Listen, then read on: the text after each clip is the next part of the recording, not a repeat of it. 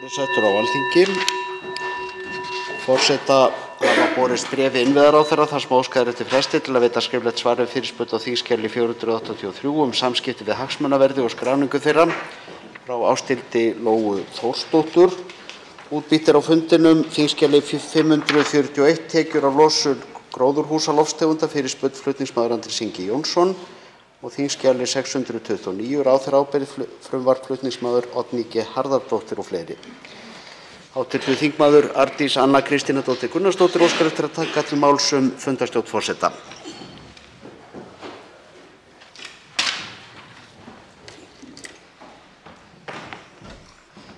Virðulegi forseti, hingað kem ég upp eina ferðina enn til þess að ekki bara vekja athygli á því að stjórnvöld eru að skýrast undan lagaskyldu til þess að afhenda þinginu gögn og sinna verklagi við vinnu þingsins sem hefur verið viðhaft í talsverðan tíma. Hér er að tala meðferð umsókna íslenska ríkisborgararétt. Nú er staðan í reynd orðin sú að með því að neita að fylgja því verklagi sem verið hefur og hv.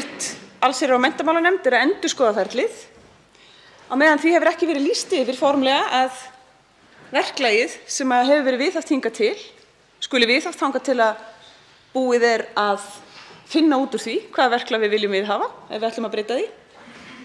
Þá má segja að ráðherra hafi tekist að kippa úr sambandi alþingismeðferð á umsóknum íslenska ríkisborgararétt. Þá tekur til máls fundarstjórn forseta hv. þingmaður Þórhildur Sunna Ævarsdóttir.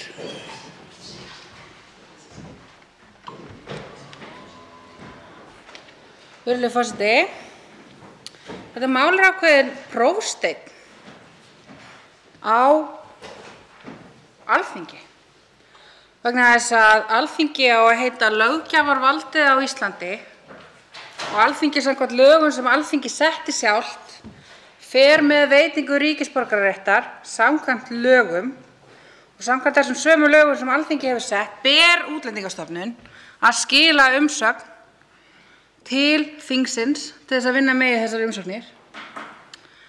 Það að meirihluti þessa þings, forseti Alþingis, leyfi Útlendingastofnun og ráðherra að ganga gegn þessum skyldum, það er Alþingi að leyfa framkvæmdarvaldinu að brjóta lög sem Alþingi hefur sett, og hver á að taka mark á þingi sem tekur ekki einu sinni upp hanskann fyrir sjálfu sér þegar brotið er á verklagi sem þingi setti, þegar brotið er á lögum sem þingi setti sína eigin vinnu.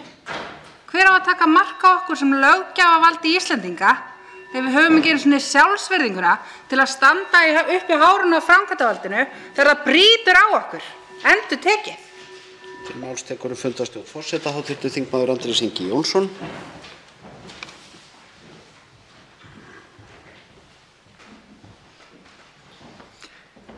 Herra forseti, faðmurinn er opinn, heyrist frá ráðamönnum þessa dagana í fordæmalausri samstöðu með fólki á flótta. Faðmurinn er opinn vegna þess að fólk tengir einhvern veginn við hörmungarnar sem að ganga yfir Úkraínubúa. En hvar er faðmurinn þegar kemur að því að afhenda Alþingi bara umsóknir fólks ríkisborgararétt samkvæmt lögum? Þá er hann nefnilega dálítið lokaður, herra forseti. Af hverju eru þessir umsækjendur annars eðlis gagnvart stjórnvöldum en fólkið sem við stöndum með opinn faðminn gagnvart? Þetta er ekki fallegt, herra forseti, og það er ekki mannúðlegt að vera búin að teyma þetta fólk ársfjórðung á asnaeyrum. Og það er ekki virðing gagnvart Alþingi að teyma þingið sjálft á asnaeyrum í ársfjórðung eins og hæstv. Ráðherra hefur gert. Máls tekur fundarstjórn forseta hv. þingmaður Bryndís Haraldsdóttir. Virðulegur forseti, já, við ræðum hér aftur ríkisborgararétt vegna þess að því miður þá erum við ekki ennþá búin að afgreiða þær umsóknir sem bárust hér undir lok síðasta árs. Ef ég hef tekið rétt eftir þá er búið að afgreiða eða við erum búin að fá umsagnir liðlega helming þeirra umsækjenda sem sóttu ríkisborgararétt til Alþingis og það að vænta umsagna frá Útlendingastofnun fyrir hinn hlutann núna alveg á næstu dögum og vikum. Og ég get tekið undir það að þetta of seint. Þetta hefur gengið allt of lengi. Þetta hefði þurft að koma mun fyrr. Eins og hv. allsherjar- og menntamálanefnd bókaði á sínum tíma þá vildum við vera búin að þessu fyrir 1. febrúar. Ég vænti þess við séum að klára þetta. En ég jafnframt á þeirri skoðun að við þurfum að finna betra verklag. Mér heyrist vera hljómgrunur fyrir því í nefndinni og við erum nú að vinna að því að skipa undirnefnd í allsherjar- og menntamálanefnd sem myndi koma með tillögu að breyttu verklagi svo við lendum ekki aftur í þeirri stöðu sem við lentum í núna fyrir jól og höfum verið að glíma við á síðustu vikum. Hv. þingmaður Arndís Anna Kristínardóttir Gunnarsdóttir tekur til máls að nýju fundarstjórn forseta. Herra forseti, það rétt að hægt og rólega erum við að fá í hendurnar þau gögn sem Útlendingastofnun átti að vera búin að afhenda okkur í desember. Þau erum við að fá afhent á þeim hraða sem Útlendingastofnun þóknast. Þarna erum við að tala umsóknir sem bárust fyrir 1. október síðastliðinn sem var umsóknarfrestur fyrir desemberafgreiðslu þingsins á umsóknum íslenska ríkisborgararétt. En hvað verður umsóknir sem bárust eftir 1. október? Það veit enginn. Það veit enginn vegna þess að Útlendingastofnun hefur ákveðið að breyta sínu verklagi. Við bíðum í örvæntingu eftir restina þeirri gögnum sem við vitum ekkert hvenær koma. Það ekki hægt að segja til það. Á meðan nefndin að vinna verklag, nýtt verklag eða endurskoða þetta ferli, þá eru engar umsóknir frekar afgreiddar. Það það sem ég á við. Þegar ég segi það, ráðherra hefur tekist með þessu að kippa úr sambandi alþingisleiðinni. Fólk þarna úti sem ætlar að sækja ríkisborgararétt til Alþingis í dag, það hefur ekki hugmynd hvenær það á að gera það, hvernig, hvort þessar umsóknir verði nokkurn tímann afgreiddar, enda það mjög óljóst og óvíst. Til máls tekur fundarstjórn forseta hv. þingmaður Björn Leví Gunnarsson. Forseti, þetta algjört lykilatriði í störfum þingsins hérna og þá hlutverki og ábyrgð forseta að fylgja á eftir. Hér segir hv. Formaður allsherjar- og menntamálanefndar svo við lendum ekki aftur í sömu stöðu. Svo þingið lendi ekki aftur í sömu stöðu. Fyrirgefiði, þingið lendi ekki í neinni stöðu, þingið var sett í þessa stöðu af ráðherra og Útlendingastofnun. Því var troðið upp á okkur. Einfaldlega með því að ráðherra ákvað að láta ekki umsagnirnar og umsóknirnar berast til þingsins. Þetta var ákvörðun ráðherra, ekki þingsins, þannig að þingið, við lendum ekkert í sömu stöðu, þetta var troðið upp á okkur. Og það forseta að sjá til þess að það sem að þingið, það verklag sem að þingið með, að það sé hægt að fylgja því og eftir og að ráðherra hlýði því, því að við erum nú einu sem með þingbundið lýðræði. Þá tekur til máls fundarstjórn forseta hv. þingmaður Helga Vala Helgadóttir. Herra forseti, tek undir það sem hefur komið hér fram og skora enn einu sinni á hv. allsherjar- og menntamálanefnd og þá undirnefnd sem þar starfar að taka nú málið í sínar hendur og fylgja lögunum, auglýsa hreinlega eftir umsóknunum, fá þær allar hingað inn í hús. Það var fyrirkomulag sem var við lýði fyrir nokkrum árum síðan að maður sendi Alþingi beint umsóknirnar og það hefur ekkert orðið nein breyting í lögunum eftir það. Það var bara ákvörðun sem var tekin í ráðuneytinu. Þetta Alþingis að klára. Það lögbundið verkefni Alþingis. Nú verðum við að standa í lappirnar gegn framkvæmdarvaldinu sem að fara gegn lögum. Það okkar hlutverk að gera það. Að senda skýr skilaboð. Ekki láta beygja ykkur undir þetta ofríki að svínbeygja lögin hvað þetta varðar. Máls fundarstjórn forseta hv. þingmaður Þórhildur Sunna Ævarsdóttir.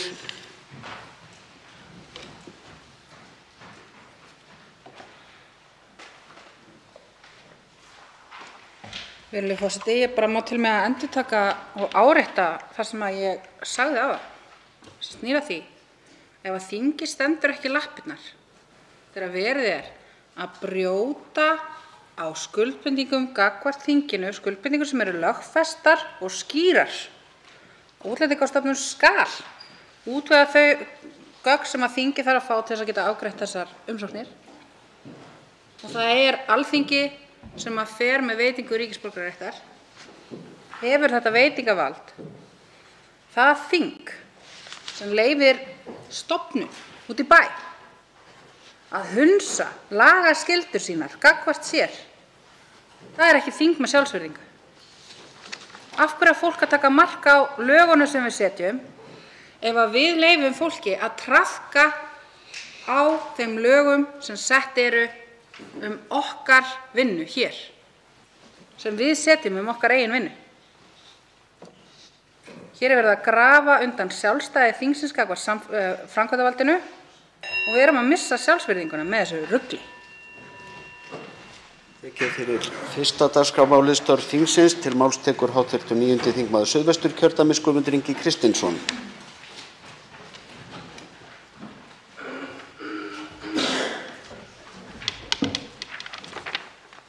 Virðulegur forseti, 10 milljarðar króna kostnaður vegna skimana COVID-19 veirunnar orðinn hér á landi.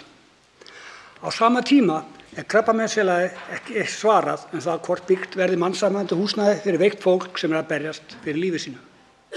Þrátt fyrir að Krabbameinsfélagið bjóði 400 milljónir til framkvæmda sem 1/3 byggingarkostnaði og þau ekkert svar. Í því samhengi bara 800 milljónir sem ríkið þarf að leggja fram, 8% kostnaðar við skimanir.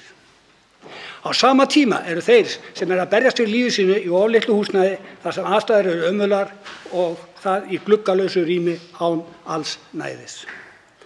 Það furðulegasta í þessu sambandi að það ekki gert ráð fyrir krabbameinsdeild í nýju byggingum Landspítalans sem kostar tugi milljarða króna. Það ekki heldur gert ráð fyrir geðdeild þar og eru þessi sjúkdómar eitthvað utangarðs hjá ríkisstjórninni og þá hvers vegna? Fyrir hverja þessi nýbygging spítalans og hvaða önnur veikindi eða sjúkdómar fá ekki þar inni? Sjúkrahótelið, þar sem sjúkrahótelin komast ekki fyrir og nýbygging, þar sem ákveðin sjúkdómar ekki inni, ekki ásættanlegt og ríkisstjórninni til háborinnar skammar. Að þurfa að bíða í nær 2 mánuði eftir að komast til heimilislæknis fáránlegt. Skyldi það vera vegna þess að ríkisstjórnin fjárselt heilsugæsluna og það þá með því að afnema komugjöld og ekki bæta henni það upp. Síðan var reikningur vegna gjaldfrjálsra heilsugæslu sendur á heilsugæsluna sjálfa og þá einnig á veikt fólk sem þarf að fara til sérfræðilækna eða til sjúkraþjálfara. Flokkur fólksins segja fólki fyrst og svo allt hitt, en það greinilegt að veikt fólk ekki í forgangi hjá ríkisstjórninni, heldur fyrirtæki þar fyrst en ekki veikt fólk. Þarf þessi ríkisstjórn að fara frá svo fólkið verði í fyrsta sæti. Til máls tekur hv. 10. þingmaður Norðausturkjördæmis Jódís Skúladóttir.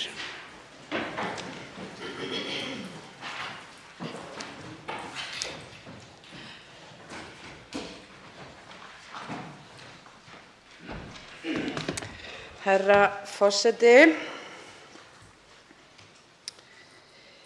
Í dag alþjóðadagur kvenna, 8. mars, og óska ég konum allan heim til hamingju með daginn. Jafnréttisbaráttan nær til allra sviða samfélagsins, hvort sem við horfum til kynbundins ofbeldis, launamunar, hvort sem við horfum á vinnumarkað eða fjölskyldulíf, eigum við víða langt í land. Mig langar að fjalla hér aðeins einn afmarkaðan þátt varðar stöðu kvenna í samfélaginu. Konur eiga oft og tíðum erfitt uppdráttar í heilbrigðiskerfinu. Á þær síður hlustað og kvensjúkdómar fá minna vægi en aðrir sjúkdómar. Stór kanadísk rannsókn komist var að þeirri niðurstöðu í stórri kanadískri rannsókn að konur sem eru skornar upp af karlkyns skurðlæknum eru 15% líklegri til að hljóta slæma útkomu miðað við konur sem voru skornar upp af kvenkyns skurðlækni. Sami munur kom ekki upp milli kyns læknis þegar útkomur karla voru skoðaðar. Konur undir 50 voru líklegri til þess að deyja áratuginn eftir hjartaáfall en karlar. Mögulegar ástæður eru mismunandi meðferðir í kjölfar áfallana. Í Bretlandi eru 28,1% botnlangaskurða kvenna óþarfir, miðað við 12% hjá körlum. Talið er að hægt væri að lækka þessa tölu verulega með því að skoða fyrst aðrar orsakir. Til dæmis tíðaverki, blöðru og eggjastökkum og fleira. Á dögunum féll frá ung kona sem ekki fékk áheyrn fyrr en of seint. Hún er ekki sú fyrsta og verður ekki sú síðasta. Í dag er alþjóðadagur kvenna en jafnframt er þetta afmælisdagur Rótarinnar, félags velferð og lífsgæði kvenna sem fagnar 9 ára afmæli. Við eigum að styðja við rannsóknir, heyra í konum og tryggja jafna og örugga heilbrigðisþjónustu óháð kyni. Til máls tekur hv. 12. þingmaður Suðvesturkjördæmis Sigmar Guðmundsson.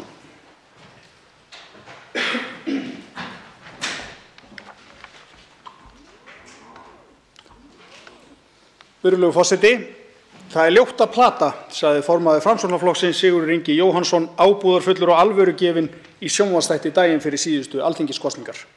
Þá var reyndar enginn að plata en auðvitað geta allir, hvort sem þeir eru Framsóknarmenn eða ekki, tekið undir þessa almennu siðfræði sem við kennum börnunum okkar á hverjum degi. Það er nefnilega ljótt að plata. Þessi orð rifjuðust óþægilega mikið upp þegar hlustað var á orðaskipti formanns Framsóknarflokksins og formanns Samfylkingar hér í þingsal í síðustu viku. Þá var rætt orð varaformanns Framsóknar og viðskiptaráðherra Lilju Alfreðsdóttur sem vöktu mikla athygli að ofurhagnað bankana ætti að nýta til að lækka vexti á húsnæðislánum heimilanna. Í leiðinni var því hótað að annars yrði bankaskattur endurvakinn. Hinir stjórnarflokkarnir skutu þetta strax hressilega niður, reyndar með því þvingað á kurteislega orðalagi sem gjarnan fylgir ástlösum hjónaböndum. Ríkisstjórnin hafði hvorki rætt þetta né vildi fara þessa leið. Formaður Framsóknarflokksins fullyrti sem sagt hér á Alþingi í síðustu viku að bankarnir hefðu hlustað eftir orðum viðskiptaráðherra og farið algjörlega eftir þeim. Algjörlega. Með öðrum orðum, það er skoðun Sigurðar Inga Jóhannssonar að bankarnir hafi hækkað vextina minna en þeir hefðu annars gert vegna þess að Lilja Alfreðsdóttir viðskiptaráðherra sagði þeim að gera það. Hið rétta er að það er ekkert sem bendir til þess að viðskiptabankarnir hafi gert þetta. Þeir brugðust nákvæmlega eins við stýrivaxtahækkun Seðlabankans nú síðast og þeir gerðu áður, til að mynda í 4 skipti á síðasta ári. Orð Lilju breyttu engu, ekki nokkrum sköpuðum hlut eins og lesa má í samantekt ritstjóra Kjarnans sem hann birti í leiðara fyrir 4 dögum. Og eftir þetta stendur því þrennt. Í fyrsta lagi þá voru orð viðskiptaráðherra án allarar innistæðu. Þetta var pólitísk lýtaaðgerð til að fegra ásjónu ríkisstjórnar sem boðaði lágasta umhverfi fyrir kosningar en getur ekki staðið við það. Í öðru lagi kristallast í þessu það viðhorf forystu Framsóknarflokksins að sjálfstæðir viðskiptabankar eigi að hlusta eftir duttlungum stjórnmálamanna þegar kemur að vaxtaákvörðunum. Og í þriðja lagi, það er ljótt að plata. Til máls tekur hv. 8. þingmaður Norðvesturkjördæmis Bergþór Ólason. Herra forseti, á forsíðu Fréttablaðsins í morgun var fjallað utanríkismál og þar meðal annars komið inn á það að í stefnu Vinstri grænna, flokks forsætisráðherra Íslands og formanns þjóðaröryggisráðs, hafi frá stofnun verið lögð áhersla á að hér sé hvorki innlendur né erlendur her, Ísland eigi að standa utan hernaðarbandalaga og segja sig úr NATO. Og haft eftir hæstv. Forsætisráðherra með leyfi forseta, stefna Vinstri grænna hefur ekki breyst og síðan heldur hæstv. Forsætisráðherra áfram: við virðum hins vegar þá þjóðaröryggisstefnu sem var samþykkt var á Alþingi árið 2017 með yfirgnæfandi stuðningi, en aðild Íslands að Atlantshafsbandalaginu er ein af stoðum hennar. Ég rifjaði upp tillögu til þingsályktunar þjóðaröryggisstefnu fyrir Ísland sem lögð var fram á þáverandi utanríkisráðherra Gunnari Braga Sveinssyni í nóvember 2015. Þar greiddu 42 þingmenn tillögunni já, 6 sátu hjá, þar á meðal núverandi formaður þjóðaröryggisráðs. En það sem ég langaði sérstaklega að rifja upp hér er að það er sérstök bókun, að því nú er því haldið fram að Vinstri grænir standi við bak þjóðaröryggisstefnuna eins og hún liggur fyrir. En í þingsályktuninni, sem er grundvöllur þjóðaröryggisstefnunar, er hér á fylgiskjali 4 bókun fulltrúa Vinstrihreyfingarinnar græns framboðs í nefndun mótun þjóðaröryggisstefnu, sem var grundvöllur þjóðaröryggisstefnunar, þar sem segir með leyfi forseta: þegar búið að fara svona yfir málið holt og bolt. Fulltrúar VG í nefndinni standa því ekki að þeim tillögum nefndarinnar lúta að og eða leiða af aðild Íslands að Atlantshafsbandalaginu. Og undir þetta skrifa hæstv. Núverandi forsætisráðherra Katrín Jakobsdóttir og núverandi sendiherra Íslands í Moskvu Árni Þór Sigurðsson, báðir þáverandi þingmenn. Herra forseti, þetta ekki einhvers slags pólitískur ómöguleiki sem að íslensk þjóð í nú og auðvitað ómöguleg staða fyrir hæstv. Forsætisráðherra og formann þjóðaröryggisnefndar að tala fyrir máli sem að blasir við að flokkur hennar svo einlæglega á móti. Tekur til máls hv. 6. þingmaður Reykjavíkurkjördæmis suður, Björn Leví Gunnarsson. Forseti, af hverju gerist ekkert á þinginu? Af hverju alltaf endalaust mörg mál að sofna í nefnd eða eru lögð fram aftur og aftur og aftur og af hverju klárum við ekkert? Nema kannski einhverjar endalausar EES-innleiðingar. Það sé svona aðalega það sem gerist hérna. Það nokkrar ástæður fyrir því ég sé að til dæmis eru þingflokkum í minnihluta einfaldlega skammtaður fjöldi þingmála svona í lok hvers þings eða þinghlés. Því fáið 1 eða 2 mál svona í atkvæðagreiðslu ef þeir eru nú góð og hleypið fjárlögum í gegn. Þið líka fáið svona 1 eða 2 önnur mál. Það verður að vera jafnt, það er svona baunatalning í gangi. Að auki við það síðan öll þingmál ríkisstjórnarinnar, það alltaf minnsti samnefnari. Það bara það sem að allir ríkisstjórnarflokkarnir ná að samþykkja sín á milli en þú veist ekkert umfram það. Óháð því hvernig meirihluti væri fyrir því inn í þinginu. Það nefnilega mikilvægt að átta sig á því. Það gæti verið meirihluti inn í þinginu fyrir einhverju máli sem kemst ekki í gegnum ríkisstjórnina. Það hefur gerst, meira segja að það komið inn á síðasta þingi 2 mál þungunarrof til dæmis og rafrettur. Það var samþykkt óháð aðild fólks að einhverjum þingflokkum. Það var eftir að gera svoleiðis oftar. Það var til eftirbreytni. Auki við þetta síðan eftirlit þingsins í algjöru lágmarki í boði meirihlutans. Með því að framfylgja allavega því sem hefur verið samþykkt, svona lágmarki séð. Að við náum ekki að elta þau mál sem hafa verið samþykkt upp á hvort að þau kosti eins mikið eða lítið eins og það var sagt að það ætti að gera, hvort að það hafi tekist jafnvel til eða ekki. Afleiðingin af þessu öllu að það í rauninni gerist ekki neitt. Þrátt fyrir að Sjálfstæðisflokkurinn búinn að vera hérna við stjórn í hvað mörg ára, það var bús í búðir, en þá einhver fjarlægur draumur einhverja sem að hafa kannski áhuga á því. Ég held meira að það væri meirihluti fyrir það á þingi ef það kæmi atkvæðagreiðslu. En nei, þannig virkar þingið ekki og það ákvörðun meirihluta þingsins að starfa svona. Það hægt að gera öðruvísi. Þá tekur til máls hv. 7. þingmaður Suðvesturkjördæmis, Þórhildur Sunna Ævarsdóttir. Virðulegur forseti, faðmurinn opinn. Þetta eru skilaboðin sem að stjórnarliðar senda út gagnvart móttöku flóttafólks frá Úkraínu. En það vissulega svo? Á dögunum hef ég gagnrýnt það að til standi að veita flóttafólki frá Úkraínu lakari vernd en þau eiga í raun rétt á. Íslenskt lagaumhverfi eins og það liggur nákvæmlega núna á nokkurra breytinga sé þörf, þess eðlis að flóttafólk frá Úkraínu ætti með rétt á að sækja alþjóðlega vernd sem myndi gefa þeim öruggt skjól í 4 ár. Það myndi veita þeim réttindi til fjölskyldusameiningar, það myndi gefa þeim réttindi til atvinnu hér á Íslandi. Það myndi gera þeim kleift að lifa á einhverju öðru heldur en þeim smánarlegu launum sem að stuðningur frá sveitarfélögum felur í sér. Sem það sem að býður úkraínskra flóttamanna sem fá ekki atvinnuleyfi, sem fá dvalarleyfi í 1 ár með möguleika á endurnýjun. Það alltaf bara þessi möguleiki. Það engin fullvissa fyrir því að dragist átökin eitthvað lengur. Að Útlendingastofnun láta sig ekki bara detta í hug að skilgreina Úkraínu aftur sem öruggt ríki eins og þeir gerðu það leitir sem að Úkraína var með landsleik á Íslandi held ég síðast.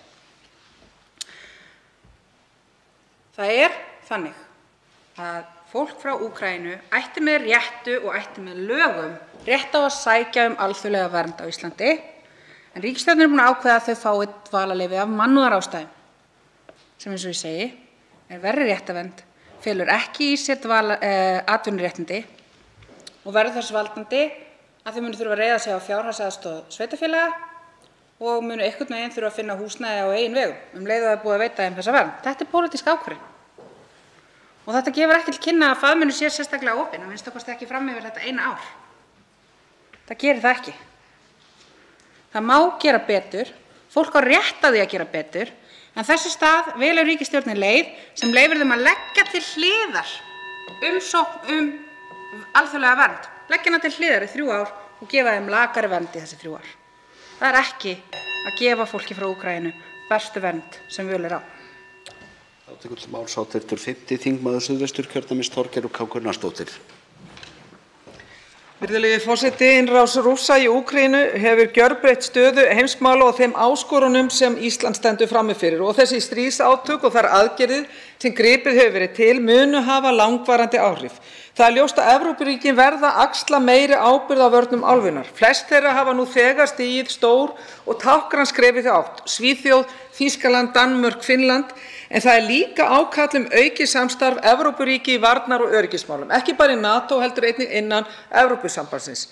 Viðreisn mun leggja til þingsályktun þess efnis að stórefla þátttöku Íslands á sviði alþjóðamála, þar með talið innan Evrópusamstarfsins.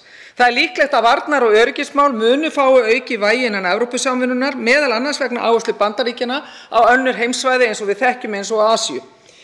Þess vegna teljum við nauðsynlegt að tryggja enn frekar öryggi Íslands með virkari þátttöku okkar í Evrópusamstarfinu og með fullri aðild að ESB. Og þetta snýst ekki bara eigið öryggi, þetta er ekki síður mikilvægt að rödd okkar fá að heyrast og að við leggjum okkar af mörkum til að standa enn betur vörð þau gildi sem við sjáum ógnað og það verulega í dag. Við þurfum að taka sterkari afstöðu með öðrum þjóðum og leið afstöðu með okkar eigin hagsmunum með virkari þátttöku okkar á sviði alþjóðamála og ekki síst sérstaklega innan Evrópusambandsins. Ég vil að því ég sé ég nokkuð tíma eftir að nýta tækifæri hér, sérstaklega herra forseti, og beina því til hæstvirts barnamálaráðherra. Það eru 2000 munaðarlaus börn sem að vera tekin og Pólland mun taka og opna faðminn fyrir. Það eru 100 börn munaðarlaus núna að fara til Ísrael. Það eru þúsundir munaðarlausra barna núna í Úkraínu á flótta. Ég vil hvetja hæstvirtan barnamálaráðherra til að sýna frumkvæði og það afgerandi og opna faðminn þannig að þessi börn komi hingað og geti leita skjóls í öruggt skjól. Við verðum þannig að gera okkar til þess að tryggja að börnin geti lifað í öryggi. Til máls tekur hv. 11. þingmaður Suðvesturkjördæmis Ágúst Bjarni Garðarsson. Virðulegi forseti, síðustu vikur hefur færð á landinu verið mörgum erfið. Við heyrum fréttir af því nú síðast í gær að fatlað fólk sem nú þegar glímir oft við erfitt aðgengi almennt, meira að segja þegar veðrið er hvað best, hefur þurft að hætta við læknisheimsóknir og að sækja aðra grunnþjónustu þar sem erfitt hefur verið að komast úr húsi. Nú gerum við ríka kröfu til framkvæmdaaðila að hanna skuli og byggja á grundvelli algildrar hönnunar. Það þýðir einfaldlega að byggingar og aðkomu að þeim skuli nýtast öllum. Í ljósi færðar á landinu er vert að benda á það að aðgengi að samfélaginu má ekki binda við veðráttu. Aðgengi þarf einnig að vera tryggt að vetri til þegar snjó kyngir niður og hefur áhrif á færð. Í þessu sambandi má nefna að innan ATA, bandarísku löggjafarinnar bann á mismunun á grundvelli fötlunar, er að finna sérstakt ákvæði sem krefur bæði opinbera aðila og einkaaðila að gera viðeigandi ráðstafanir til að göngustígar, bílastæði, inngangar og almenningssamgöngur séu aðgengilegir fötluðu fólki líka þegar snjór er yfir öllu. Þar má meðal annars finna ákvæði eins og snjór skuli hreinsaður af bílastæðum, ryðja þarf kantsteinsrampa og aldrei má hlaða snjó í stæði fyrir fatlaða. Einnig þarna að finna að gangstéttar og gangbrautir skuli vera stöðugt aðgengilegar og allar inn- og útgönguleiðir verða að vera snjólausar og tryggja öruggan og greiðan aðgang að og úr byggingum. Þarna auðvitað að finna ýmislegt meira og annað, en ég held að öllum sem hér eru inni þykir þetta nokkuð sjálfsagt, en þetta bara ekki alveg nógu gott og þarf að bæta. Með sambærilegri löggjöf og þeirri bandarísku sem ég hef nefnt hér gæti opnast á kæruleið fyrir fatlað fólk telji það sig mismunað að aðgengi vegna athafnaleysis við að ryðja snjó. Virðulegi forseti, slík löggjöf væri mörgum til bóta og myndi stuðla að frumkvæði hins opinbera og einkaaðila við að tryggja aðgengi fyrir alla, í öllum veðrum og aðstæðum allt árið um kring. Til máls tekur hv. 10. þingmaður Reykjavíkurkjördæmis norður, Andrés Ingi Jónsson.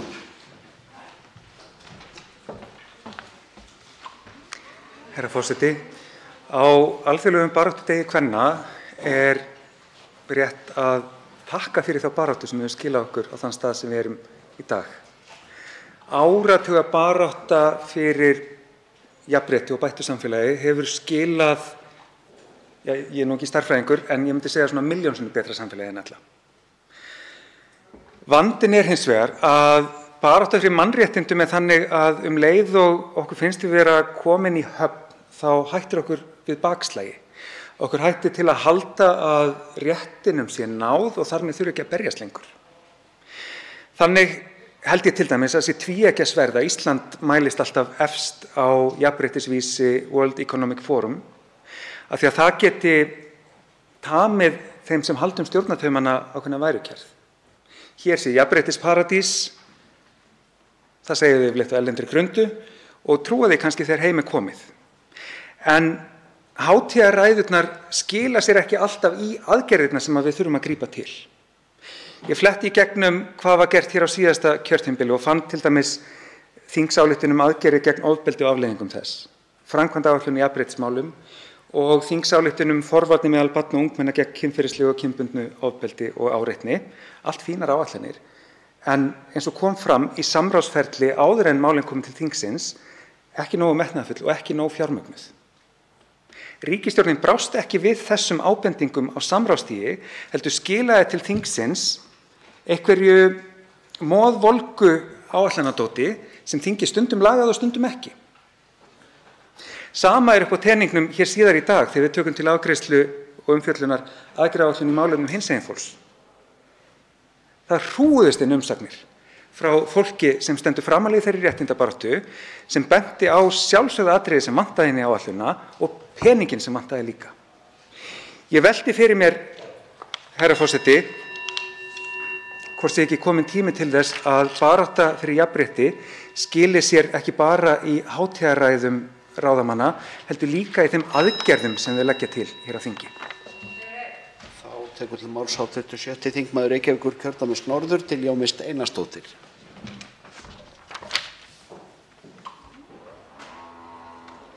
Virðulegi forseti, innrás Pútíns í Úkraínu hefur vakið Íslendinga til lífsins í alþjóðamálum og fyrsta smellu frétt dagsins er ekki lengur veðrið, heldur framgangur stríðsins sem nú er háð í Evrópu.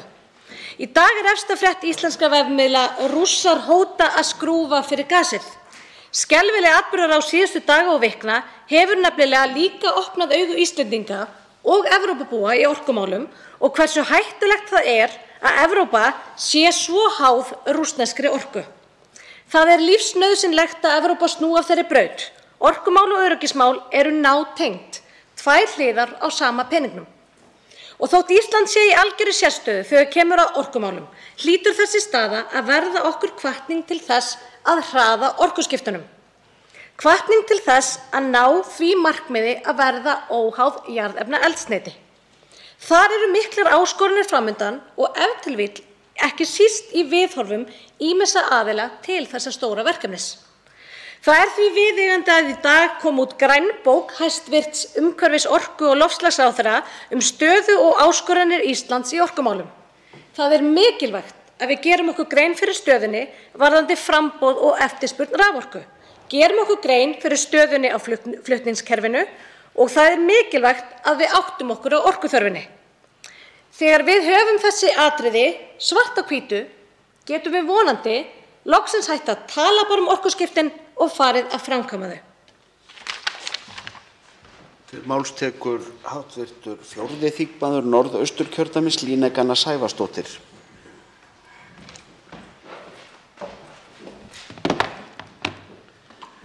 Virðulegi forseti.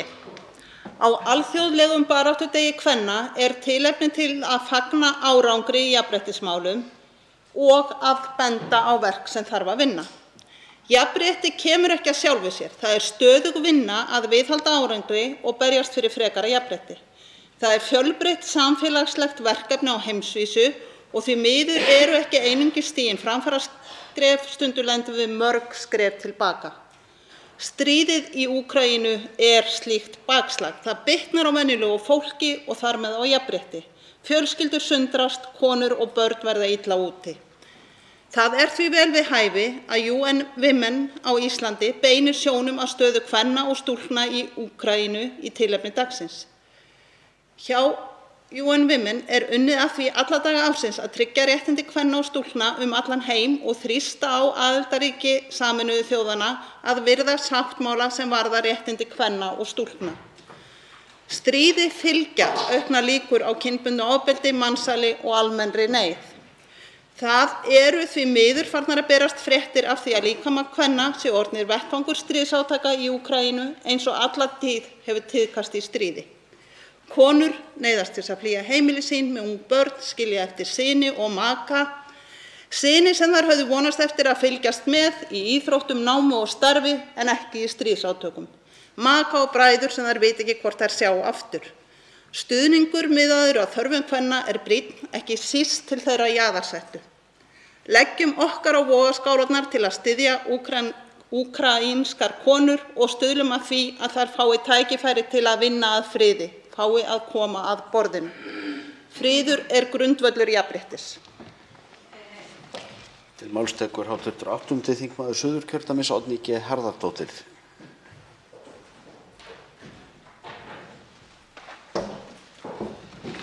Herra forseti, þegar mikilvægar ákvarðanir eru teknar nauðsynlegt að við borðið sitji bæði karlar og konur og raddir allra heyrist vel.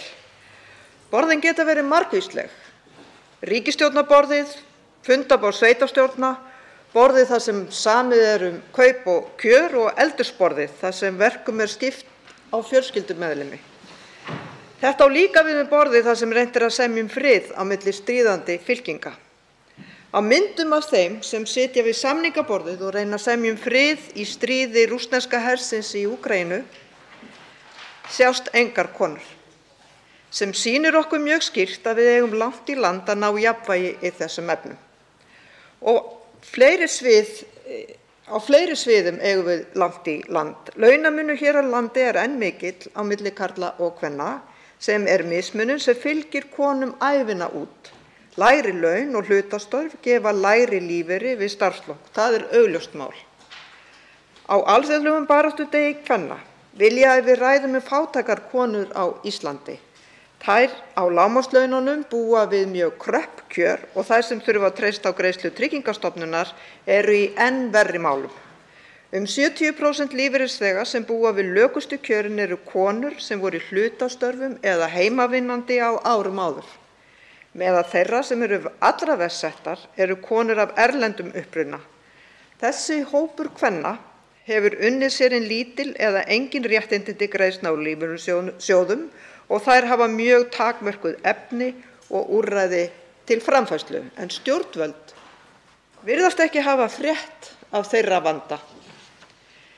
Baráttan gegn tekjuójöfnuði og kynjamismunum stendur yfir og Samfylkingin mun halda jafnréttisbaráttunni ótrauð áfram.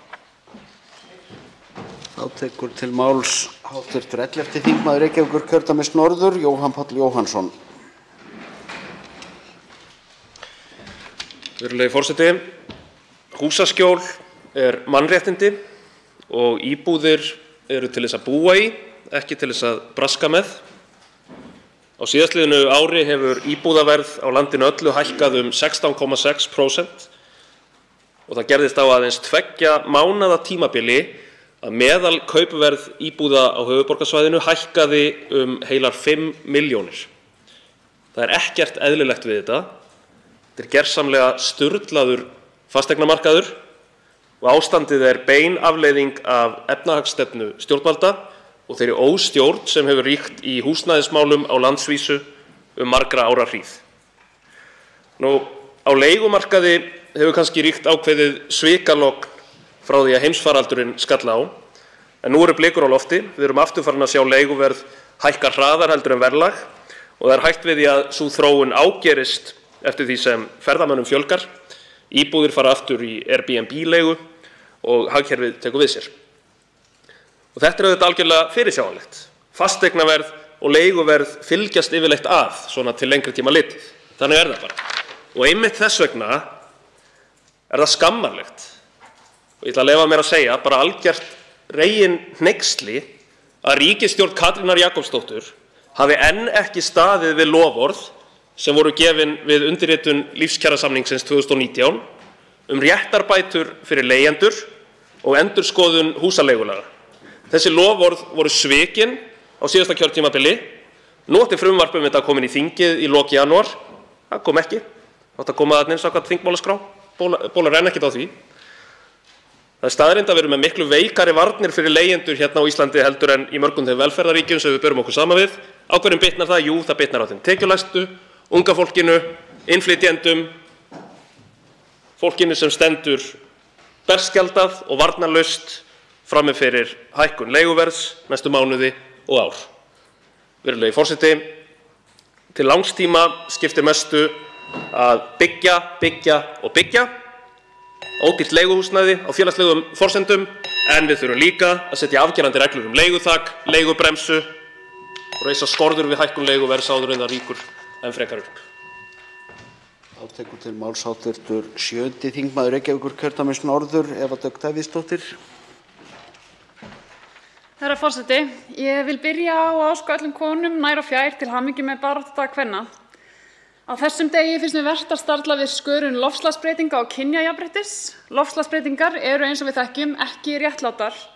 Þó þurrkar, flóð og aftakaveður hafi áhrif á alla jörðina, þá er staðreyndin sú að fátækustu og jaðarsettustu svæði heims, sem í raun bera minnsta ábyrgð á losun gróðurhúsalofttegunda á heimsvísu, verða verst fyrir barðinu á áhrifum loftslagsvárinnar. Konur eru sérstaklega jaðarsettar í þessu samhengi. Rannsóknir hafa sýnt að á heimsvísu eru konur líklegri til að verða fyrir neikvæðum áhrifum vegna loftslagsbreytinga og á sama tíma ná loftslagsaðgerðir oft ekki til þeirra. En það er orðið deginum ljósara að við getum ekki unnið með loftslagsmál án þess að vinna líka með jafnrétti kynjanna og öfugt. Því þó að konur sé að mörgu leyti fórnarlömb loftslagsbreytinga eru það líka hluti af lausninni. Rannsóknir sýna að loftslagsaðgerðir á viðkvæmum svæðum styrkjast undir forystu kvenna og eru líklegri til langtíma árangurs. Og að sama skapi getur virk þátttaka kvenna verið valdeflandi fyrir þær í samfélaginu og þannig aukið jafnrétti. Skýrsla milliríkjanefndar Sameinuðu þjóðanna loftslagsmál sem kom út í síðustu viku lagði einmitt mikla áherslu á þátttöku kvenna í loftslagsaðgerðum. En hlutverk kvenna sem frumkvöðla þegar kemur að aðlögun á loftslagsbreytingum á jaðarsettum svæðum mun skipa lykilhlutverk nú þegar afleiðingar loftslagsvárinnar raungerast í auknum mæli. Þetta er eitthvað sem við hér á Íslandi þurfum að halda á lofti og getum stutt við til dæmis í gegnum þróunaraðstoð. Loftslagsmálin munu setja mark sitt á þróunaraðstoð næstu árin og það verður mikilvægt að vestrænar þjóðir styðji jaðarsettari svæði í aðlögunaraðgerðum og í því samhengi er gríðarlega mikilvægt að við gætum þess að þessar aðgerðir taki mið af jafnrétti. Þá tekur til máls hv. 4. þingmaður Reykjavíkurkjördæmis norður, Helga Vala Helgadóttir. Virðulegur forseti, til hamingju með daginn, alþjóðlegan baráttudag kvenna, sem helgaður er baráttu kvenna fyrir jafnrétti, jöfnuði og friði, svo eitthvað sé nefnt. Já, konur hafa verið í fararbroddi öldum saman þegar kemur að baráttu fyrir jöfnuði, jafnrétti, velferð, friði. Það eru ekki konur sem leiða þjóðir í stríð, það eru konur hins vegar sem að leiða vinnu við að veita skjól. Mér langar á þessu tilefni að fara á erfiðan stað með okkur, vekja athygli á þeirri hræðilegu staðreynd að það þurfti ekki viku af innrásarstríði Rússa í Úkraínu þar til kvenlíkaminn var orðinn að vígvelli. Vígvelli í hinu hryllilega stríði. Konur og stúlkur eru beittar grófu kynferðisofbeldi og limlestingum, allt í þágu valds, ofbeldis, stríðs og gert til að veikja varnir fullvalda þjóðar. Þetta er því miður órjúfanlegur fylgifiskur stríðsátaka, þar sem vopnum er beitt en einnig ráðist með mikilli grimmd gagnvart því allra heilagasta. Svívirðan er algjör. Það virðist allt leyfilegt í þessum grimmilega hernaði brjálaðs manns. Við skulum muna þetta. Við skulum alltaf hafa þetta í huga þegar við erum að ræða þetta stríð í Úkraínu, að þau svífast einskis. Við eigum að gera allt til þess að stöðva þetta stríð. Við eigum að gera allt sem í okkar valdi stendur. Þá er tekið fyrir annað dagskrármálið, sérstök umræða, framtíð félagslegs húsnæðis. Málshefjandi er hv. þingmaður Logi Einarsson.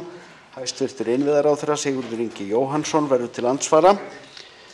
Hefst nú umræðan og til máls tekur hv. 5. þingmaður Norðausturkjördæmis, Logi Einarsson. Herra forseti, húsnæði er auðvitað ekki eins og hver önnur neysluvara sem á eingöngu að lúta lögmálum markaðarins. Húsnæði eru sjálfsögð mannréttindi og aðgengi fólks að húsnæði er grundvallaratriði, að minnsta kosti í öflugu velferðarsamfélagi.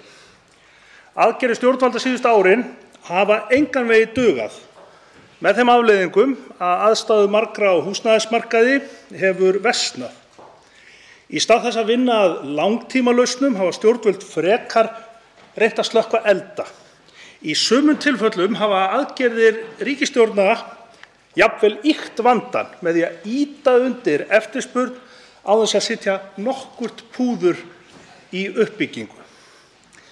Frá því að félagslega íbúðarkerfið var lagt niður af Sjálfstæðisflokknum og Framsóknarflokknum síðustu aldamót hefur framboð á húsnæði fyrir fólk undir meðaltekjum dregist saman og sveiflur á húsnæðismarkaði hafa aukist.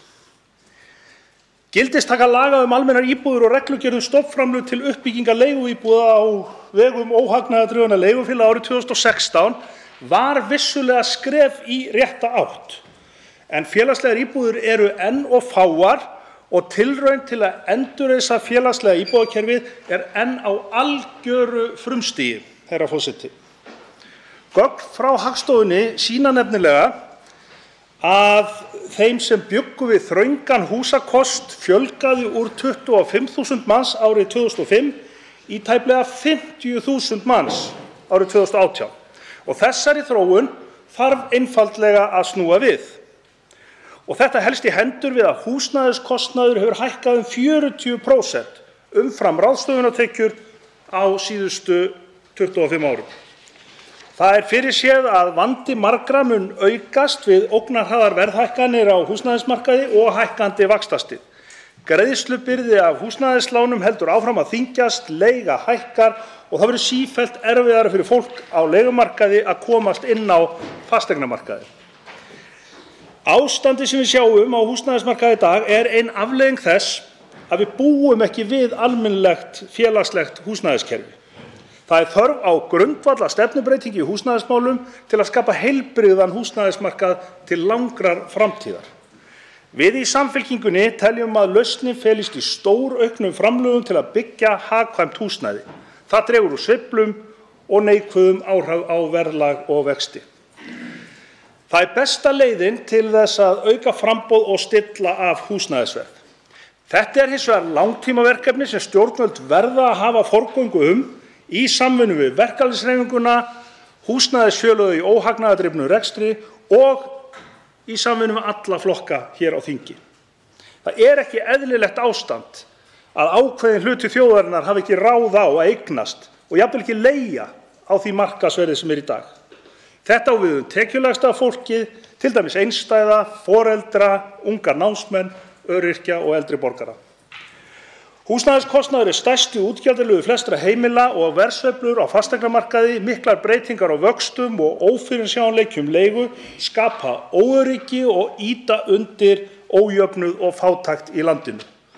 Stjórnvöld bera því mikla ábyrgð og eiga að beita sér af festu.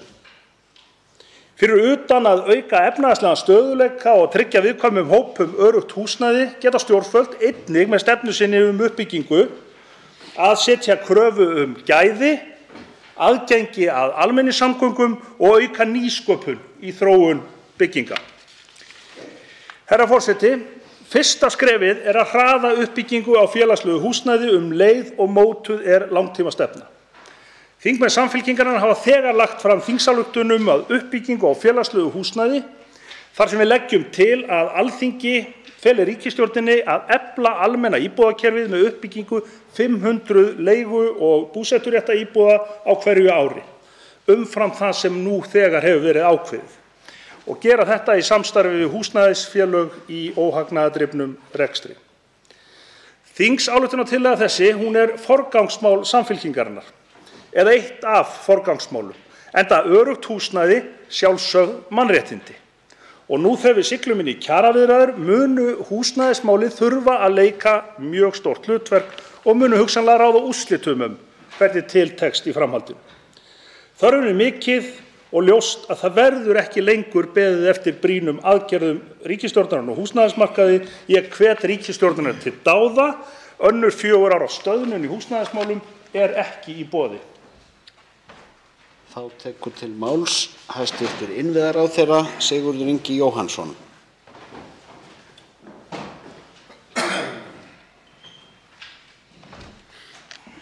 Já, virðulegi forseti, ég vil nú byrja á því að þakka hv. þingmanni Loga Einarssyni fyrir að hefja máls á þessu mikilvæga umræðuefni. Ríkisstjórnin hefur nú þegar skipað starfshóp umbætur húsnæðismarkaði sem ætlað er að fjalla leiðir til að auka framboð til að mæta uppsafnaðri og fyrirsjáanlegri íbúðaþörf ólíkra hópa til lengri og skemmri tíma. Í starfshópnum eru fulltrúar ríkis- og sveitarfélaga sem og heildarsamtök á vinnumarkaði. Hópurinn er nú að störfum og markmið hans skilar tillögum að aðgerðum til að auka framboð íbúða til að mæta þörf.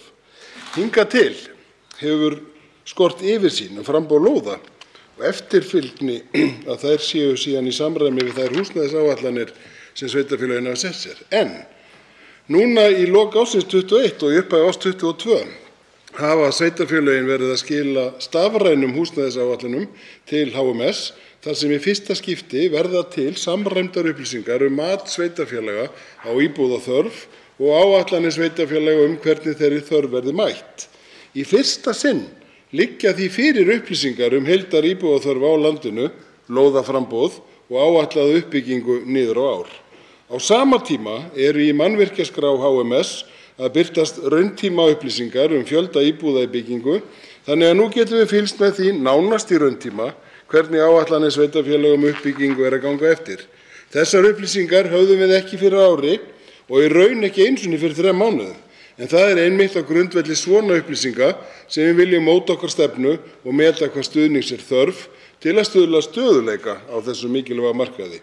Flutningur á fasteignaskrá til HMS er liður í þessu sama.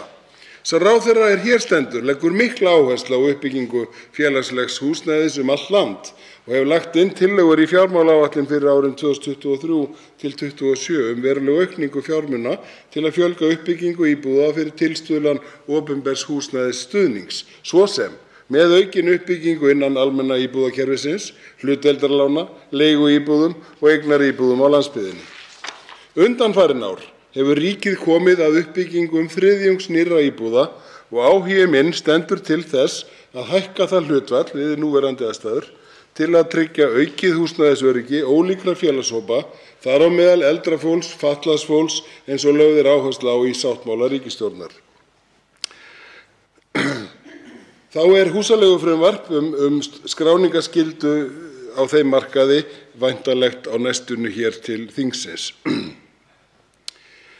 En virðulegi forseti, almenna íbúðakerfið hefur gefist vel og ríkir almenn sátt það. Sveitarfélög á höfuðborgarsvæðinu hafa tekið reyndar mismikinn þátt í uppbyggingu þess kerfis og mikilvægt að tryggja aðkomu sem flestra og helst allra.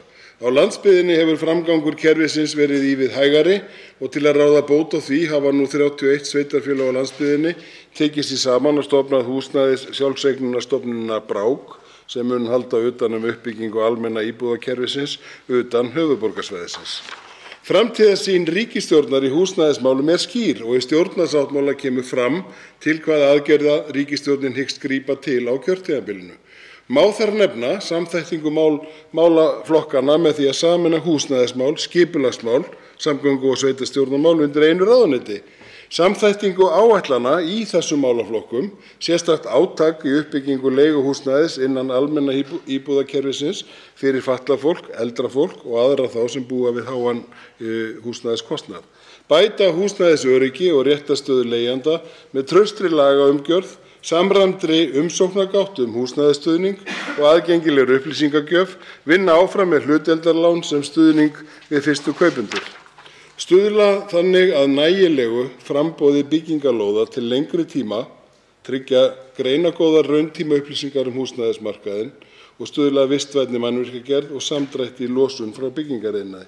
Þetta er margslungið verkefni, það er rétt hjá hv. þingmanni og tekur sinn tíma.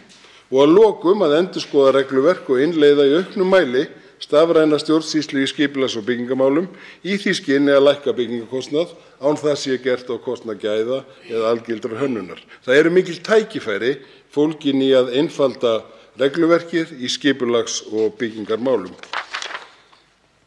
En það er rétt sem hérna hefur komið fram að árinu 2016 var almenna íbúðakerfið sett á fót og þar hefur verið úthlutað 18 milljörðum og reyndar tæplega 3.000 íbúðir sem þar hafa verið.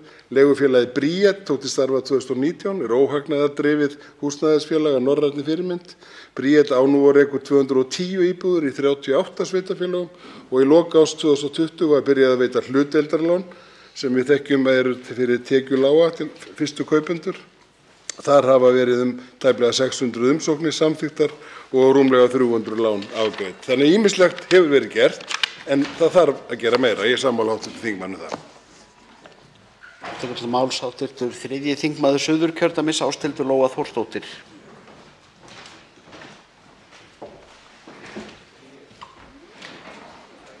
Virðulegi forseti. Húsnæðismál eru almennt á könnu sveitarfélaga og þau þurfa virkilega að girða sig í brók og úthluta lóðum sem eru ekki of dýrar og passa upp á að framkvæmdir verði ekki tafðar með skrifræði og þetta þarf að eiga sér stað án tafar. Skipuleggja þarf ný hverfi til uppbyggingar, ekki hvað síst á höfuðborgarsvæðinu þar sem eftirspurnin er mest. Ríkið verður að styðja við svona aðgerðir á allan þann hátt sem því er kleift því að það er sannkallað neyðarástand á húsnæðismarkaði og ríkið getur ekki firrt sig ábyrgð á því.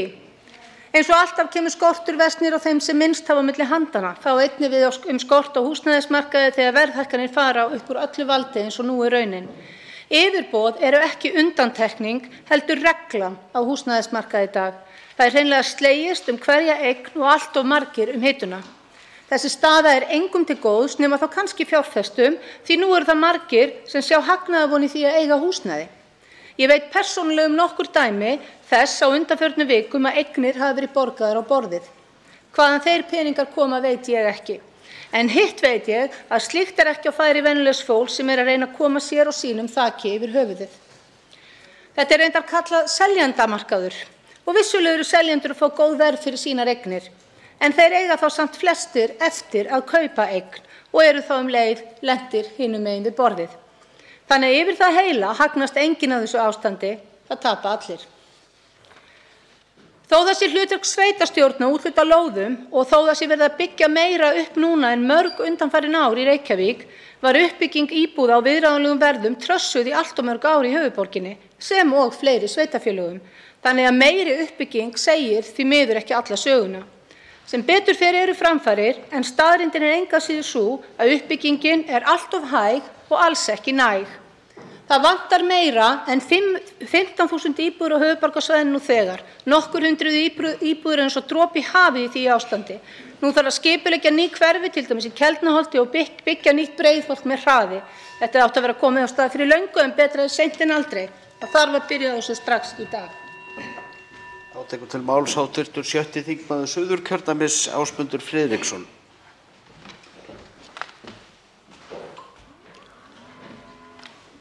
Virðulegi forseti, ég vil þakka fyrir þessu umræðu sem hér fer fram.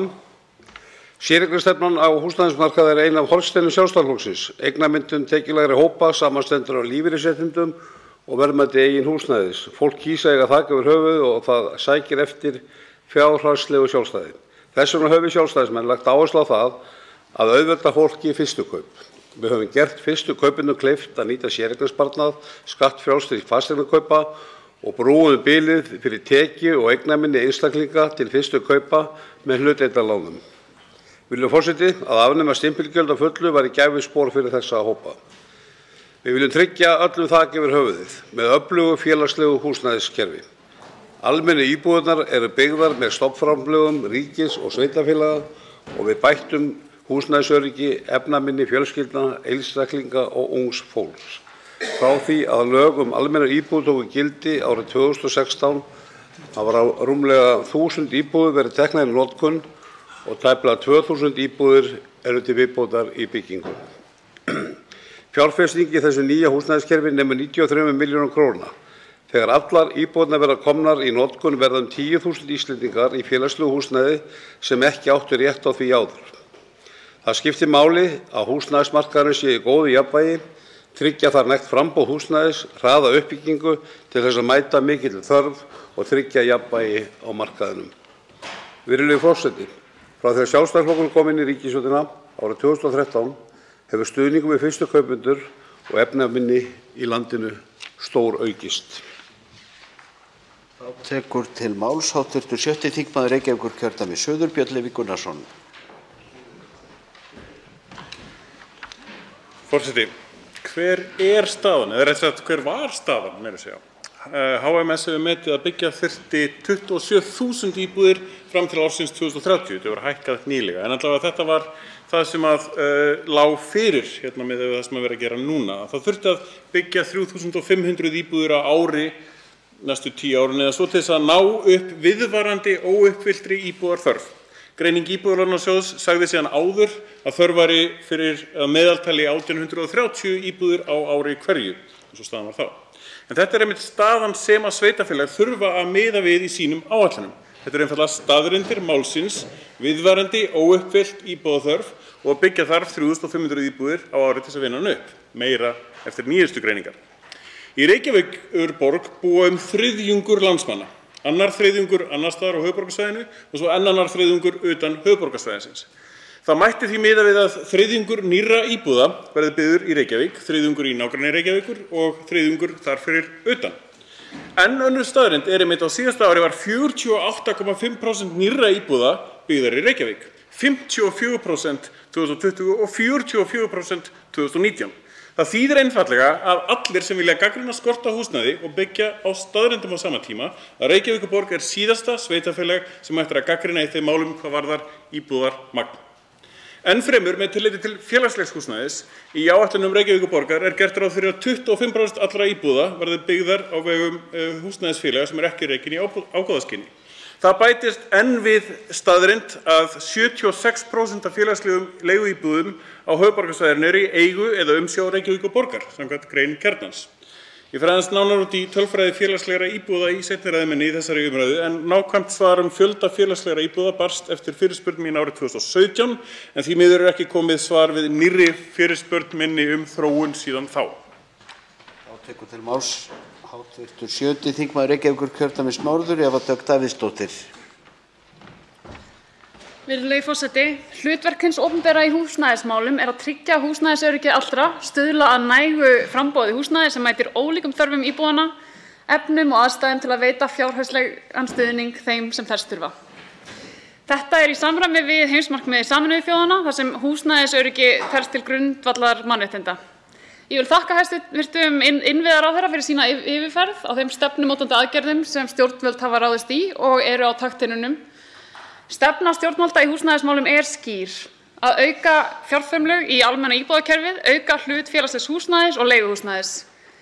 Í innleiðingu tillagna átakshóps húsnæðismál er í samráði við aðila vinnumarkaðarins og sveitarfélög og endurskoðun ákvæða húsaleigulaga. Og þar er markmiðið, með leyfi forseta, að bæta réttarstöðu leigjenda og að tryggja heimildir í skipulagslögum til að gera kröfur að allt að 25% byggingarmagni samkvæmt nýju deiliskipulagi skuli vera fyrir almennar íbúðir, félagslegar íbúðir eða aðrar leiguíbúðir, hvort sem eigandi landsins sveitarfélag, ríki eða einkaaðili. Þessi stefna nær vel utan það sem við erum að tala hérna í dag og nær ekki síst utan þau okkar sem eru hvað jaðarsettust á húsnæðismarkaði, en það eru leigjendur. Tímabundnar aðgerðir opinberra aðila vegna COVID-19 juku eftirspurn eftir húsnæði í ljósi sögulega lágra vaxta í kjölfar vaxtalækkana. Aðgerð sem hjálpaði mörgum fyrstu kaupendum inn á húsnæðismarkaðinn, en það breytir því þó ekki að hér þarf fleiri íbúðir. Mat Húsnæðis- og mannvirkjastofnunar sýndi það að óuppfyllt íbúðaþörf árið 2021 yrði 4.450 íbúðir, en fólksfjölgun var 31% umfram spár, svo þörfin er líklega 800 íbúðum meiri. til þess að bæði halda í þessa fjölgun íbúa en jafnframt til þess að draga úr óhóflegum verðhækkunum fasteigna með auknu framboði mun hið opinbera þurfa að halda áfram að byggja upp félagslegt húsnæði, byggja upp almennar íbúðir og leiguíbúðir og mæta þessum aðkallandi þörfum samfélagsins. Þá tekur til máls hv. 10. þingmaður Suðurkjördæmis Guðbrandur Einarsson. Virðulegur forseti, þegar skoðað er hlutfall félagslegs leiguhúsnæðis kemur margt athyglisvert í ljós. Í grein í Kjarnanum sem birtist 25. nóvember síðastliðinn kemur í ljós að tæplega 80% félagslegra íbúða á höfuðborgarsvæðinu er í Reykjavík. Í Reykjavík eru rúmlega 20 félagslegar íbúðir á hverja 1000 íbúa. Í Kópavogi eru þær rúmlega 11, í Hafnarfirði eru þær í kringum 10, Mosfellsbær skarta sínum 4 og Seltjarnarnes rekur síðan lestina með 3 íbúðir á hverja 1000 íbúa. Reykjanesbær er með það bil 230 félagslegar íbúðir á sínum snærum og það gerir þá rúmlega 11 íbúðir á hverja 1000 íbúa. Þessar tölur stinga í augum og það er augljóst að sveitarfélögin taka þetta hlutverk sitt að veita tekjulágu fólki húsaskjól misalvarlega. Fyrir hverja þá íbúð sem sveitarfélag setur á markaðinn sem félagslega íbúð minnkar þörfin samsvarandi á almenna markaðnum. Það að Reykjavík og borg skuli vera með 78% félagslegs húsnæðis á höfuðborgarsvæðinu, verandi sirka 55% af heildarfjölda höfuðborgarsvæðisins, sýnir svo að ekki villst að önnur sveitarfélög þurfa að girða sig í brók og sinna þessum málaflokki af einhverju alvöru. Mig langar til að velta því upp hér hvort ekki sé kominn tími til að setja einhverjar lágmarkskvaðir á sveitarfélögin að þau sinni þessum málaflokki þannig að sómi sé að. Lágtekjufólk fær ekki félagslega íbúð þrátt fyrir að uppfylla öll skilyrði og þarf því að leita eftir úrlausn innan almenna leigumarkaði eða þá að leita inn í önnur kerfi sem eru stútfull fyrir. Með því að laga þetta, virðulegur forseti, myndum við bæta stöðuna talsvert á eftirspurnarhliðinni. Þá tekur til máls hv. 8. þingmaður Norðvesturkjördæmis Bergþór Ólason. Virðulegur forseti, ég vil þakka málshefjanda fyrir þessa umræðu. Og auðvitað hefur það ekki farið fram hjá neinum núna langa hríð ástandið sem er á húsnæðismarkaði hér á landi. Og það er ekki bara því miður sá hópur sem hér er rætt og þau félagslegu húsnæðiskerfi sem formuð hafa verið í því samhengi. Við erum í þeirri stöðu að lóðaframboð er allt og lítið.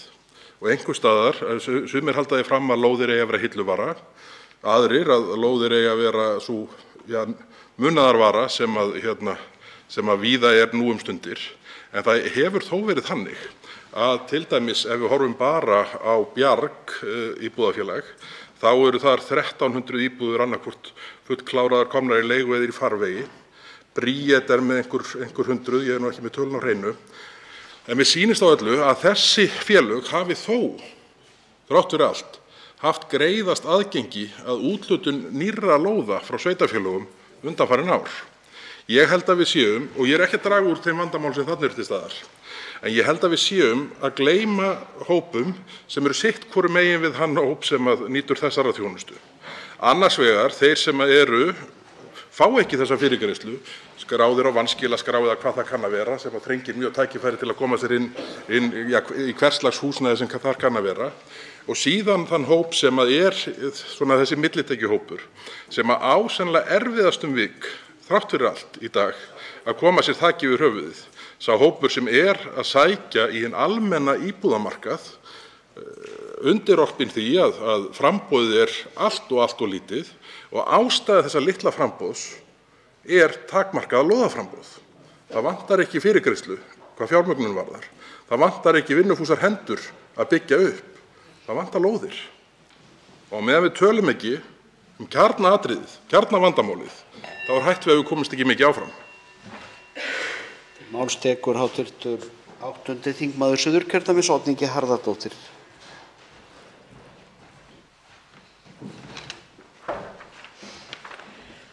Herra Herra forseti. Jafnaðarmenn hér á landi hafa barist fyrir félagslegu húsnæðiskerfi við hlið verkalýðshreyfingarinnar.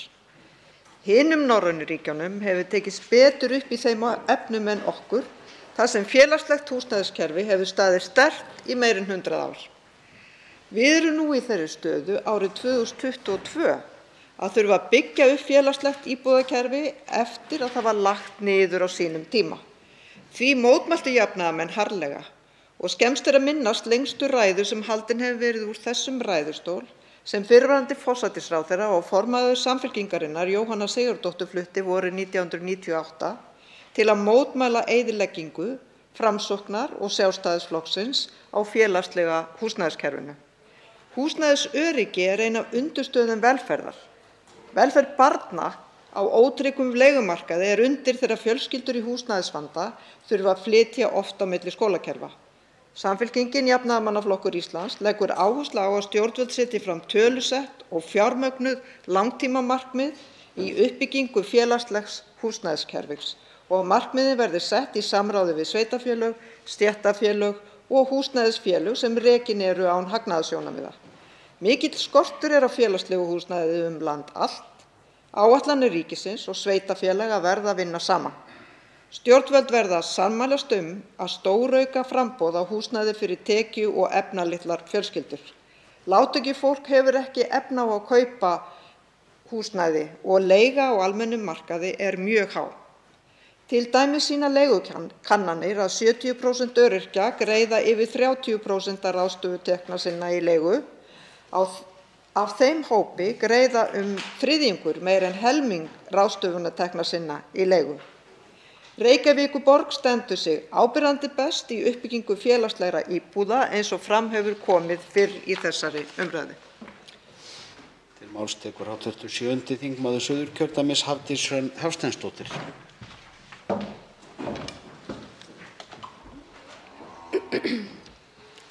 Virðulegi forseti.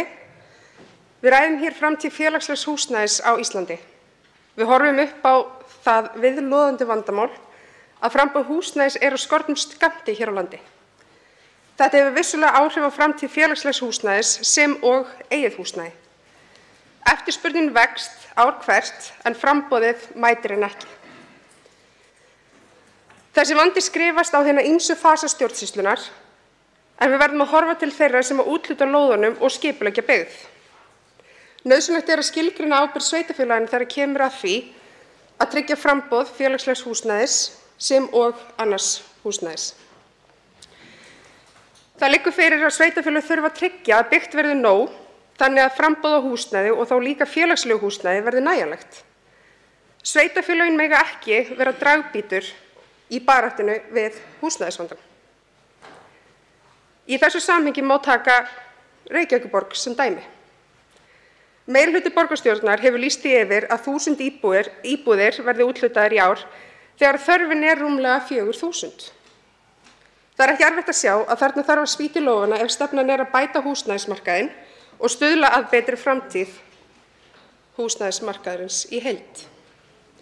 Mikilvægt er að sporna við mögulegri pattstöðu og við þurfum að tryggja framboðið og dreifa því þvert yfir landið en einnig við gætum horft til frekari útvíkkunar á hlutdeildarlánum sem komin voru á fót fyrir tilstilli Framsóknar og á okkar vakt á síðasta kjörtímabili.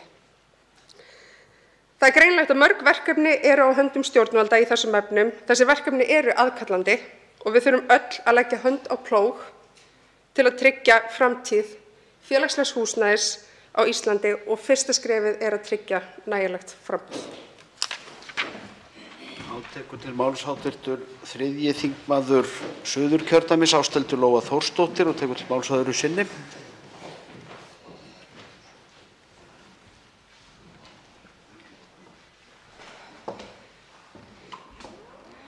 Virðulegi forseti.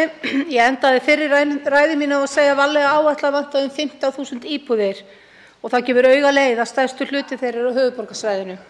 Á heimasíðu Reykjavíkurborgar stendur, með leyfi forseta: Mesta uppbyggingarskeið borgarinnar heldur áfram en á síðasta ári voru samþykkt byggingaráform fyrir 1285 nýjar íbúðir í Reykjavík.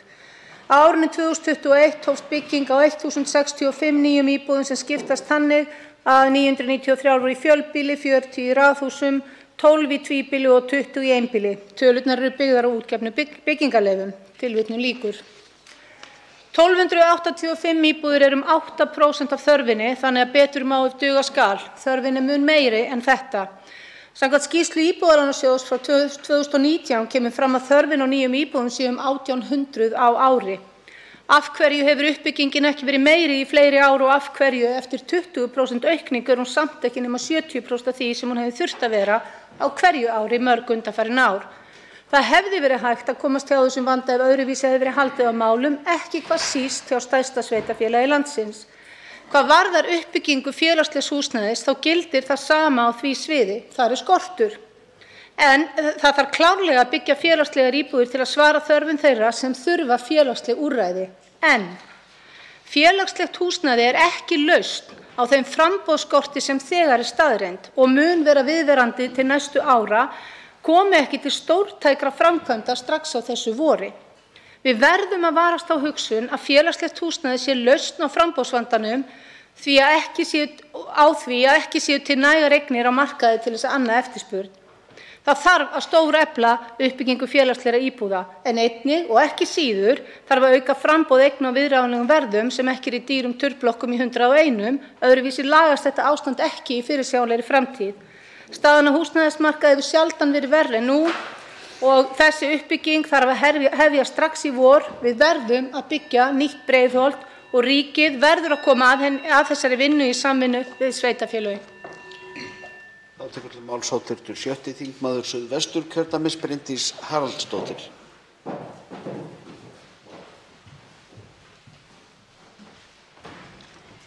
Virðulegur forseti, enn og aftur ræðum við hér stöðu á húsnæðismarkaðnum og það er af ástæðu. Einhverra hluta vegna virðist okkur hér á Íslandi aldrei hafa tekist að halda einhverju jafnvægi á fasteignamarkaðnum. Þess vegna þekkjum við vel fyrirsagnir eins og aukin þensla á fasteignamarkaði á næstunni, mikill hiti á fasteignamarkaði og þensla á húsnæðismarkaði var fyrirséð. Allt eru þetta þó fyrirsagnir frá árunum 2004, 2005 og 2008 en gætu jafnframt verið frá deginum í dag. Hæstv. ráðherra kom hér inn á það að loksins lítur út fyrir að við fáum rauntíma upplýsingar stöðu á fasteignamarkaðnum. Þetta er auðvitað algjört lykilatriði, eitthvað sem kallað hefur verið eftir í yfir áratug. Og ég hygg að hæstv. ráðherra, nú sem innviðaráðherra, sé einmitt einn af lyklunum að því að við reynum að koma í veg fyrir þessa stöðugu sveiflu á þessum markaði. Hér ætlum við að ræða sérstaklega félagslegt húsnæði sem skiptir vissulega máli. En það virðist samt vera svo í gegnum tíðina að þær aðgerðir sem gripið hefur verið af hálfu stjórnvaldanna til að koma til móts við þá sem verst eru settir hafa oft á tíðum haft þau áhrif að þau valda enn frekari sveiflu eða þenslu á húsnæðismarkaði og bitna þá auðvitað langverst á þeim sem hallast að fætinum standa. Lykilatriði hér hlýtur því að vera aukið og stöðugt framboð lóða og fjölbreytt húsnæðis. Það er eina leiðin til þess að við náum raunverulegum árangri til lengri tíma í þessum efnum.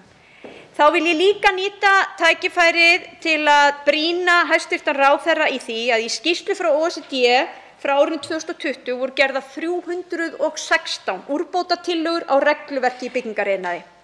Af hve miklu leyti hefur þessum tillögum verið fylgt eftir? Þá tekur til máls að nýju hv. 7. þingmaður Reykjavíkurkjördæmis suður, Björn Leví Gunnarsson. Forseti, eins og ég sagði hérna í fyrri ræðu minni að þá er Reykjavík þriðjungur af landsmönnum en þrátt fyrir það voru 48% nýrra íbúða byggðar í Reykjavík á síðasta ári. 54% árið þar áður og 44% árið 2019. Það þýðir það einfaldlega að ef að ágangurinn á höfuðborgarsvæðinu á landinu hefði verið að byggja sitt hlutfall af íbúðum þá hefði verið náð upp í þessa íbúðaþörf sem að Húsnæðis- og mannvirkjastofnun segði að þyrfti 3.500. Síðan þá hins vegar, lok síðasta árs, komu fram nýjar tölur frá Húsnæðis- og mannvirkjastofnun að þörfin væri enn meiri. Sveitarfélög munu þurfa að uppfæra þessar tölur hversu margar íbúðir þarf að byggja á næstu árum.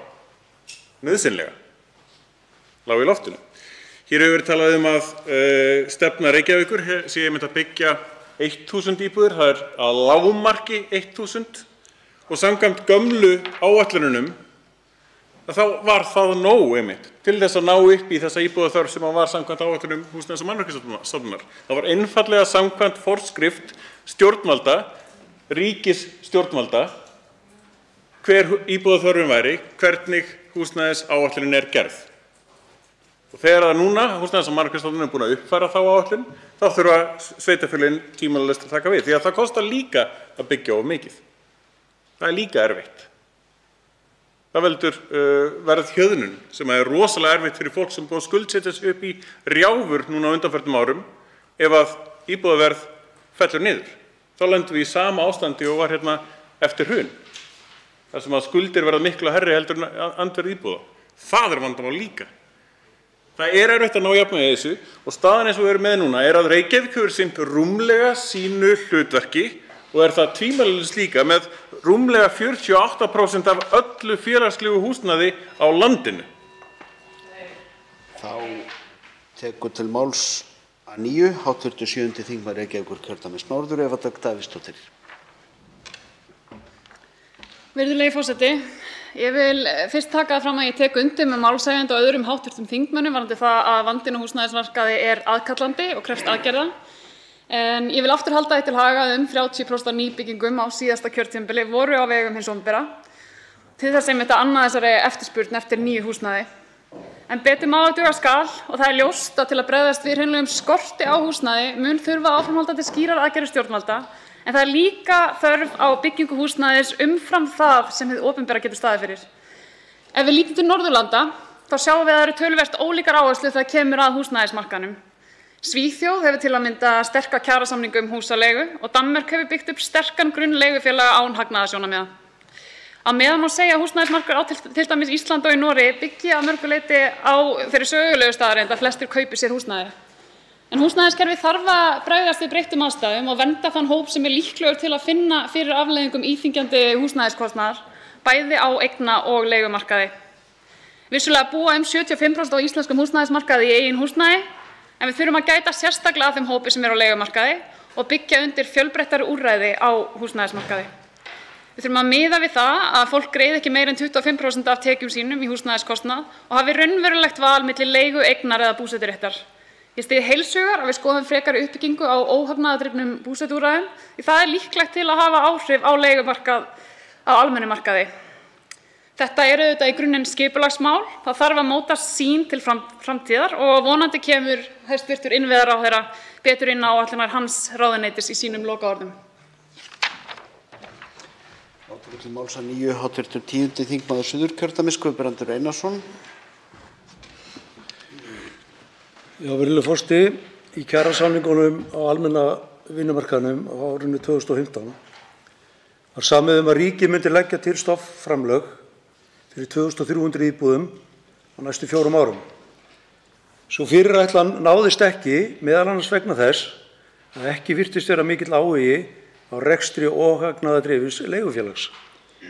Niðurstaðan varð að lokum sú að heildarsamtökin á vinnumarkaði, ASÍ og BSRB, stofnuðu leigufélagið Bjarg íbúðafélag sem hafði þann tilgang að byggja og leigja íbúðir fyrir tekjulægri félagsmenn.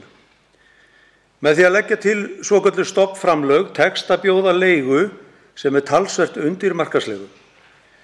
Það eru fleiri óhagnaðardrifin leigufélög en Bjarg sem að sinna þessum málaflokki, svo sem byggingafélög námsmanna og félag eins og Brynja húsjóður sem að byggja leiguíbúðir fyrir öryrkja. Frá því að Bjarg var stofnað hafa 552 íbúðir verið afhentar leigutökum, 348 íbúðir eru í hönnunarferli og eða byggingu og 235 eru í undirbúningi. Það hefur komið í ljós að þörfin fyrir félag eins og Bjarg var svo sannarlega til staðar og það má halda því fram að þessi starfsemi sé hluti af hinu félagslega húsnæðiskerfi. Þá má einnig telja svokölluð hlutdeildarlán til félagslega húsnæðiskerfisins og þau hafa hjálpað mörgum ungum kaupendunum til að eigna sína fyrstu íbúð. Staðan hins vegar sú að þau þarf að hækka þar sem að íbúðaverð hefur hækkað gífurlega og lánaviðmið hafa ekki náð að fylgja eftir þeim verðhækkunum. Virðulegur forseti, það er hægt að styrkja öll þessi kerfi og það myndi auka framboð á húsnæðismarkaði og styðja við og styrkja ungt fólk enn frekar til að komast í öruggt húsaskjól. Þá tekur til máls að nýju hv. 8. þingmaður Norðvesturkjördæmis, Bergþór Ólason. Virðulegur forseti, ég vil taka undir það sem hv. þingmaður sagði hér í ræðunni á undan varðar mikilvægi þess og nauðsyn þess að hér sé til staðar leigufélag sem að hefur það sérstöku markmiði að ná leiguverði niður samanborið við hinn almenna markað. Og það eru auðvitað svona ívilnandi þættir sem tryggja það að leigufélagið geti það. En það sem skiptir að ég held mestu máli fyrir okkur til lengri tíma litið að finna leiðir til að lækka kostnað við húsnæði heilt yfir. Og það þannig að á meðan skortur á lóðum jafn mikill og hann og hefur verið viðvarandi, þá ekki líklegt að verðið fari að jafnvægi myndist hvað verð varðar. Ég hef ekki áhyggjur af tímabundinni leiðréttingu hafi sé tilkomið yfirskot hvað verð fasteigna varðar, þá mun það jafna sig yfir lengri tíma. Við þurfum að komast á þann stað að það sé hægt að byggja þannig á svæðum sem að bjóða upp á hagkvæma uppbyggingu, ekki bara þéttingarreitum þar sem hver fermetri rán dýr. Við þurfum að komast á þann stað að bæði félög eins og hér hafa verið nefnd, óhagnaðardrifin og þau sem eru formuð af stéttarfélögum og fleiri, sem hafa það markmið að bjóða upp á eins lága leigu og kostur að þau komist áfram með sín verkefni, en við megum ekki gleyma þeim stóra hópi sem og verður á bara hinum almenna íbúðamarkaði. Og sá markaður allur í rúst í augnablikinu. Það vantar gríðarlega mikið framboð af lóðum inn á þann markað og meðan það framboð vantar, þá leysist ekki vandamálið. Það bara þannig. Ég held að það væri okkur öllum það væri umræðunni til bóta ef að það atriði væri fremst í röðinni hvað þau vandamál varðar sem nauðsynlegt að tækla leið og við leitum leiða til að lækka byggingarkostnað með einföldun regluverks og opnun á hagkvæmari byggingaríbúðir án þess að gefi sér of eftir í gæðum. Þá tekur til máls hv. 5. þingmaður Norðausturkjördæmis, Logi Einarsson. Já, frú forseti, það nú merkilegur fjandi að hér skuli þingmenn koma trekk í trekk og vera að reka hornin út í Reykjavíkurborg, sem hefur samkvæmt öllum tölum staðið sig langbest meðal sveitarfélaga í landinu. Samanburður að vísu tekinn af þessum sveitarfélögum hérna í kring sem hafa staðið sig snautlega, en mér rennur reyndar blóðið til skyldunar og nefna annað sveitarfélag sem stendur sig líka vel og kemur bara hælana á Reykjavík og það Akureyrarbær. Og þessi tvö sveitarfélög eiga það sameiginlegt að Sjálfstæðisflokknum hefur verið haldið frá völdum þar í meira en 2 kjörtímabil og það skyldi þó ekki vera samhengi þar á milli. Fyrir 2 árum lagði ég fram þingsályktunartillögu það að skilyrða ákveðin hlutföll á sveitarfélög í landinu þegar kemur að félagslegu húsnæði. Og hver veit eftir þessu umræðu nema ég taki það fram aftur og leggi það fram. En mig langar að beina einni spurningu til hæstvirts ráðherra í framhaldi af ágætri framsögu hans hérna áðan. Hann talaði aura í fjármálaáætlun 2023 til 2026. En það virðist ekki vera mikið svigrúm í núverandi fjármálaáætlun. Og þess vegna spyr ég, með hvaða hætti ætlar ráðherra að koma með fjármuni þar inn? Hann að tala að flytja frá öðrum málflokkum, hvernig ætlar hann að gera þetta? Vegna þess að plaggið talar fyrir sig og það ekki að sjá að það sé mikið svigrúm. Þannig að það væri ágætt að fá bara svar frá hæstv. Ráðherra hvernig hann hyggst gera þetta.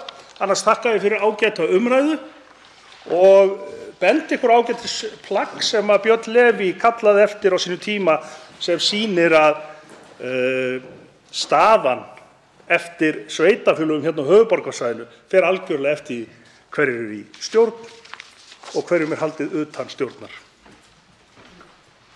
Að lokum tekur til máls hæstv. Innviðaráðherra Sigurður Ingi Jóhannsson.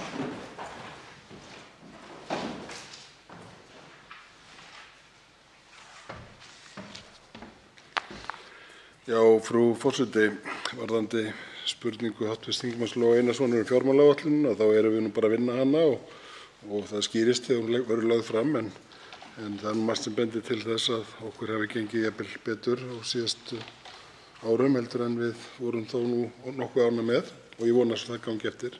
Og ég vil líka þakka málefnalega umræðu, þó að vissulega séu hérna svona alls konar aðilar sem vilja halda sínu á lofti eða kenna einhverjum. Sjáum til, virðulegi forseti. Það sem ég vil segja er að við erum með plan og ég vil enda mál mitt á því í dag að segja frá því hvað ég hyggst á næstu dögum. Hyggst ég skipa stýrihóp til að móta húsnæðisstefnu fyrir Ísland, hina fyrstu, sem unnin verður í víðtæku samráði við hagsmunaaðila víða í þjóðfélaginu, og húsnæðisstefnan verður lögð fyrir Alþingi þá væntanlega til samþykktar í formi þingsályktunar. Ef mín áform ganga eftir verður lagður grundvöllur á því að hér á landi verði hægt að stórauka húsnæðisuppbyggingu á næstu árum og horft til þess að setja markið á að það verði byggðar allt að 20.000 íbúðir á næstu 5 árum, þar af 7.000 með beinni eða óbeinni aðkomu hins opinbera í formi fjölbreytts húsnæðisstuðnings eða lagaumhverfis. Við erum með öðrum orðum með plan, við erum með heildaráætlun.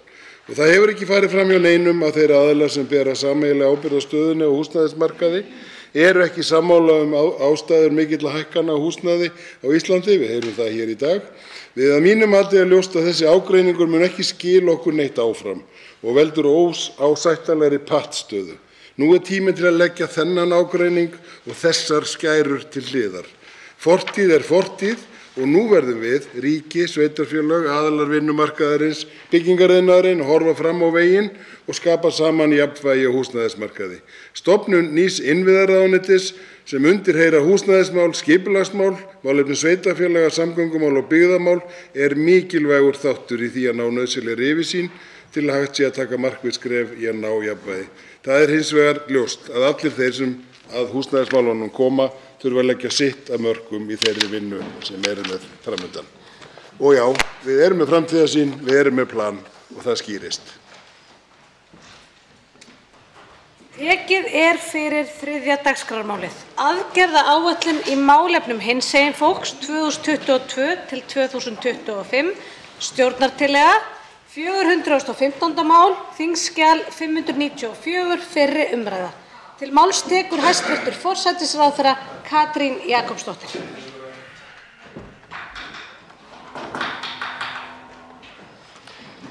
Frú forseti, ég mæli hér fyrir tillögu til þingsályktunar aðgerðaáætlun í málefnum hinsegin fólks fyrir árin 2022 til 2025.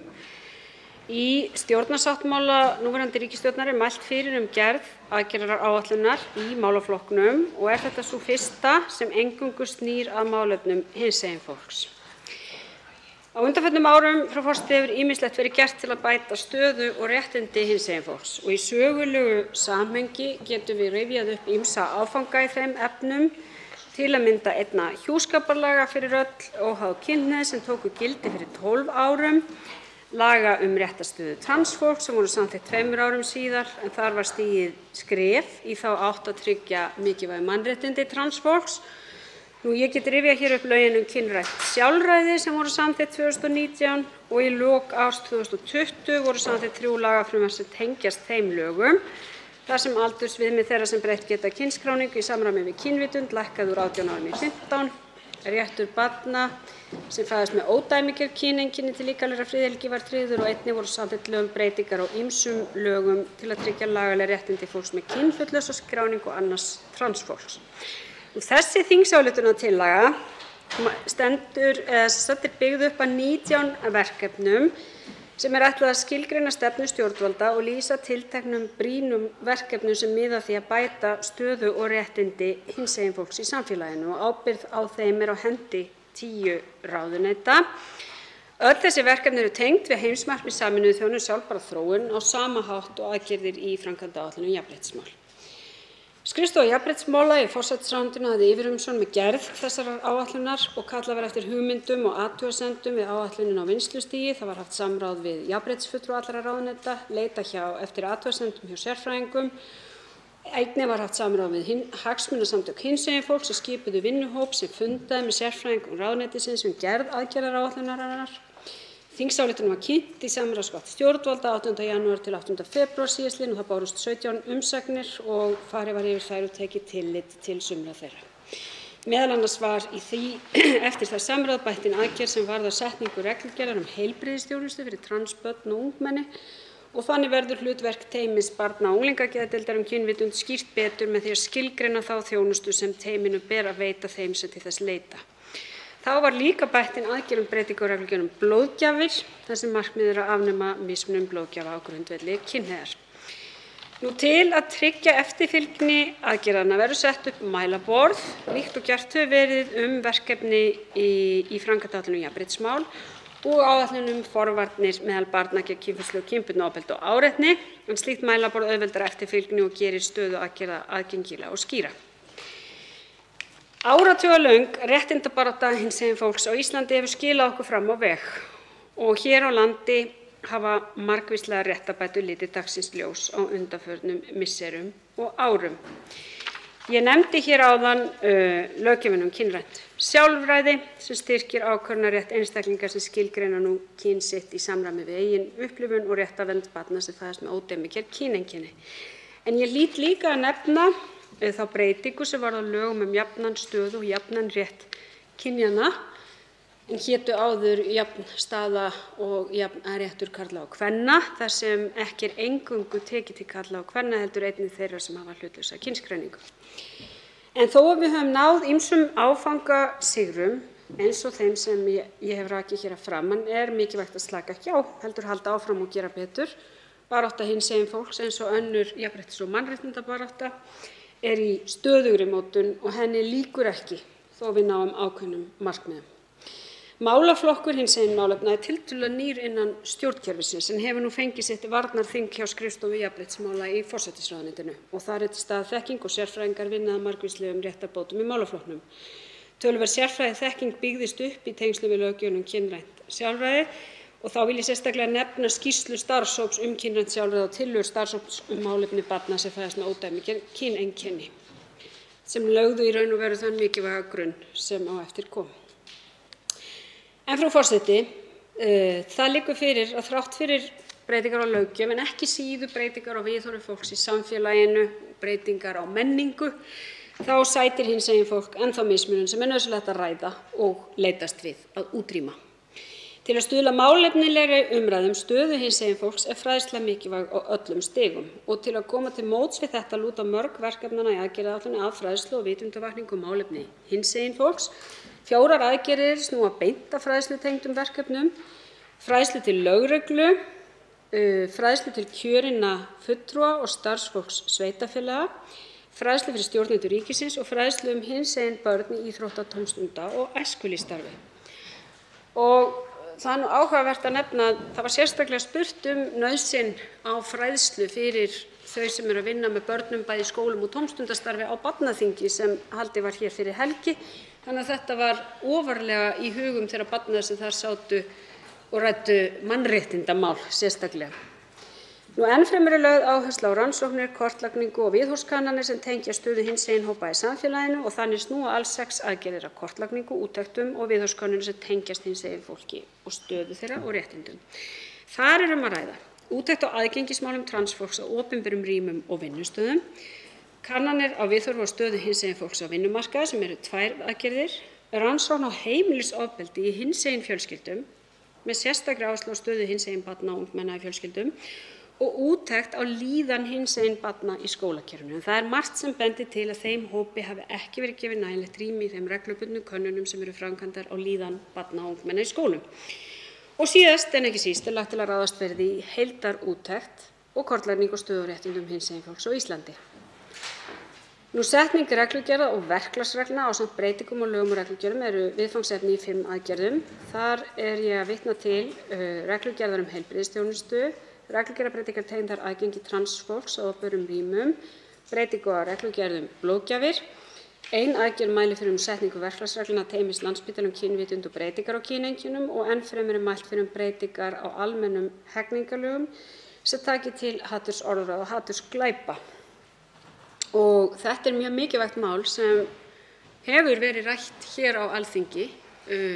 Það er líka ljóst að það er mikil umræða nákvæmlega þetta mál í hinsegin samfélaginu og full ástæða til þess að grípa til aðgerða þess vegna bæði hvað varðar breytingar á löggjöf en ekki síður líka bara að vekja umræðu og standa fyrir fræðslu því þetta virðist vera vandamál sem er vaxandi eftir því sem dæma má af hinni opinberu umræðu. Á alþjóðavettvangi er í aðgerðaáætluninni lögð áhersla á að Ísland standi hér eftir sem hingað til vörð réttindi hinsegin fólks hvarvetna og leggja áherslu á málaflokkinn í sinni utanríkisstefnu og ég vil nefna það sérstaklega eins og getið er í greinargerð að þetta var eitt af þeim málum sem lögð var áhersla á þegar Ísland tók sæti í mannréttindaráði Sameinuðu þjóðanna og það var staða hinsegin fólks. Með þessari aðgerðaáætlun, frú forseti, er stigið stórt skref til að bæta stöðu og réttindi hinsegin fólks og aðgerðaáætlunin liður í því að koma Íslandi í fremstu röð í málefnum hinsegin fólks. Það er mikilvægt að við setjum mannréttindi í forgrunn alls þess sem við gerum og þar þurfum við að horfa til stöðu ólíkra hópa því að það að bæta stöðu hinsegin fólks mun ekki eingöngu skipta máli fyrir þann hóp heldur mun það gera samfélagið allt betra. Það er ekki gert ráð fyrir þessi tillaga hafi áhrif á útgjöld ríkissjóðs en verkefni áætlunarinnar teljast rúmast innan fjárheimilda jafnréttisliða þannig að sjálfsögðu mun verða kostnaður af einhverjum þessara verkefna en þeir ættu að rúmast eða þau ættu að rúmast innan þeirra fjárheimilda sem eru fyrir hendi. Frú forseti, ég ætla ekki að lesa frekar hér upp úr þessari áætlun. Ég vil bara segja það að ég held og það skiptir máli að við áttum okkur á því að þessi barátta, eins og ég sagði hérna, henni lýkur aldrei. Þessi áætlun er ekki tæmandi svarið við öllu því sem við þurfum að gera betur í þessum málaflokki, en hins vegar er það mín einlæga sannfæring að hún getur orðið til þess að bæta verulega stöðu hinsegin fólks á Íslandi. Og ég legg til að bíddu nú við að þegar þessari umræðu verður lokið hér á eftir verði henni vísað til hv. allsherjar- og menntamálanefndar. Tveir hv. þingmenn hafa óskað eftir því að veita andsvar. Fyrst til að veita andsvar er hv. 4. þingmaður Reykjavíkurkjördæmis norður, Helga Vala Helgadóttir. Frú forseti, ég þakka hæstv. Forsætisráðherra fyrir kynninguna á þessari þingsályktunartillögu sem ber þess ögn merki að hafa verið unnin í miklum flýti en kann þó að vera misskilningur. Mig langar að spyrja hæstv. ráðherra út í það að er að ræða aðgerðaáætlun í málefnum hinsegin fólks og maður sér þarna leynast inn á milli atriði sem er þegar búið að samþykkja hér á þinginu annars vegar og líka atriði sem að ráðherra hefur beinlínis lýst yfir að vera búinn að taka ákvörðun að afgreiða. Vil ég þar til dæmis nefna breytingar á reglugerð söfnun, meðferð, varðveislu og dreifingu blóðs. Þetta er 18. töluliður í þingsályktunartillögunni en fyrir kosningar þá fór þáverandi heilbrigðisráðherra mikinn í fjölmiðlum og tilkynnti að hún væri búin að taka ákvörðun að breyta reglugerð þannig að hinsegin fólk geti gefið blóð. Og því var fagnað borg og bæ en svo virðist sem að hún hafi ekkert framkvæmt þá reglugerðarbreytingu sem að henni var þó í lófa lagið að framkvæma eins og hún tjáði. Vil ég spyrja aðeins út í þetta, hvers vegna þetta er allt í einu komið hérna inn í þessa aðgerðaráætlun. Og svo vil ég spyrja út í líka lið varðar heilbrigðisþjónustu, tölulið 17, sem að snýr að því að skýra betur hlutverk teymis barna- og unglingageðdeildar Landspítala kynvitund þegar kemur að þjónustu við einstaklinga sem falla undir lögin og hvaða sérfræðiþjónusta sé nauðsynlega að tryggja þeim sem leita eftir þjónustu teymisins. Nú er það svo, frú forseti, að það hafa verið ofboðslegir biðlistar að komast í transteymið og í transteyminu þarna á Landspítala og ég velti fyrir mér hvort að við eigum endilega að vera að eyða mikilli orku í að fara í einhvers konar rannsókn á þessu, hvort við eigum ekki frekar að einbeita okkur að því að stytta biðlista til þess að koma í veg fyrir óafturkræft tjón á börnum. Þá svarar andsvari hæstv. Forsætisráðherra Katrín Jakobsdóttir. Já, frú forseti, hvað varðar síðara atriði sem hv. þingmaður nefnir, þá er það mat þeirra sem þekkja best til þessara löggjafar að það sé mjög brýnt að skýra stöðu barna yngri 16 ára þar sem óskir koma fram óafturkræfar breytingar á grundvelli undanþáguákvæðisins sem í 11. grein laganna og enn fremur að það þurfi að skilgreina betur ráðgjöf varðveislu kynfruma og frjósemisaðgerðir. Og það alveg vissulega, ég get bara tekið undir með hv. þingmanni að það mjög mikilvægt að taka á þeirri bið sem eftir þessari þjónustu. Og þessari aðgerð ekki ætlað að gera lítið úr því mikilvæga verkefni, þar held ég að við hv. þingmaður séum algjörlega sammála. En hvað þetta varðar þá eru þetta ábendingar sem hafa í raun og veru komið fram eftir að lögin eru sett, að það skiptir máli að þetta verði skerpt á þessum tilteknu þáttum. Hvað varðar reglugerðina sem hv. þingmaður spyr hér eftir blóðgjöf, þá liggur það fyrir að reglugerðinni hefur ekki verið breytt. Það var boðaðar breytingar settar í samráðsgátt. Við það bárust töluverðar athugasemdir. Það hefur verið spurt eftir þessum breytingum og það ástæðan fyrir því að hér svona áréttaður vilji núverandi heilbrigðisráðherra til að ljúka þeim breytingum sem hefur tekið sinn tíma í raun og veru að ljúka samráðsferlinu En það ástæðan fyrir því að þessi aðgerð sérstök aðgerð hér, það til þess að árétta það ætlan heilbrigðisráðherra hæstvirts að ljúka þeirri breytingu. Þá veitir andsvar síðara sinni hv. 4. þingmaður Reykjavíkurkjördæmis norður Helga Vala Helgadóttir. Frú forseti, ég þakka hæstv. Forsætisráðherra fyrir andsvarið. Í þessa aðgerðaráætlun hefur ríkisstjórnin ákveðið að ráðstafa 45 milljónum á 4 árum. 45 milljónum. 40 milljónir eiga að fara í framkvæmdasjóð þar sem að hægt að sækja það verða úthlutað 10 milljónum á ári í sérstök verkefni fyrir hinsegin fólk og 5 milljónir verða settar í kortlagningu á stöðu og réttindum hinsegin fólks á Íslandi. Telur forsætisráðherra þetta vera nóg? Telur forsætisráðherra rétt að setja öll þessi verkefni sem þarna eru í hendur alls kyns aðila að fjárfesta í og útfæra án þess að því fylgi nokkurt fjármagn?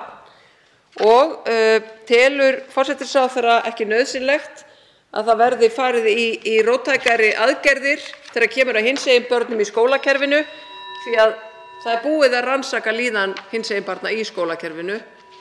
Líðan þeirra slæm en nú þarf aðgerðir en ekki frekar rannsóknir. Þá svarar andsvari síðara sinni hæstv. Forsætisráðherra Katrín Jakobsdóttir. Frú forseti, það liggur fyrir að ekki verið að tína til einstaka kostnaði í þessari áætlun. Það liggur að sjálfsögðu fyrir það að taka þátt í rannsóknum og annað slíkt kostar fjármuni sem eru kannski ekki verulegir eins og hv. þingmaður þekkir, en gert ráð fyrir að rúmist innan fjárheimilda ráðuneyta sem vinna samkvæmt rammafjárlögum. Þannig að þarna í raun og veru verið að leggja til ákveðna forgangsröðun. Ég ekki að segja að það séu háar fjárhæðir, ég ekki að segja það, en ég bara benda á að það gert ráð fyrir því að fræðsla til að mynda sem eru öll þessi verkefni, hún ekki ókeypis, en við gerum ráð fyrir því að ráðuneytin tryggi þann kostnað af sínum fjárheimildum.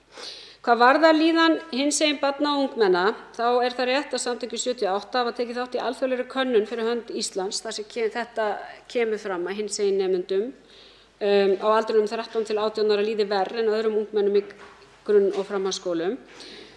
Og það sem liggur fyrir og áhugi á að gera, held ég hjá bara hinsegin samfélaginu, það að þær kannanir sem við erum að gera reglulega hér á landi innan skólana, að þær taki betur til þessa hóps barna og ungmenna. Og ég held að það geti ekki nokkur maður andmælt því að það skiptir miklu máli til þess að við getum bæði tekist á við að bæta þessa líðan, til þess að við getum tekist á við það að hinsegin fræðsla nýtist sem best, að kynfræðsla nýtist ekki síður hinsegin börnum og ungmennum heldur en öðrum og það liggur fyrir að það talin þörf á því að rýna betur í þessar rannsóknir og að gera þennan hóp, getum við sagt, að við rannsökum með reglubundnum hætti þennan hóp sérstaklega þegar við erum að rannsaka líðan barna og ungmenna almennt í skólum.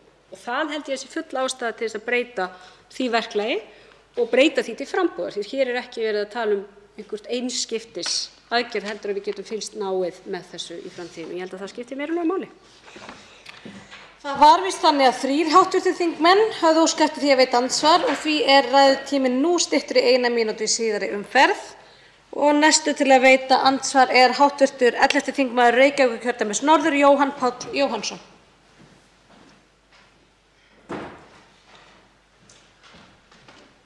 Virðulegi forseti, ég hélt kannski svona í ljósi þess að hæstv. Forsætisráðherra eftirlætur Sjálfstæðisflokknum ríkisfjármálin og Framsóknarflokknum flest þau málefni varða velferðarkerfið að nú þegar forsætisráðherra leggur sjálf fram þingmál sem lýtur að mannréttindum og jafnréttismálum sem heyra undir hennar eigin málefnasvið að þá fengjum við kannski loksins að sjá eitthvað svona alvöru, einhverja afgerandi og vel útfærða aðgerðaáætlun til þess að bæta réttarstöðu hinsegin fólks á kjörtímabilinu og verja hagsmuni þess á öllum stigum stjórnsýslunnar og öllum sviðum samfélagsins. En nei, við sitjum hérna uppi með alveg ofboðslega rýrt plagg sem væri kannski bara réttast að forsætisráðherra tæki aftur inn í ráðuneyti sitt og inni betur í samráði við samtök hinsegin fólks. Svo var þetta að fá það inn í þingið til dýpri umfjöllunar og samþykkis. En víkjum þá að efnisatriðunum. Samtökin 78 hafa á undanförnum árum kallað eftir aðgerðum í þágu hinsegin umsækjenda alþjóðlega vernd, sem gríðarlega jaðarsettur hópur. Nú má vel vera að það sé stefna hæstv. Dómsmálaráðherra að þjarma að hælisleitendum og skerða réttindi þeirra. Það má vel vera, en hvernig í ósköpunum dettur hæstv. Forsætisráðherra í hug að leggja hérna fram heila aðgerðaáætlun í málefnum hinsegin fólks þar sem ekki orði minnst á þennan hóp? Þá svarar andsvari hæstv. Forsætisráðherra Katrín Jakobsdóttir.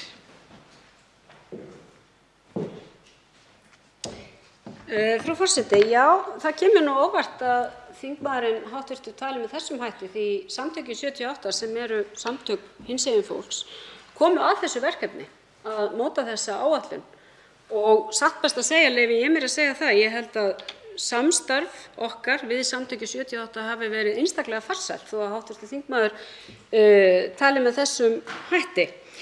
Ég vil síðan segja líka þegar hv. þingmaður segir að velferðarmál komi ekki inn á borð Vinstri grænna í þessari ríkisstjórn, þá ætla ég að minna hann á að málefni almannatrygginga, öryrkja og aldraðra eru líklega stærsta velferðarmáli sem við erum að eiga og ég held að ég verði að fá leyfi til að upplýsa hv. þingmann það að þau heyra undir félagsmálaráðuneytið. En síðan það svo að við erum að sjálfsögðu að vinna sameiginlega að ýmsum þeim velferðarmálum sem undir okkur heyra. Og kem ég þá að orðum hv. þingmanns þessa áætlunum sem hann leggur lítið upp úr. Þessi áætlun unnin eins og ég rakti hér í ágætu samráði, ekki bara stjórnkerfisins heldur líka við hagsmunasamtök hinsegin fólks fyrst og fremst og að taka á málum sem þau hafa verið að flagga árum saman. Ég nefndi hér hatursorðræðuna, ég nefndi hér líðan barna og ungmenna, ég nefndi heimilisofbeldi á hinsegin heimilum sem hefur verið mál sem við höfum ekki rætt.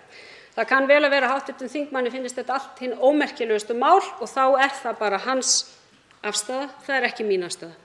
Ég hef hér á þessu þingi lagt fram mörg mál sem lúta að réttarstöðum hinsegin fólks, smá og stór, og þau hafa öll þjónað því sama markmiði að tryggja betur réttindi þessa hóps vegna þess að ég trúi því að samfélagið sé betra þannig. Ég ætla hins vegar ekki að láta tala það niður sem hér sagt í þessari aðgerðaáætlun sem það sé einhvert plagg ekkert. Það finnst mér lýsa vanþekkingu á málaflokknum hjá hv. þingmanni. Þá veitir andsvar síðara sinni hv. 11. þingmaður Reykjavíkurkjördæmis norður, Jóhann Páll Jóhannsson. Já, virðulegi forseti, það er kannski til marks algjört áhugaleysi eða bara einbeitta stefnu hæstv. Ríkisstjórnar gagnvart fólki á flótta að hér vék ráðherra, hæstv. Forsætisráðherra, ekki einu orði að þeim hópi sem fyrirspurnin mín fjallaði Ég er auðvitað ekki sá eini sem er furðu lostinn yfir því að það sé ekki minnst á þennan hóp í þessu plaggi. Samtökin 78 sem hæstv. Forsætisráðherra segir að hafi komið að haft að verið mikið samráð við gerð þessar áætlunar, þau benda líka á þetta. Reykjavíkurborg bendir á þetta. Fleiri eru furðu lostin yfir þessu. Eins vantar náttúrulega bara alla svona umfjöllun og meðvitund í þessa aðgerðaáætlun það sem er kallað intersectionality, samtvinnun til að sporna gegn margþættri mismunun, hvort sem horft er til hælisleitenda eða fatlaðs fólks. Þetta er ofboðslega svona gamaldags nálgun í þessari aðgerðaáætlun. Þetta eru 40 milljónir á 4 árum. Það væri gaman að heyra hvort það endurspegli mikilvægi málefna hinsegin fólks í ríkisstjórninni. 45 milljónir á 4 árum, 11 á ári. Þá svarar andsvari síðari sinni hæstv. Forsætisráðherra Katrín Jakobsdóttir. Frú forseti, ég minni á að því hv. þingmaður ræðir hér fjölþætta mismunun að það er ekki langt síðan við breyttum jafnréttislögunum að mínu frumkvæði hér á Alþingi, þar sem inn voru tekin ákvæði fjölþætta mismunun. Þannig að núna til að mynda hefur kærunefnd jafnréttismála fellt sinn fyrsta úrskurð sem byggir á þeim nýju lagaákvæðum. Þannig að það kann vel vera að hv. þingmaður haldi að það sé ekki fjallað það í löggjöfinni, en það er gert og það er vegna þess frumvarps sem ég lagði hér fram og aðgerðaáætlunin byggir að sjálfsögðu á þessari gildandi löggjöf.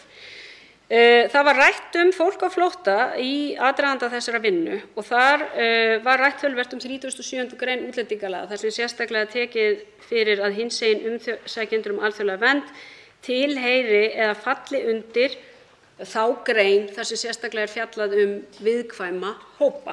Og ég vil bara vitna í, ég hef nú kannski ekki tíma til þess þegar ég er farið að blikka á mig, en það er en þetta var fjallað í aðdraganda og niðurstaðan var að þetta var ekki inni. En ég ítreka það að ég hef átt óskaplega góð samskipti við samtökin 78 og ég hvet hv. þingmann til að kynna sér hvernig fjárveitingar til þeirra hafa þróast í minni forsætisráðherratíð. Ég hugsa að það komi nú ánægjulega á óvart. Þá ég bið hv. þingmann að nota ræðupúltið til þess að koma að skoðun sínum á framfæri. Þá veitir andsvar hv. 3. þingmaður Reykjavíkurkjördæmis norður, Lenya Rún Taha Karim. Forseti, mig langar að þakka hæstv. Forsætisráðherra fyrir að hefja þessa mikilvægu umræðu og leið fagna því að það er verið að ráðast í úrbætur í þessum mikilvæga málaflokki. Hins vegar verð ég að segja að þegar litið er á heildarmyndina gengur þessi aðgerðaáætlun ekki nógu langt. Trans fólk er til dæmis í meiri sjálfsvígshættu en margir aðrir hópar innan samfélagsins vegna langs biðtíma eftir kynleiðréttingaraðgerð. Það þarf að leggja meira fjármagn í það málaflokk og leið efla Landspítalann þannig að hægt sé að taka mið af þörfum þessara hópa. Eins tek ég undir með hv. þingmanni Jóhanni Páli Jóhannsyni að ekki sé tekið mið af hinsegin flóttafólki að hælisleitendum sem eru hvað viðkvæmustu hóparnir í íslensku samfélagi. En það þarf að halda utan þann hóp sérstaklega og koma í veg fyrir til dæmis hatursglæpi gagnvart þeim með lausnamiðaðri löggjöf sem tekur beint á hatursglæpum og hatursorðræðu sem hæstv. ráðherra kom inn á áðan. En mikilvægt þykir mér einnig að efla stjórnvöld til að mynda lögregluna með fræðslu og kerfisbreytingum og ég fagna því aðgerðaáætluninni, en það er ekki farið nógu ítarlega út í hvernig þessi efling mun eiga sér stað. Það þarf að taka á svona málefni með mannúð og þekkingu að leiðarljósi. Þar sem eitthvað virðist vera að klikka kemur að áðurnefndri hatursorðræðulöggjöf. Hvort það séu lögin sjálf sem ná ekki utan glæpina eða hvort stjórnvöld telja þetta ekki vera nógu mikilvæg og alvarleg mál veit ég ekki. En þetta er samspil milli laga og aðgerða stjórnvalda sem gæti leitt til úrbóta í þessu málaflokki. Allt þetta og meira kemur fram í umsögnum við þessa aðgerðaáætlun og þykir mér miður að ekki hafi verið tekið frekar mið af þeim en betur má ef duga skal. Því vil ég hvetja hæstv. Forsætisráðherra áfram á þessari braut og jafnframt kalla eftir því að málið taki þeim breytingum í meðferðum þingsins sem umræddir hópar hafa kallað svo lengi eftir. Þá svarar andsvari hæstv. Forsætisráðherra Katrín Jakobsdóttir. Frú forseti, fyrsta hatursorðræðunni þá er það þetta 9. grein aðgerðaáætlunarinnar sem beinlínis leggur hér til að það verði unnið að lagabreytingu þannig að þessi hatursorðræða bæði verði gerð refsiverð á grundvelli kyneinkenna en líka verði gert refsivert að neita einstaklingum vörur að þjónustu til jafns við aðra á grundvelli kyneinkenna og svo framvegis. Þetta er rakið hér allt og þetta er beinlínis til að koma til móts við regnbogakortið sem ILGA Europe hefur birt þar sem hefur verið bent á nákvæmlega þetta að lagaákvæði Íslandi hatursorðræðu og hatursglæpi veit ekki fullnægjandi vernd fyrir hinsegin fólk.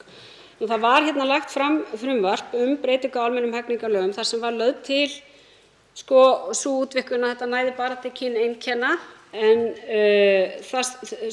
hún næði einnig til kyneinkenna en núna er talað kynhneigð og kynvitund. Þannig að þetta er mjög jákvæð breyting og þá væri fólki með ódæmigerð kyneinkenni tryggð sama vernd og öðrum viðkvæmum hópum. Sömuleiðis myndi þessi breyting hafa í för með sér refsiþyngingu og þá teljum við að í öllu falli að þetta myndi koma beinlínis til móts við þessar athugasemdir sem hv. þingmaður nefndi. Ég get bara tekið undir með henni að er mjög mikilvægt að við gerum betur í. Hvað varðar líka það sem hv. þingmaður nefndi fólk á flótta, þá er það algjörlega rétt. Þetta er auðvitað mjög viðkvæmur hópur eins og raunar fleiri sem taldir eru upp í þessari 37. grein. Ég get nefnt fólk með fötlun og fleiri bara mjög viðkvæma hópa sem við þurfum að huga sérstaklega að og veita sérstaka þjónustu. En það sem kannski þetta snýst viljum við taka einn viðkvæman hóp út fyrir eða horfa frekar á útlendingalögin og horfa sérstaklega á verndina fyrir viðkvæma hópa eins og hún er skilgreind þar. Því það eru auðvitað fleiri. Það er vissulega hinsegin fólk og ég er algjörlega sammála hv. þingmanni það en það má líka einmitt horfa til fatlaðra, fólk með langvinna sjúkdóma og fleiri slíkir. Þá veitir andsvar síðar sinni hv. 3. þingmaður Reykjavíkurkjördæmis norður Lenya Rún Taha Karim. Forseti, ég þakka hæstv. Forsætisráðherra fyrir svarið. Ég tek undir það með henni að það þarf að líta á heildarmyndina og það þarf að líta til allra jaðarsettra hópa í hinsegin samfélaginu og það má vel vera að þessi tala fallega til þessara hópa en þegar ég les þessa aðgerðaáætlun þá sé ég samt bara skýrslur og úttektir og tala skýrslur og úttektir. Hatursorðræðulöggjöfin má vissulega sæta breytingum í hegningarlögum og ég fagna því svo innilega en það þarf líka að huga því hvernig henni er beitt í framkvæmd og það þarf líka að skoða lög meðferð sakamála og forgangsröðun lögreglunnar þegar kemur að þessu. Þetta er samspil milli þessara tveggja þátta og við getum ekki haldið áfram að taka hænuskref í málefnum jaðarsettra hópa yfir höfuð, heldur þurfum við að taka þessu föstum tökum og sjá til þess að lögin okkar, lögin sem við setjum hér á Alþingi Íslendinga, nái vel utan þessa hópa. Þá svarar andsvari síðar sinni hæstv. Forsætisráðherra Katrín Jakobsdóttir. Frú forseti, já, skýrsla, kortlagning, fræðsla, skiptir það máli? Já, ég held það. Af því að ég held að við verðum að horfast í augu við það. Við erum ekki að sinna þessari kortlagningu, þessari fræðslu með nægilega góðum hætti núna. Við erum ekki að gera það. Og ég nefndi hér barnaþing áðan, því ég bara tek mark á því sem kemur þar fram. Og þegar ég heyri það sagt að börnin upplifi að fólki sem þau eru að vinna með hafi raun og veru ekki fengið nægjanlega fræðslu þessi málefni, þá held ég að það sé bara mjög góður og mikilvægur vegvísir fyrir okkur. Þannig að það skiptir algjörlega máli. Sömuleiðis verðum við bara líka að horfast í augu við það. Við erum með Jafnréttissjóð sem hefur verið að styðja við rannsóknir á sviði jafnréttismála og það var ákveðið að setja hann á laggirnar í tilefni af 100 ára afmæli kosningaréttar kvenna 2015 og hvað kemur á daginn? Það var ótrúlega mikil þörf fyrir slíkar rannsóknir og ég held að það sem muni koma út úr þessu að það er skortur á þekkingu á málaflokknum. Auðvitað vitum við sumt, við höfum tilfinningu fyrir öðru, en það er gríðarlega mikilvægt að stjórnvöld vinni þetta með mjög vönduðum hætti. Þannig að ég held að þetta sé mikilvægt. Ég skil hins vegar alveg óþreyjuna eftir frekari breytingum, bæði hvað varðar að því hv. þingmaður nefndi í fyrra andsvari biðlista eftir transteyminu, en við þurfum líka að sinna þessum þætti málsins. Þá tekur til máls hv. 10. þingmaður Norðausturkjördæmis Jódís Skúladóttir. Já, frú forseti, mig langar að þakka fyrir að þetta sé komið hér fram. Það er aðallega tvennt sem mig langar að fjalla hér í ræðustól í dag varðandi þetta mál. Í fyrsta lagi, sjálf hef ég tekið virkan þátt í baráttu hinsegin fólks í tæp 30 ár og staðan sem við erum í dag miðað við þegar ég kom fyrst á vettvang auðvitað gjörbreytt. Við höfum unnið í rétta átt í áratugi að því að tryggja réttindi og vernd hinsegin fólks á Íslandi og því ber að sjálfsögðu að fagna. En það sem mig langar að ávarpa kannski að við munum söguna og að við förum ekki og eigum ekki á hættu að sagan endurtaki sig þar sem að hún hefur verið hinsegin fólki hættuleg og erfið. Og vil ég í því samhengi minna á að á millistríðsárunum í Evrópu, í Berlín, var blómatími hinsegin fólks. Og á einni nóttu var lögum breytt og við urðum réttræp og vorum send í fangabúðir og höfðum ekkert til þess að verja okkur. Þannig að réttindi þau koma en þau fara líka ef ekki staðinn vörður þau réttindi sem nást.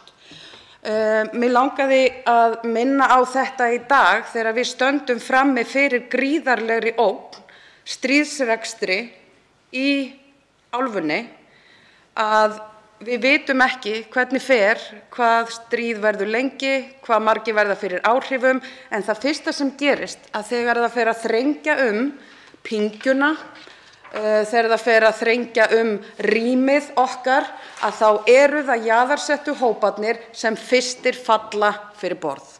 Og þess vegna verð ég að koma upp og bara árétta það og minna á það að þó að við stöndum ágætlega á Íslandi, þá megum við aldrei sofna á verðinu. Hitt sem mig langaði til að ræða það að á þessum áratugum sem að unnið hefur verið ötult starf, samtökunum 78, einstaklingum og bara í samfélagslegri sátt, þá hefur sú barátta náð árangri að mínu mati fyrst og fremst að því að hún hefur verið unnin þverpólitískt. Og það að góð mál sem að stuðla að auknu réttlæti, sem stuðla að sterkari stöðu hinsegin fólks í samfélaginu, komi á dagskrá, við eigum öll að fagna því hvar sem við sitjum í flokki. Það finnst mér gríðarlega mikilvægt ef að lögum hjúskap hinsegin fólks, varðandi tæknifrjóvganir, varðandi hvað sem að ef að við hefðum staðið hér í þessum sal og reynt að skjóta hér einhverja pólitíska sigra á eigin forsendum, þá hefðum við aldrei komist neitt áfram í þessari réttindabaráttu.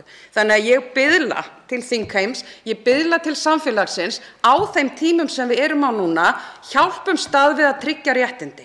Má gera betur, það má alltaf gera betur. Munu koma upp nýjar áskoranir? Já, þá þurfum við að takast á við þær.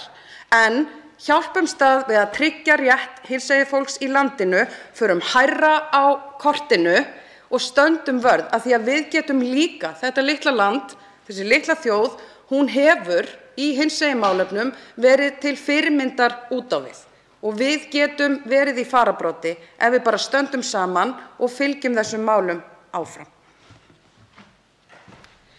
Þá veitir andsvar hv. 10. þingmaður Reykjavíkurkjördæmis norður, Andrés Ingi Jónsson.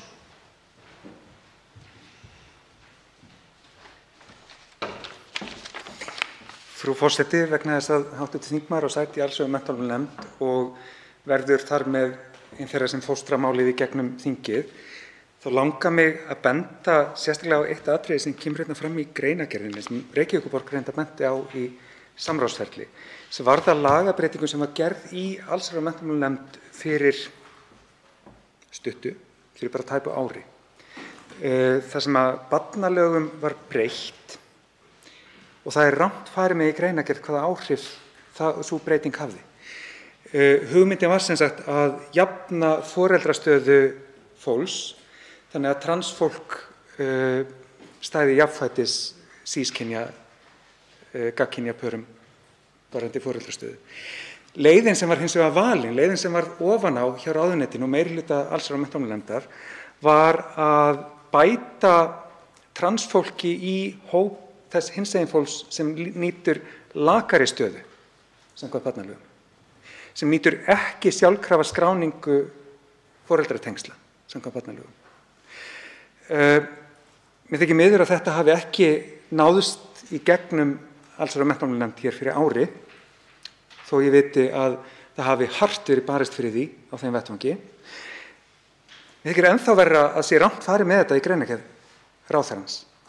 Og mér langar bara að benda hv. þingmanni sérstaklega á þetta atriði vegna þess að það er svo einfalt að ná utan um þetta.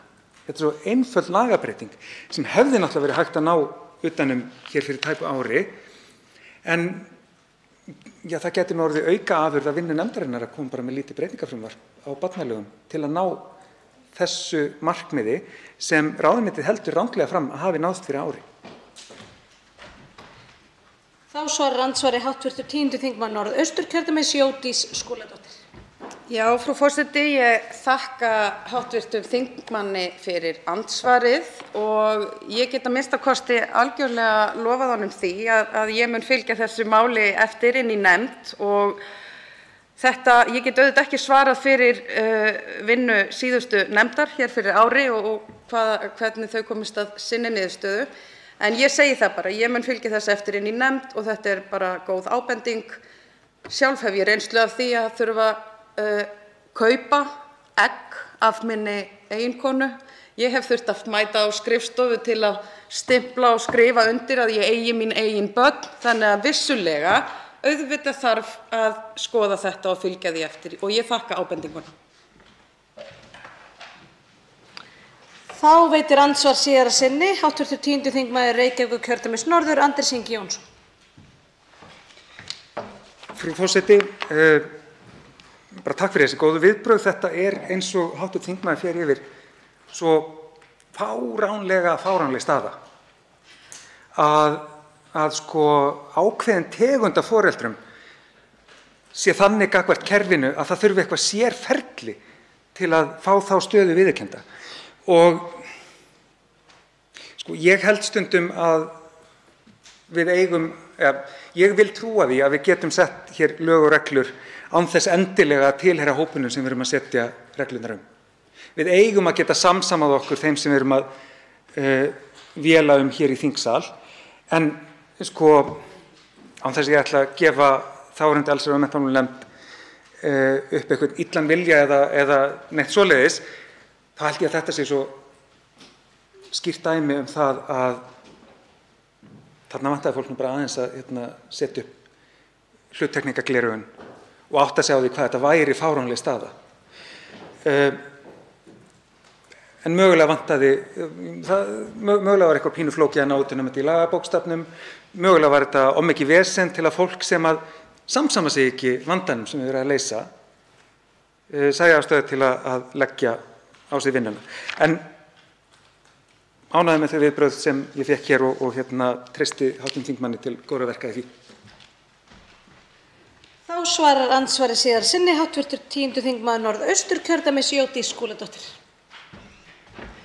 Já, frú forseti, þetta eru ákaflega falleg og góð samskipti sem ég og hv. þingmaður eigum hér og ég held að hafi nú ekki verið nein sérstök spurning í síðara andsvari, en ég bara legg á það áherslu sem ég sagði hér í ræðu minni að bæði er það auðvitað þannig að við munum ekki ná utan um hvert einasta smáatriði í einum vettvangi og eins mun það gerast að það munu koma upp nýjar aðstæður með nýjum áskorunum. Þannig að við þurfum alltaf að vera að endurskoða stöðuna. Það er víða í hinu opinbera kerfi, inn í heilbrigðiskerfinu. Þú ert að skrá barn í leikskóla, þar stendur móðir og faðir í öllum umsóknum þó að mæðurnar séu 2 eða feðurnir séu 2. Það er ýmislegt sem þarf að laga. Það tekur tíma, það tekur vilja, það tekur þrýsting, en ég ítreka bara það sem ég sagði að með vélarafli samstöðunnar ganga þessar breytingar hraðar. Þá tekur til máls hv. 4. þingmaður Reykjavíkurkjördæmis norður, Helga Vala Helgadóttir. Frú forseti. Það ýmislegt ágætt við þessa tillögu til þingsályktunar aðgerðaáætlun í málefnum hinsegin fólks til næstu 4 ára. En einhvern veginn þegar ég sá þetta á þingmálaskrá þá átti ég von á frekari aðgerðum. Að það væru raunverulegar aðgerðir í tillögunni. Þannig að við sæjum breytingar á kerfinu okkar. Ekki að við fengjum skýrslu ástandið. Af því að það fjölmargt sem við getum gert betur en við erum að gera núna. Ég spurði hæstv. Forsætisráðherra að því hér áðan hvort hún teldi 45 milljónir á 4 árum vera nægt fjármagn í aðgerðaáætlun sem hún segir vera metnaðarfulla í málefnum hinsegin fólks. Og hún taldi að þetta væri nóg. Þetta myndi rúmast innan ráðuneytanna sem ættu að fást við þetta allt saman. Af því að þetta jú meira og minna einhver kortlagning á stöðu en minna raunverulegar aðgerðir til þess að bæta stöðu sem okkur fullkunnugt að ófullnægjandi. Það eru nokkur atriði sem mig langar svona aðeins að ræða hérna og það kannski fyrst það sem þegar kemur að því að rannsaka stöðu og réttindi hinsegin fólks, kortlagning hjá hinum og þessum aðilum. Það á að fræða stjórnendur ríkisins hinsegin málefni. Það á að fræða lögregluna hinsegin málefni. Það á að fræða kjörna fulltrúa og starfsfólk sveitarfélaga hinsegin málefni. Það á að fræða eða útbúa fræðsluefni hinsegin börn og ungmenni í íþrótta-, tómstunda- og æskulýðsstarfi. Og þetta auðvitað allt mjög gott. Allt þetta mjög gott. En svo á að gera úttekt eða könnun á viðhorfi og þekkingu atvinnurekenda á stöðu og aðgengi hinsegin fólks á vinnumarkaði. Þar á til dæmis ekki að spyrja hinsegin fólk stöðu sína á vinnumarkaði. Það á að spyrja atvinnurekendur hver staðan Og það kannski þetta sem mér finnst einhvern veginn svo áberandi í þessu, að í sjávarútvegi og landbúnaði á að gera könnun á viðhorfi og stöðu hinsegin fólks innan sjávarútvegs og landbúnaðar. Mér finnst þetta allt saman bera þess merki að þessi þingsályktunartillaga hafi verið unnin í ofboðslegum flýti, af því það einhvern veginn svo lítið samræmi á milli. Sums staðar á að fræða, sums staðar á að rannsaka, sums staðar á að gera úttekt á líðan og sums staðar á að gera úttekt á því hvernig annað fólk telur að hinsegin fólki líði. Það auðvitað mjög gott að við gerum okkur grein fyrir því hvernig hinsegin fólki gengur. En þetta 4 ára áætlun og ég hefði haldið að við þyrftum kannski aðeins að spýta í núna. Við vitum að hinsegin ungmennum og börnum í skólakerfinu, þeim líður illa.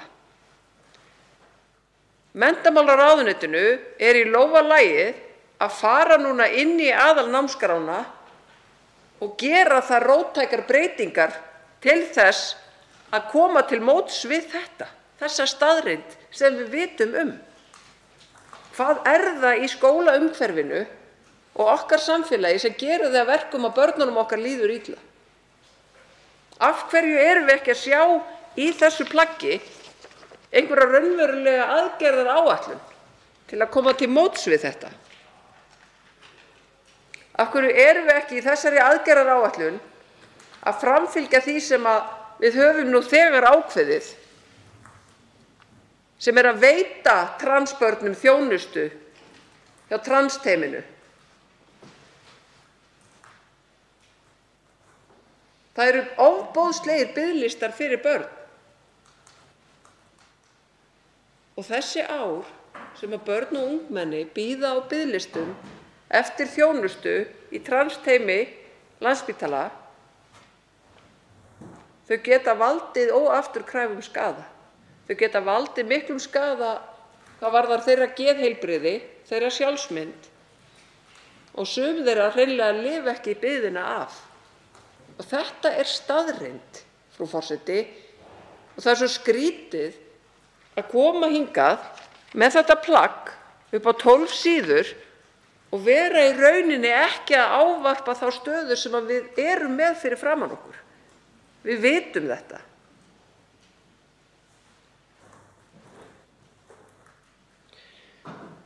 Aftur segi ég, það er gott að fræða lögreglu og heilbrigðisstarfsfólk stöðuna. Það er gott að fræða íþróttafélögin. Það er gott að fræða kjörna fulltrúa og starfsfólk sveitarfélaga. En 4 ára aðgerðaáætlun ætti að geta gert meira. Það vekur líka, eins og ég sagði hér í andsvari áðan, athygli mína að reglugerð sem boðuð var sumarið 2021 sé komin inn í aðgerðaáætlun til 4 ára núna. Af hverju var henni ekki bara breytt? Ef einhver ótti er að þeir sem eru hinsegin og gefa blóð kunni að vera smitaðir af einhverjum banvænum sjúkdómum, þá á það við okkur öll. Blóðið er skimað. Það hefur verið svoleiðis langt skeið. Þetta eru fordómar, frú forseti, sem að valda því að reglugerðin er ekki breytt. Ég verð að taka undir orð hv. þingmanns Jóhanns Páls Jóhannssonar að það vekur furðu að hvergi sé minnst á fólk á flótta í þessari aðgerðaáætlun. Þó var það svo að í nokkrum umsögnum sem bárust á samráðsgátt, sem ég get ekki séð að hafi verið nokkuð tekið til, þar var minnst á þetta. Algjöran skort á einhverjum aðgerðum varðar fólk á flótta. Við vitum alveg hvernig það er, að það er lítið tekið til hinsegin fólks á flótta. Fólki er gert að flýja til annarra svæða innan ríkja sinna, þar sem það þekkist ekki, þar sem að mögulega enginn veit að það er hinsegin, af því að þá sé minni hætta á ferðum. Í mörgum ríkjum heims er það lífshættulegt að vera hinsegin og fólk lifir í felum með þá staðreynd. Ég verð að segja, við getum gert svo miklu betur og ég vona að hæstv. Forsætisráðherra gefi sínu fólki í allsherjar- og menntamálanefnd og segi þingmönnum annarra stjórnarflokka sömuleiðis að þeim sé frjálst að vinna að breytingum á þessari þingsályktunartillögu.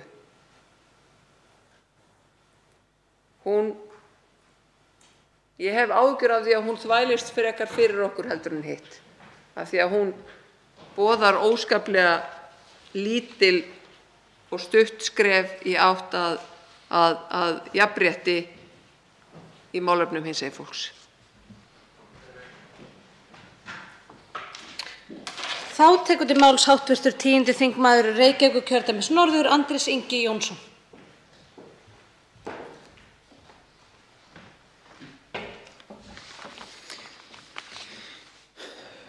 Frú forseti, drög að þessari aðgerðaáætlun voru kynnt í samráðsgátt stjórnvalda fyrir árinu og tillagan eins og hún kemur til okkar er eiginlega ennþá bara í drögum.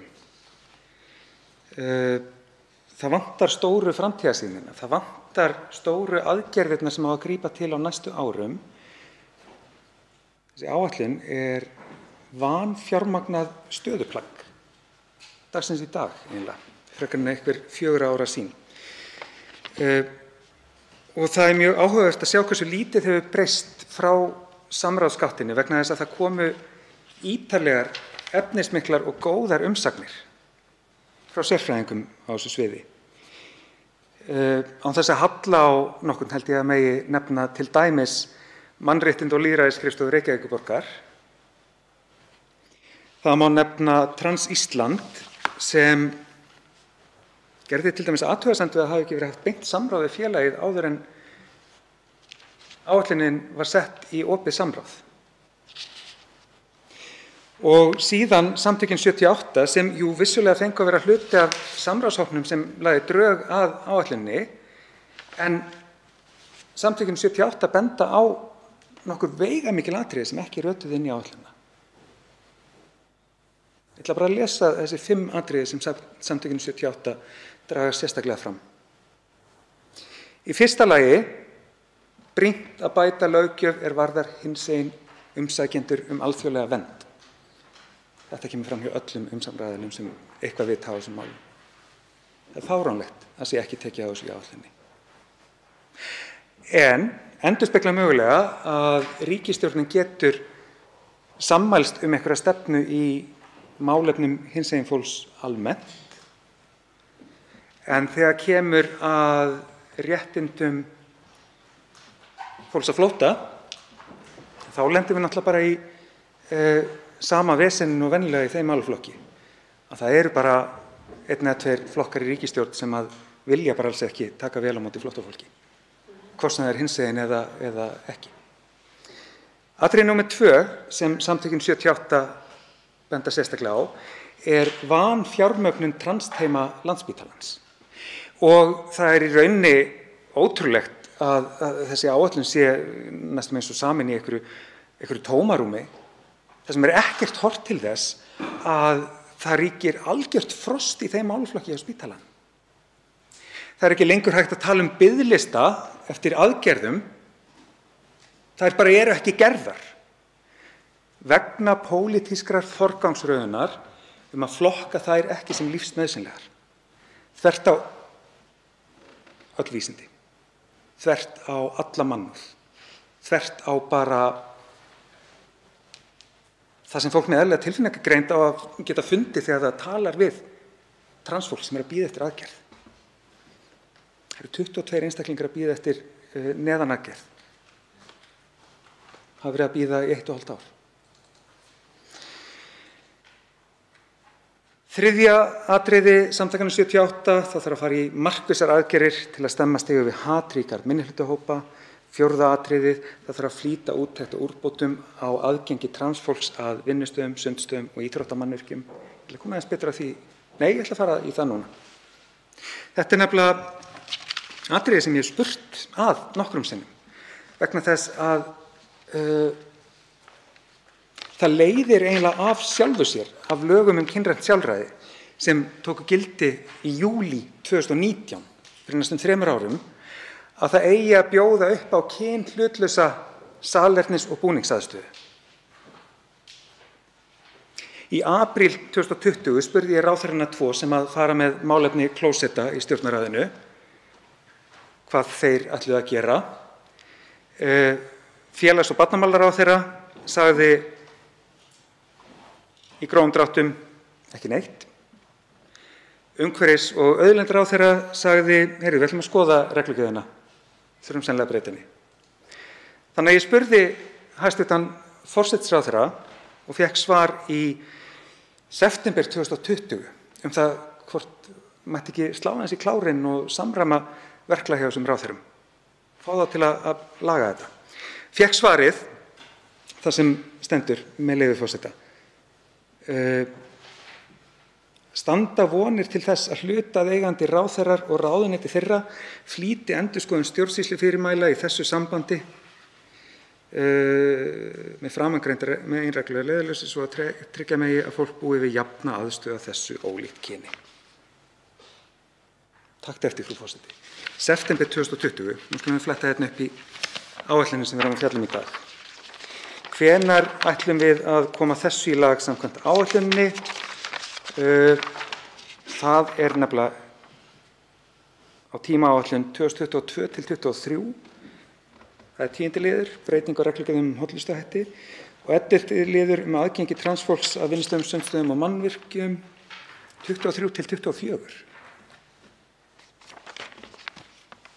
Fólk er allavega ekki að flýta sér, svo mikið er víst, þó það monti sig af lögum um kynrænt sjálfræði. Þá er það ekki að flýta sér að innleiða þau.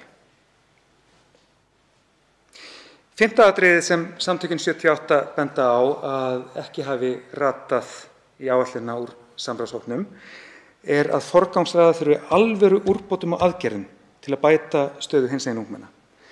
Sko, þegar ég les alvöru aðgerðir og úrbætur, þá hugsa ég, já, það þarf pening. Það þarf pening til að gera þessar breytingar. Og þar stendur hnífurinn dálítið mikið í kúnni í þessari áætlun. Það bara er engin peningur í henni. Það var að töfra fram breytingar á samfélaginu án þess að það kosti nema í rauninni 5 milljónir. Það eru 40 milljónir settar í framkvæmdasjóð sem hægt er að sækja um verkefnastyrki í. Í hinar aðgerðirnar er bara settur peningur í eina upp á 5 milljónir. Og hvaða aðgerð er það? Það er einhver aðgerð sem að til dæmis Reykjavíkurborg bendir á að sé eiginlega óþörf. Það að kortleggja lagalega stöðu og réttindi hinsegin fólks. Samtökin 78 er nefnilega búin að gera þetta. Það fylgir umsögn samtakanna viðauki þar sem er bara talið upp hvað þarf að gera til að ná þessu eftirsótta toppsæti regnbogakorts ILGA Europe. Af hverju eru þær aðgerðir ekki komnar í áætlunina? Ef að hæstv. Ráðherra er alvara með annarri aðgerðinni það að koma Íslandi í eitt af efstu sætunum á regnbogakortinu, þá væri bara hægt að plokka allar aðgerðirnar úr viðauka samtakanna 78 inn í þessa aðgerðaáætlun og fjármagna þær. Þá er það bara komið. Þetta er nefnilega ekkert mjög flókið.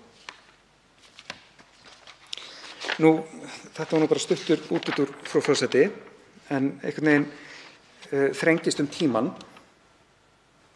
Það sem að mér þykir líka áhugavert er hversu margt er sett fram sem aðgerðir sem eigi að grípa til sem er ekkert annað en lagaskylda.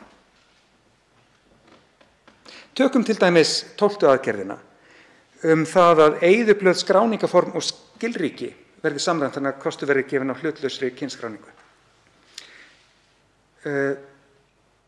Á lagamáli þýðir þetta bara að 6. grein laga um kynrænt sjálfræði sé uppfyllt. 6. greinin segir að þetta eigi opinberir aðilar allir að gera.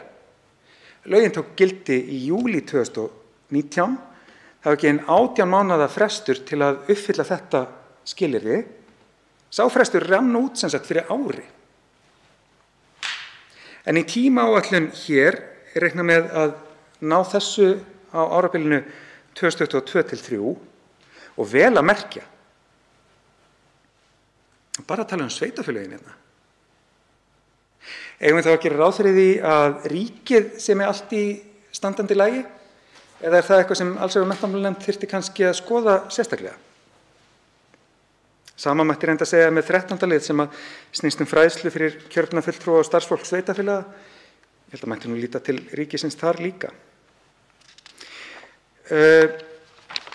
Já, ósköp er þetta stuttur tími, frú forseti. Það er ýmislegt annað sem væri hægt að segja í þessu máli. En það sem að kannski stóra spurningin sem að situr eftir í mér eftir að hafa lesið þessa áætlun og eftir að hafa fylgst með viðbragðsleysinu við samræðinu sem átti sér stað áður en áætlunin kom til þingsins ef það í alvöru vilji ríkisstjórnarinnar til að hér á landi sé hinsegin paradísin sem að þau virðast vera svo ánægð með að geta montað sig af hverju hinsegin paradísin með svona metnaðarlausa áætlun? Þá tekur til máls hv. 8. þingmaður Reykjavíkurkjördæmis suður, Hanna Katrín Friðriksson.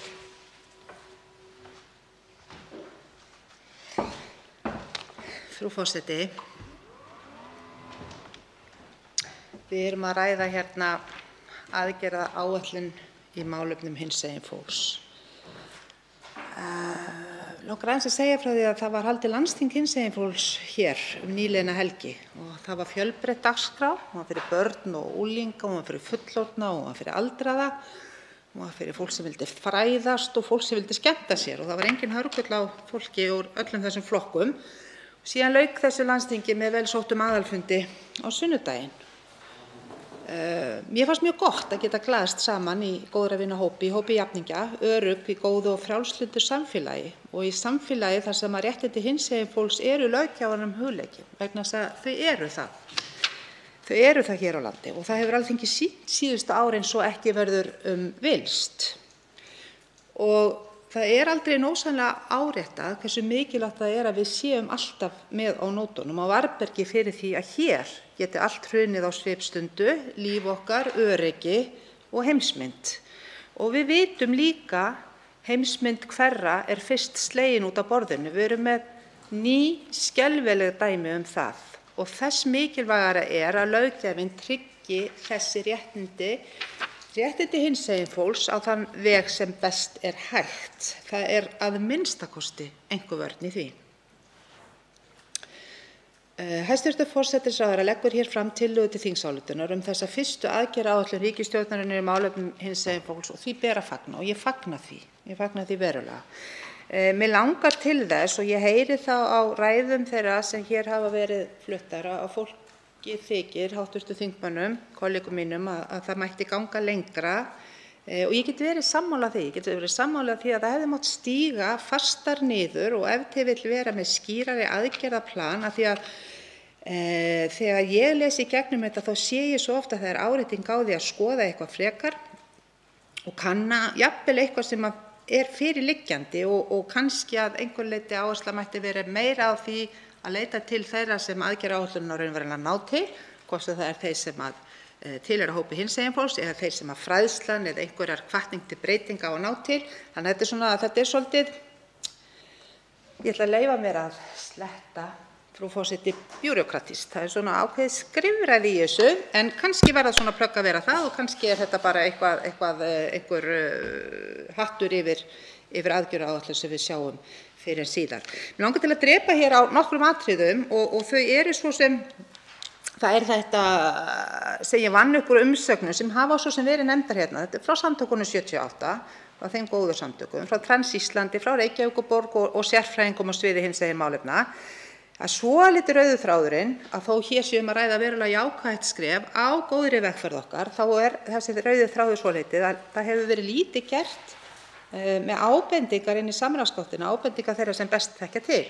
Og kannski líka sem sagt, eins og ég sagði að við erum samkvæmt þessari aðgerðaáætlun svolítið ennþá að skoða og safna gögnum og rannsaka frekar en að grípa til aðgerða í ljósi þeirra upplýsinga og þekkinga sem við raunverulega höfum.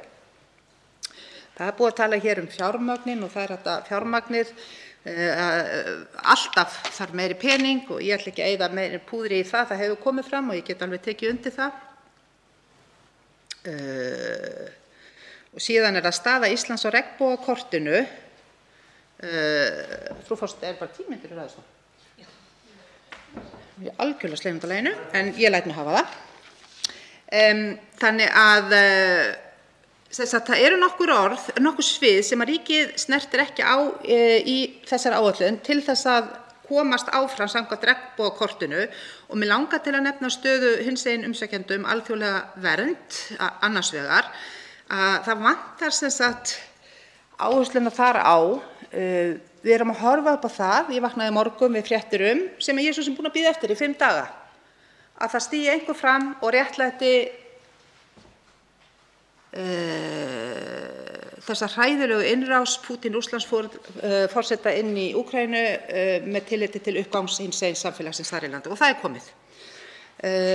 Hann hefur gert það núna, biskup rússnesku rétttrúnaðarkirkjunnar, hann kallar þetta frjálsræði sem að hinsegin fólk nýtur í Úkraínu aðför að kristnum gildum, og þetta þurfi að stoppa. Þannig að það er þá bara komið fram.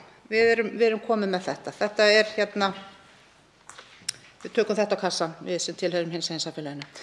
En að öllu svörtu gríni slepptu, þá er það staðreynd að það þarf að huga sérstaklega að hinsegin umsækjendum alþjóðlega vernd. Og það er nokkuð sem að ég tel að við ættum að leggja mikla áherslu á í þessu aðgerðaplani. Það eru blikur á lofti, uggvænleg þróun, og svo vitum við alveg hvað fylgir. Við sjáum hvert er verið að stefna með þessu ef það er ekki strax gripið til aðgerða. Mig langar líka að nefna nokkuð sem vantar inn á kortið, og það er þessi foreldraviðurkenning samkynja para, sérstaklega kvenna, þar sem vantar ennþá nauðsynlega breytingu á þessari gömlu pater est reglu, að það sé lögvarin löglíkur fyrir faðerni barnsins þegar barn fæðist í gagnkynja sambandi, þó tæknifrjóvgun sé að ræða. Þær séu ekki til staðar þegar konur er að ræða, og þess vegna þurfi þær að fara í mjög niðurlægjandi, leyfi ég mér að segja, umsóknarferli og hreinlega staðfesta það, jú, þær hafi báðar tekið ákvörðun þetta ferli og eigi báðar að verða skilgreindar löglegir foreldrar. Þetta er dæmi bara það sem kerfið þvælist fyrir. Ég veit að í umfjöllun allsherjar- og menntamálanefndar þegar málið kynrænt sjálfræði var í umfjöllun, það er þingmeirihluti fyrir þessu, við viljum breyta þessu, en það er einhver kerfislæg fyrirstaða þarna. Þetta mál snerist ekki breytingu á pater est reglunni, snerist bara eitthvað allt annað, og það stendur mjög í kúnni. Þannig að það eru svona hlutir sem hægt er að laga hér. Mér langar aðeins að nefna þetta atriði 3 sem er kortlagning á stöðu og réttindum hinsegin fólks. Það er einfaldlega þannig að þessu er verið að sinna, bæði af Evrópusamtökunum og samtökunum 78 hér á landi. Þannig að ég hefði frekar viljað sjá púðri eitt í það að líta til rannsókna sem snúa að stöðu líðan fólks í íslensku samfélagi, til dæmis transfólks, frekar en akkúrat þessari lagalegu úttekt. Ég held bara þetta liggur bara býsna vel fyrir. Punktur 6 hinsegin fólki og ungmenni í íþrótta- og tómstundastarfi. Við þurfum að gera betur þar. Það er einfaldlega skýlaus krafa að hinsegin börn og ungmenni eigi sama aðgang og önnur ungmenni og börn að íþróttum. Við vitum hvað það þýðir fyrir andlega og líkamlega heilsu fólks. Þessi úttekt á líðan hinsegin barna og ungmenna í skólum, við þurfum að gera betri úttekt. Það eru til úttektir sem sýna svart og hvítu að þau upplifa óöryggi, þeim líður illa. Hinsegin börn eru alls konar, þau hafa alls konar drauma, þau eiga það sameiginlegt að tilheyra hinsegin samfélaginu, en þau eru að öðru leyti jafn ólík og önnur börn og ungmenni með mismunandi drauma og þrár, og skólakerfið okkar verður að mæta þessu. Það verður að mæta þessu þessar barna vegna og samfélagsins okkar vegna. Þannig að þetta finnst mér vera alveg gríðarlegt forgangsmál hjá okkur. Við erum á ágætri vegferð með orðræðuna og hatursglæpina, en við þurfum hins vegar að taka fastar á því. Það þarf að ganga í gegn eins hratt og hægt er þessar kerfisbreytingar. Við þurfum að skrá hatursglæpi, og ég ætla að nýta mér hér, nei, ég ætla ekki að gera það, ég verð bara að koma upp aftur, af því að mér langar eiginlega að ljúka þessari ræðu. Mér langar að tala tvennt sem að mér finnst sláandi, og það er það er mikil samsvörun á milli hinsegin fólks og innflytjenda. Þegar lesir yfir þessa aðgerðaáætlun og almennt þegar við erum að tala að bæta réttindi þessara hópa, þau verk sem eru enn óunnin, áhrif á líðan fólks og líf almennt. Og það er einmitt, minnir á þessa nöpru staðreynd, að allt of oft hefur hinsegin fólk verið eins og aðkomufólk í eigin landi og mjög mismunandi velkomið. Þetta sem betur fyrir að breytast, þó það megi gera betur og gerast hraðar, en innflytjendur, flóttafólk, hælisleitendur, þau þurfa að njóta þessa líka. Og helst af öllu þurfa að passa upp á hinsegin flóttafólkið. Svo hitt sem ég langar að nefna, í ljósi þessara skelfilegu atburða í Úkraínu sem heimsbyggðin horfir nú upp á, allt og aðgerðalítil enn sem komið að þessi saga mannréttindabrota sem Pútín Rússlandsforseti að skrifa, hún fyrirsjáanleg. Það eru árásir á almenna borgara vissulega. Það eru réttlættar með tilvist og réttindi hinsegin fólks. Það eru kerfisbundnar nauðganir og konum og stúlkum. Svo lokað á fjölmiðla og almenna upplýsingagjöf. Þetta saga sem við þekkjum og við megum ekki láta eins og hún kom okkur á óvart og við þurfum tíma til að bregðast við einu sinni og aftur. Og eins óbærilega dapurlegt og sorglegt og þetta þá fagna ég því að þessi umræða aðgerðaáætlun í þágu hinsegin fólks á sér stað á Alþingi Íslands akkúrat í dag, í þessu myrkri sem vofir yfir heimshluta okkar, vegna þess að það smá ljósglæta. Og þessi ljósglæta, hún skiptir ekki bara máli fyrir okkur Íslendinga, við lýsum á það fólk sem á undir högg að sækja á þessum stöðum líka og við megum aldrei bakka og láta deyja síga. Þá veitir andsvar hv. 10. þingmaður Reykjavíkurkjördæmis norður, Andrés Ingi Jónsson.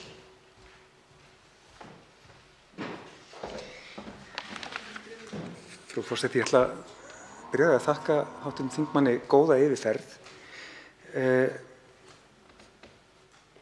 Það kveikti smá neista hjá mig þegar hún vék að stöðu innflytjenda á hliðstæðinni á milli þeirrar stöðu og stöðu hinsegin fólks. Og bara svona fjölþætt mismunun almennt, bara hvernig ólíkar mismununarbreytur virka saman. Og þá langar mér sérstaklega að tala aðgerð 14 varðandi fjölbreytileika á vinnumarkaði. Þar sem á að gera könnun hjá fólkinu í forréttindastöðunni á vinnumarkaði, yfirmönnunum, á því hvernig hinsegin fólkið á vinnumarkaði hafi það nú. Ég allavega ímynda mér að hlutföll hinsegin fólks í efstu lögum atvinnulífsins séu sennilega aðeins lægri heldur en annars staðar. Mismunun sem að fólk verði fyrir vegna hinseginleika sé eitthvað sem að fólk í forréttindastöðum innan fyrirtækja hafi kannski ekki upplifað á eigin skinni. Hvernig rímar þetta við einhverjar pælingar að fjalla ekki fólk án fólks? Og það í rauninni hluti af þessari umræðu sem við höfum átt hérna í dag varðandi, það ekki hægt að kalla það samráðsleysi, heldur viðbragðsleysi við samræðinu sem var viðhaft. Að við erum með öll þessi samtök og öll þessa sérfræðingi á sviði hinsegin málefna sem koma með bara ansi góðar athugasemdir og að ég myndi halda mjög svona viðráðanlegar, en það er bara ekkert gert með þetta. Er þetta verklag sem við getum sætt okkur við í þessum málaflokki? Þá svarar andsvari hv. 8. þingmaður Reykjavíkurkjördæmis suður, Hanna Katrín Friðriksson. Frú forseti, ég þakka hv. þingmanni fyrir fyrirspurnina. Verklag sem við getum sætt okkur við. Ég veit, það sem ég veit málefni hinsegin fólks á vinnumarkaði það að mismunun og fordómar og vanlíðan jafnvel meiri ég veit ekki hvernig ég á að orða þetta núna, neðri lögum vinnumarkaðar, ekki í stjórnendastöðum, ekki í sérfræðistöðum, það annars staðar. Það og hvort sem það þá frekar af því að það mögulega yngra fólk sem verður fyrir því síður menntað. Ég átta mig ekki á þeim veruleika, ég veit að samtökin hafa skoðað þetta, ég veit til dæmis að það launamunur hinsegin fólks, það hefur verið kannað.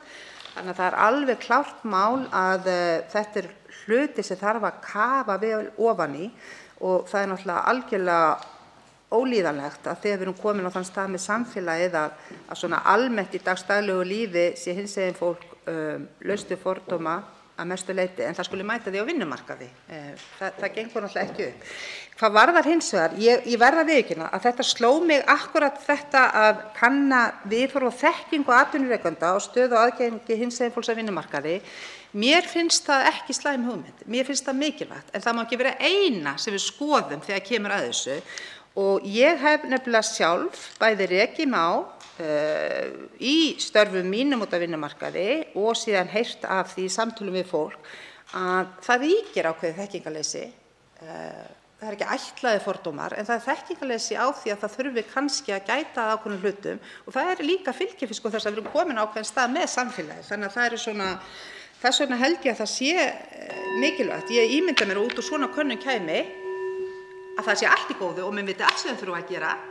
Síðan kannað viðhorf hjá hinsegin fólki sem segir alltaf sögu og það eru orðnar mikilvægar upplýsingar þegar það er síðan borið saman. Ég minni hv. þingmanna á að virða ræðutímann. Þá veitir andsvar síðar sinni hv. 10. þingmaður Reykjavíkurkjördæmis norður Andrés Ingi Jónsson. Frú forseti, já, ekki skilja mig þannig að ég vilji ekki að gerð sé könnun á stöðu hinsegin fólks á vinnumarkaði en í ljósi þess að stéttskipting á vinnumarkaði og hinseginleiki eru tvær mismununarbreytur sem ég ímynda mér að magni hvora aðra upp. Þá skiptir svo miklu máli að sé ekki bara verið að kanna viðhorf og þekkingu atvinnurekendana sjálfra. Þá ertu bara með hálfa myndina og ekki þann hluta myndarinnar sem skiptir mestu máli. Hv. þingmaður talaði hérna í framsögu sinni svona heildaryfirbragð áætlunarinnar og ég nefnilega fékk þá tilfinningu þegar ég las þetta skjal fyrst að það hefði verið sendur út hóppóstur á öll ráðuneyti og þau öll verið beðin að henda í púkk einni hugmynd, þannig að Sjávar og land segir, heyrðu, skulum kanna hinsegin Sjávar og land. Og svo virðist heilbrigðisráðuneytið hafa verið með kannski ekki kveikt á öllum perum þannig að þau bættu inn 2 aðgerðum eftir samráðsferlið. Það vantar heildarsýnina. Það vantar eins og að bent á til dæmis varðandi þessa könnun á fjölbreytileika á vinnumarkaði. Þar er allt önnur nálgun en í könnunum í menntakerfinu. Þó að eins og hv. þingmaður kom svo vel inn á, staðan sé kannski nógu vel þekkt innan menntakerfisins til að sé bara hægt að stíga næsta skref. En næsta skref er aðeins flóknara og væntanlega aðeins dýrara líka vegna þess að þessar kannanir í menntakerfinu, þær er hægt að samkeyra með alls konar könnunum á stöðu barna í skólakerfinu til dæmis. En ef við ætlum að fara að breyta hlutunum eitthvað, þá þurfum við fræðslu, þá þurfum við efni, þá þurfum við mannskap. Hvort að hérna séum við að sjá vandann í þessari aðgerðaáætlun að sjálfar aðgerðirnar, þær eru einhvern veginn næsta vers, þær bíða næstu áætlunar. Þá svarar andsvar síðar sinni hv. 8. þingmaður Reykjavíkurkjördæmis suður Hanna Katrín Friðriksson. Takk fyrir, forseti. Já, ég held að hv. þingmaður Andrés Ingi Jónsson hafi mögulega hitt naglann svolítið á höfuðið þarna. Það er nefnilega auðveldara að kanna núverandi stöðu. Það er einhvern veginn hægt að fylla svolítið mikinn tíma og mikið mannafla í svoleiðis verkefni og síðan þarf að leggja mat á stöðuna og grípa til aðgerða. Og ég ímyndi mér að mögulega er sérstaklega freistandi að kanna stöðu þar sem að við vitum að við erum betur stödd en margir aðrir af því það er jákvætt, við komum vel út úr slíku. Og ég er ekki þar með að segja að við eigum ekki að vita hvar við stöndum þegar við grípum til aðgerða, en það er alveg rétt, það er ástæða til þess núna að leggja áhersluna á beinar aðgerðir. Við búum svo vel að eiga hagsmunasamtök hér, samtökin 78, sem ekki eingöngu eru gríðarlega öflug og sterk sjálf, og ég ætla að taka svo djúpt í árinni að segja að þetta sé sterkustu mannréttindasamtök sem við eigum hér á landi, heldur í miklu góðu sambandi við alþjóðasamtök. Þau hafa þessar upplýsingar mikið til og ég myndi treysta þeim til að svara mjög mörgu af þessum spurningum sem varpað upp þarna. Þannig ég veit að allsherjar- og menntamálanefnd á eftir að fá þetta verkefni, þetta mál til umfjöllunar, og ég held að ég treysti því áherslu verða að snúa þessu svolítið, að leggja áhersluna á framhaldið, á næstu skref, á að nota þau gögn sem fyrir eru og byggja áfram. Ég veit ekki, færi þetta úr skrifræðisátt og ef til aðeins meira yfir í pólitíkina. Kannski bara líka það sem vantar. Það einhugur hér á þingi það sem við ætlum að fara. Það eru ákvæði stjórnarsáttmála. Þingi styður við þetta. Þetta snýst ekki neitt pólitísk álitamál, ekki mér vitandi. Við þurfum bara að gera þetta. Og margt af þessu kostar ekki mikið pening að gera, en er gríðarlega dýrt að láta ógert. Þá tekur til máls hv. 13. þingmaður Suðvesturkjördæmis, Gísli Rafn Ólafsson.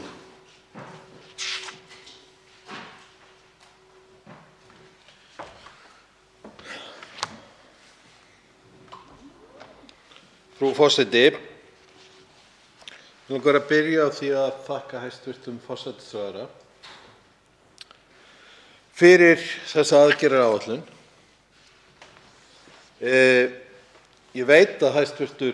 Forsætisráðherra brennur fyrir jafnrétti og brennur fyrir það að gera betur. Og þess vegna langar mig að hvetja hæstv. Forsætisráðherra til að hlusta á þá gagnrýni, kannski hvatningar sem hafa komið hér í dag, nákvæmlega sem hvatningu til þess að laga það sem kannski má bæta. Því ég trúi því að rétt eins og hv. þingmenn hafa sagt hér á undan, að það sé mikill vilji innan þingsins til þess að gera góða hluti í þessum málum og til þess að gera betur heldur en hér kannski lagt upp með. Mig langar líka að þakka sérstaklega þeim hv. þingmönnum sem hafa talað þessi mál af eigin reynslu. Þar getum við hin, sem höfum ekki þessa reynslu, lært og tekið til okkar hvar eru hlutir sem betur megi fara. Mig langar að taka undir þau hvatningarorð sem margir hv. þingmenn hafa farið með hér áðan, að það vantar fleiri aðgerðir. Við þurfum ekki að gera endalausar kannanir, hafa endalausar nefndir. Stundum þurfum við bara að hafa endalausar aðgerðir. Og aðgerðaráætlanir eiga að vera aðgerðir. Dæmi, það talað að skoða líðan barna og athuga hvað eigi að gera í menntakerfinu. Það voða einfalt hvað þarf að gera. Það þarf í fyrsta lagi að breyta námskránni og aðlaga hana að breyttum tímum. Mig langar að nota orð krakkana í menntakerfinu okkar sem sendu inn umsögn hér á síðasta ári, með leyfi forseta. Þau sögðu: við fáum enga fræðslu kynhneigð né kynfræðslu. Það alls ekki í lagi því við umgöngumst hinsegin, kynsegin og alls konar fólk á hverjum degi. Við þörfnumst hinsegin fræðslu því það fullkomlega eðlilegt að vera alls konar. Það ekki í lagi að hafa þessa fræðslu sem lítinn kafla í náttúrufræðibók árið 2020. Það á að kenna jafnmikið hinsegin, kynsegin og gagnkynhneigð sambönd. Við ættum auðvitað að tala meira alla þá kynhneigð sem til því það allt of margir sem vita ekki hvað það og niðurlægja kynhneigðir vegna þess að fyrir þeim það óvenjulegt. Þess vegna mælist við til þess að nauðsynlegt sé að fá hinsegin fræðslu. Ég veit að hæstv. Forsætisráðherra var á barnaþingi í síðustu viku, rétt eins og ég. Þetta er nákvæmlega það sem krakkarnir þar voru líka að segja. Hlustum á þau, lögum námskrárnar og vinnum í þessu saman. Við höfum líka heyrt hvað þarf að gera í heilbrigðiskerfinu, í stöðu transfólks. Ég veit það að ef ríkisstjórnin kemur með aðgerðaáætlun þar, þá stöndum við öll í þinginu með í því. Þegar kemur að geðheilbrigðismálunum fyrir börn, transbörn, hinsegin börn, kynsegin börn,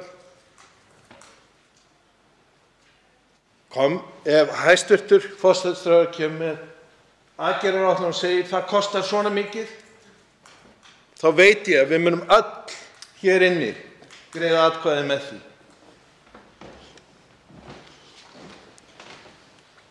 Að lokum alþjóðlega vernd.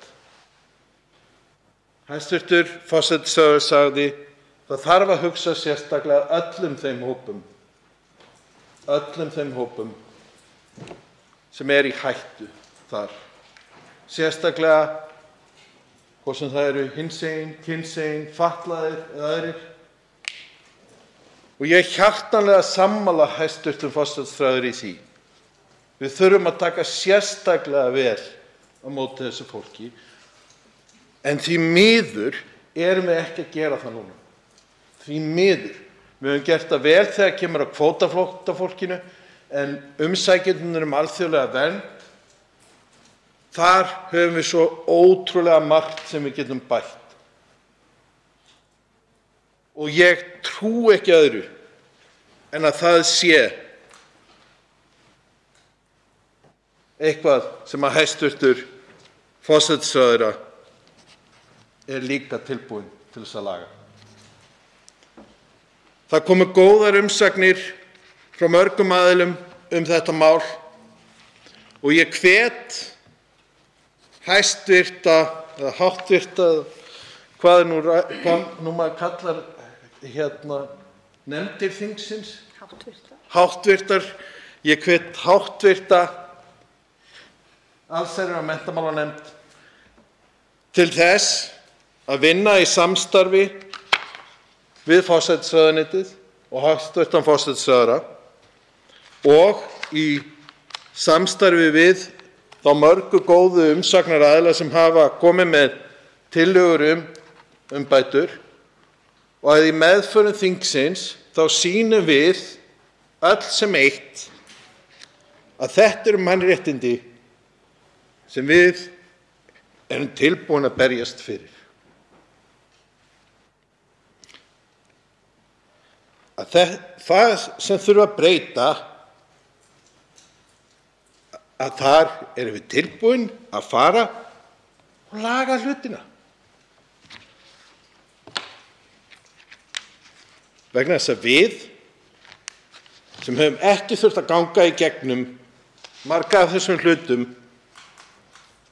getum stundum ekki áttað okkur á því hversu rosalega mikilvægt það að við stöndum öll saman.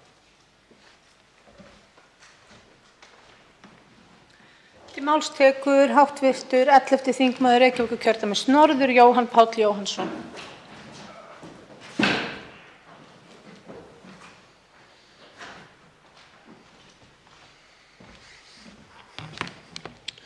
Virðulegi forseti, eins og hér hefur komið skýrt fram þá felur þessi aðgerðaáætlun aðeins að mjög takmörkuðu leyti í sér áform efnislegar breytingar og kerfisbreytingar.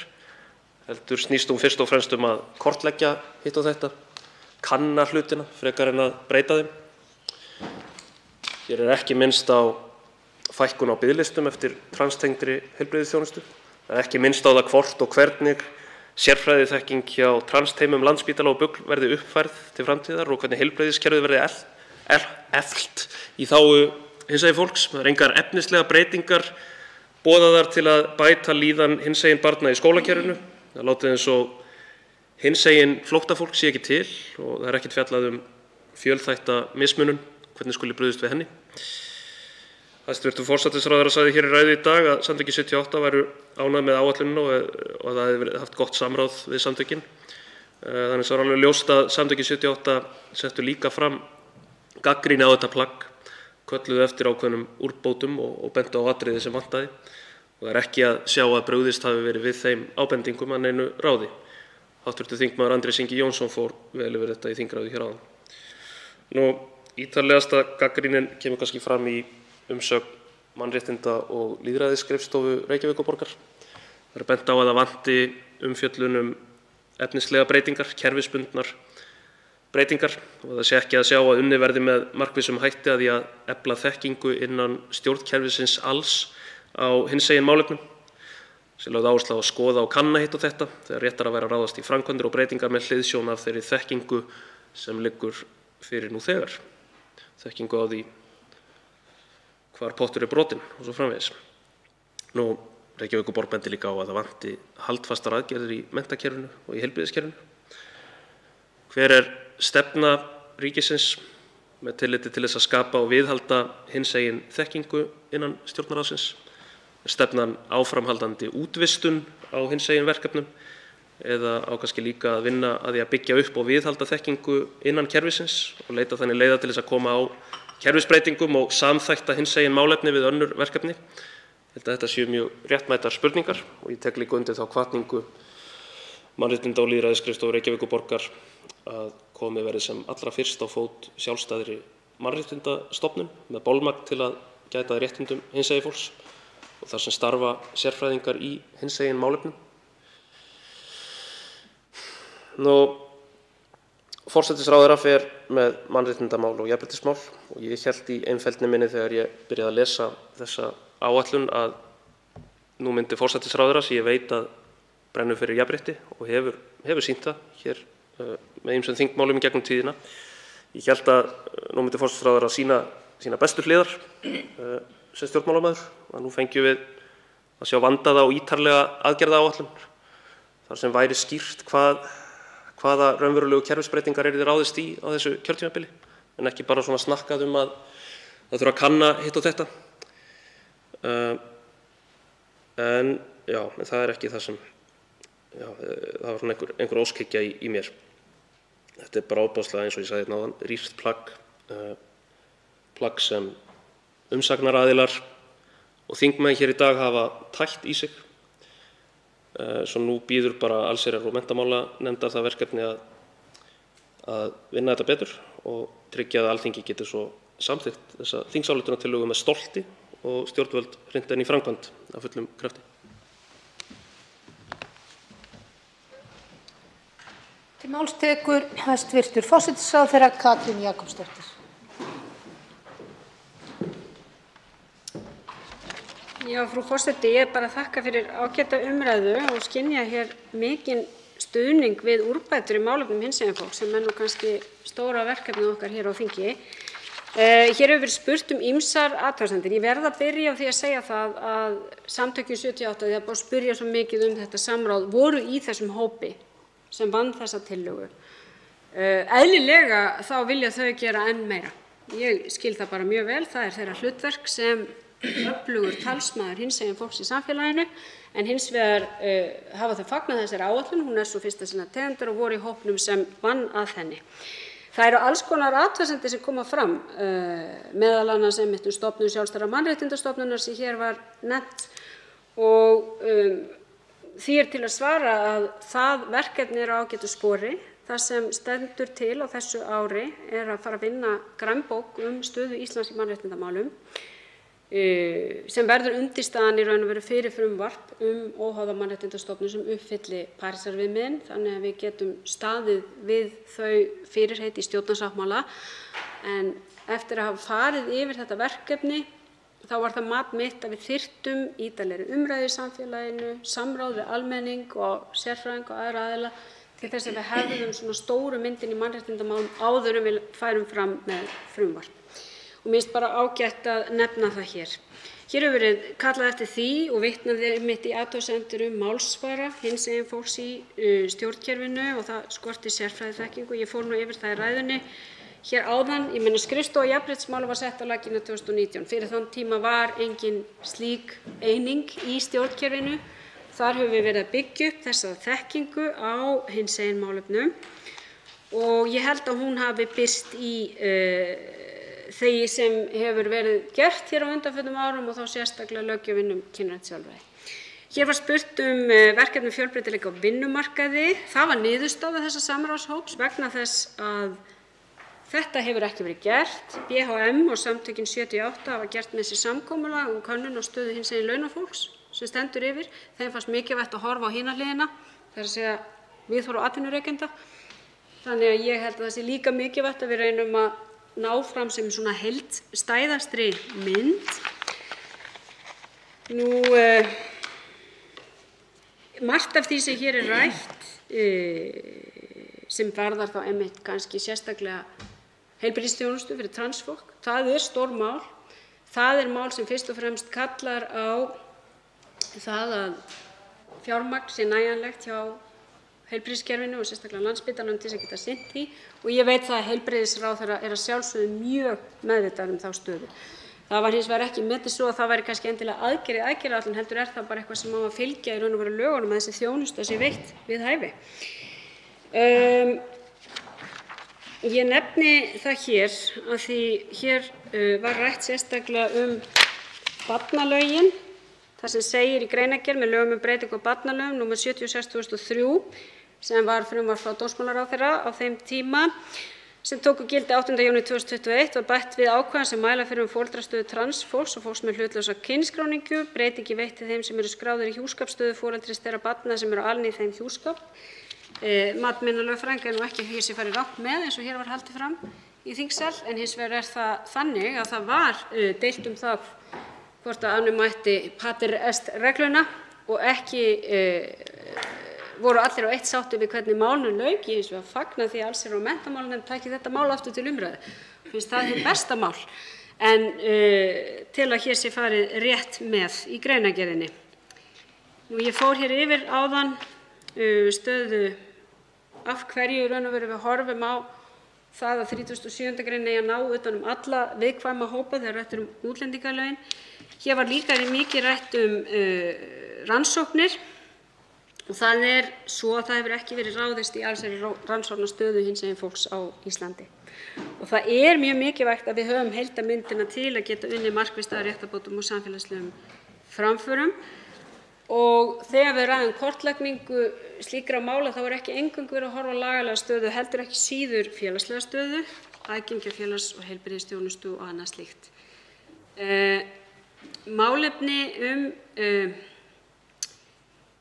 hinsegin fræðslu, af því hér var vitnað til þess og hér var rætt að það þyrfti að breyta námskrá. Ég leyfi mér að minna á að í námskráni er kveðið á jafnréttisfræðslu þar sem sérstaklega er fjallað fræðslu kynhneigð. En kannski þurfum við að velta því fyrir okkur, erum við að fylgja námskránni?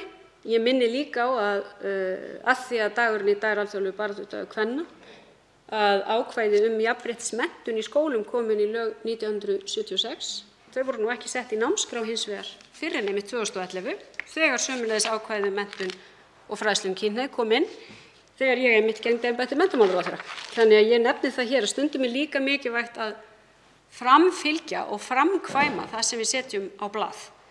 Og ég var nú í Borgarholtsskóla í hádeginu, þar sem var búið að vera einmitt að fjalla jafnrétti og jafnrétti í íþróttum allan morguninn.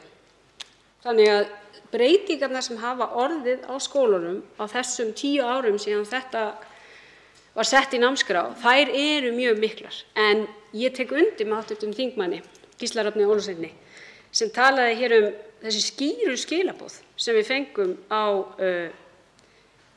barnaþingi, þar sem er kallað eftir aukinni fræðslu og þá þurfum við að horfa til þess og það er það sem við erum meðal annars að ræða hér. Hvort að það sé líka þörf á fræðslu fyrir þau sem eru að starfa með börnunum til þess að háleit markmið komist til framkvæmda og verði ekki bara orð á blaði. Ég ætla ekki að lengja umræðuna.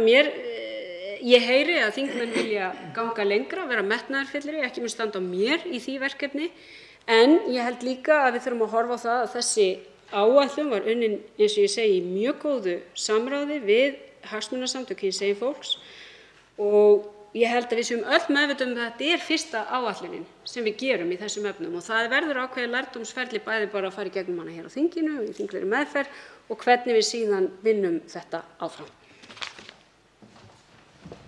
Þá veitir andsvar hv.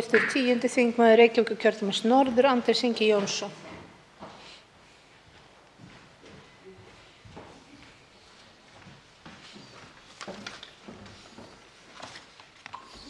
Virðulegur forseti. Eðlilega vildu samtökin 78 gera betur, sagði hæstv. ráðherra. Og þetta er lína sem við erum farin að heyra æ oftar þegar ekki er brugðist við athugasemdum hagsmunasamtaka, eins og sé einhvern veginn óeðlilegt að verða við öllum þeim góðu hugmyndum sem fram kunna að koma. Ég talaði hérna út frá 5 punktum sem eru fremstir í umsögn samtakanna 78 eins og hún birtist að samráðsgátt stjórnvalda. Ég er alveg tilbúin til að láta liggja milli hluta að sú ríkisstjórn sem nú situr geti ekki náð saman réttindi fyrir hinsegin umsækjendur alþjóðlega vernd, vegna þess að þannig er hún einfaldlega innréttuð. En hvað með annan punktinn þarna, að bæta úr vanfjármögnun transteymanna á Landspítalanum? Það er engin heimtufrekja í samtökunum 78 að vilja gera betur þarna. Hvað með að flýta úttekt og úrbótum á aðgengi transfólks að vinnustöðum, sundstöðum og íþróttamannvirkjum sem samkvæmt aðgerðaáætluninni á að gera á árabilinu 2022, 2023 og 2024 en samkvæmt lögum kynrænt sjálfræði átt að gera fyrir 1 ári?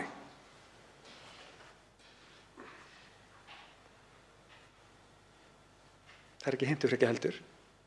Það sé bara farið að lögum. Nei, það stóð í félagsmálaráðherra, þeim síðasta, að gera úrbætur á reglugerð hollustuhættu og mengunarvarnir til þess að vinnustæðir gætu farið að bjóða upp á kynhlutlausa salernisaðstöðu.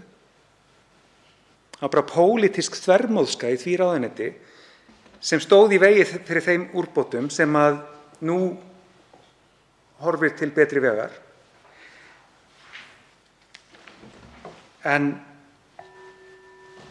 eðlilega vildu samtökin 78 gera betur vegna þess að það var einfaldlega ekki verið að gera nógu vel í þeim skilningi að það var ekki verið að fara eftir lögum. Þá svarar andsvari hæstv. forsætisráðherra Katrín Jakobsdóttir. Frú forseti, ég fór hér yfir áðan fjármögnun transteymanna og vinna heilbrigðisráðherra í þeim efnum. Nú hvað varðar bæði endurskoðun á reglugerð hollustuhætti og aðgengi að kynhlutlausum salernum, þá hefur það komið fram að sú vinna stendur yfir í umhverfis-, orku- og loftslagsráðuneytinu og sömuleiðis reglugerðirnar hollustuhætti á sund- og baðstöðum og baðstaði í náttúrunni. Þetta eru allt breytingar sem ætlað að fylgja eftir og innleiða í raun og veru lögin kynrænt sjálfræði. Síðan eru það aðgengismál hinsegin fólks bæði í opinberum rýmum og á vinnustöðum en þau hafa lengi verið mikið baráttumál og það ekki síst mikilvægt fyrir transfólk sem jaðarsettur viðkvæmur hópur. Þannig að það verið að horfa á það að við gerum úttekt á þessum málaflokki þegar kemur að aðgengi þessara hópa með það að markmið að samræma reglur aðgengi transfólks á vinnustöðum og í almenningsrýmum vegna þess að það hefur þurft í raun og veru eða það þarf að ná fram aukinni samhæfingu raun og veru við innleiðingu laganna kynrænt sjálfræði. Og ég segi það bara og ítreka það að ég tel að við höfum átt alveg gríðarlega gott samstarf við samtökin og held að allar þessar aðgerðir í þessari áætlun sem sumir hv. þingmenn keppast hér við að gera lítið úr, ég held að þær munu allar skipta verulegu máli fyrir þennan hóp í okkar samfélagi en ekki síður bara fyrir samfélagið sem heild. Þá veitir andsvar síðara sinni hv. þingmaður Andrés Ingi Jónsson.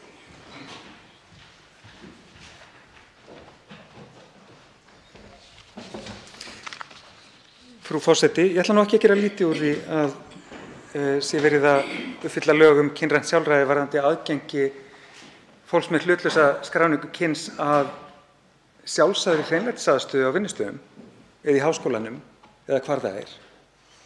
Það sem ég bara benda á er að þetta er eitthvað sem átti að klára fyrir svona 3 árum.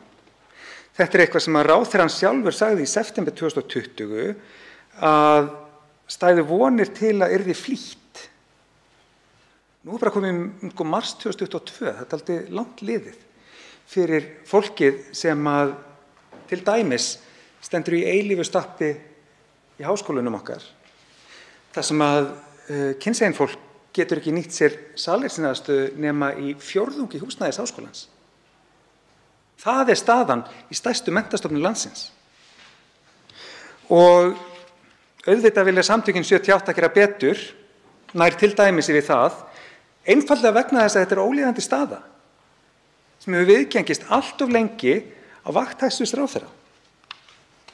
Svo verð ég að nefna varðandi aðgerð 14 könnun á fjölbreytileika á vinnumarkaði.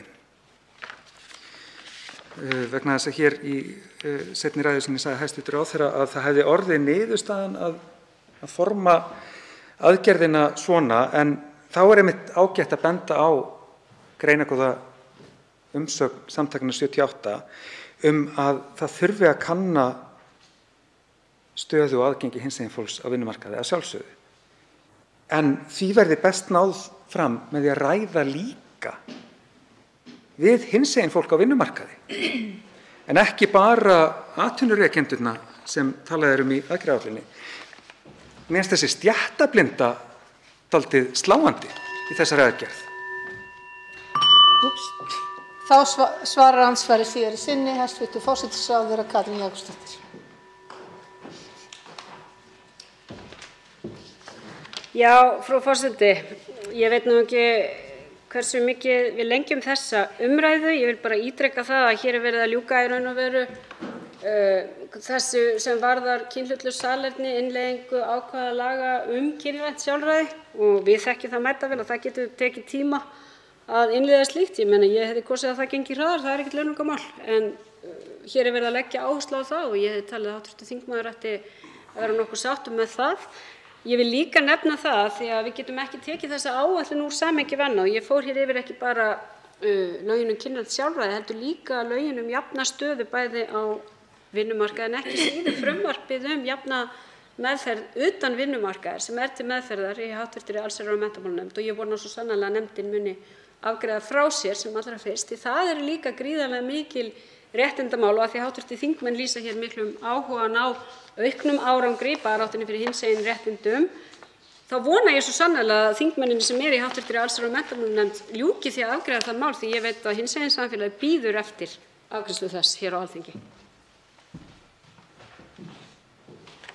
Fleiri hafa ekki kvatt sér hljóðs og er umræðu lokið. Tillagan gengur út í síðari umræðu og allsherjar- og menntamálanefndar ef enginn hreyfir andmælum.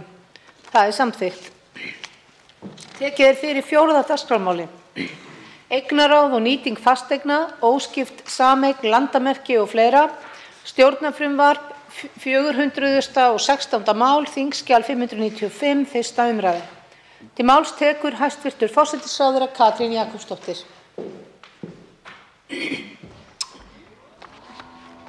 Frú forseti, þetta frumvarp er liður í þeirri heildarendurskoðun á lögum og reglum eignaráð, ráðstöfun og nýtingu fasteigna með áherslu á land og landgæði sem er fjallað í stjórnarsáttmála.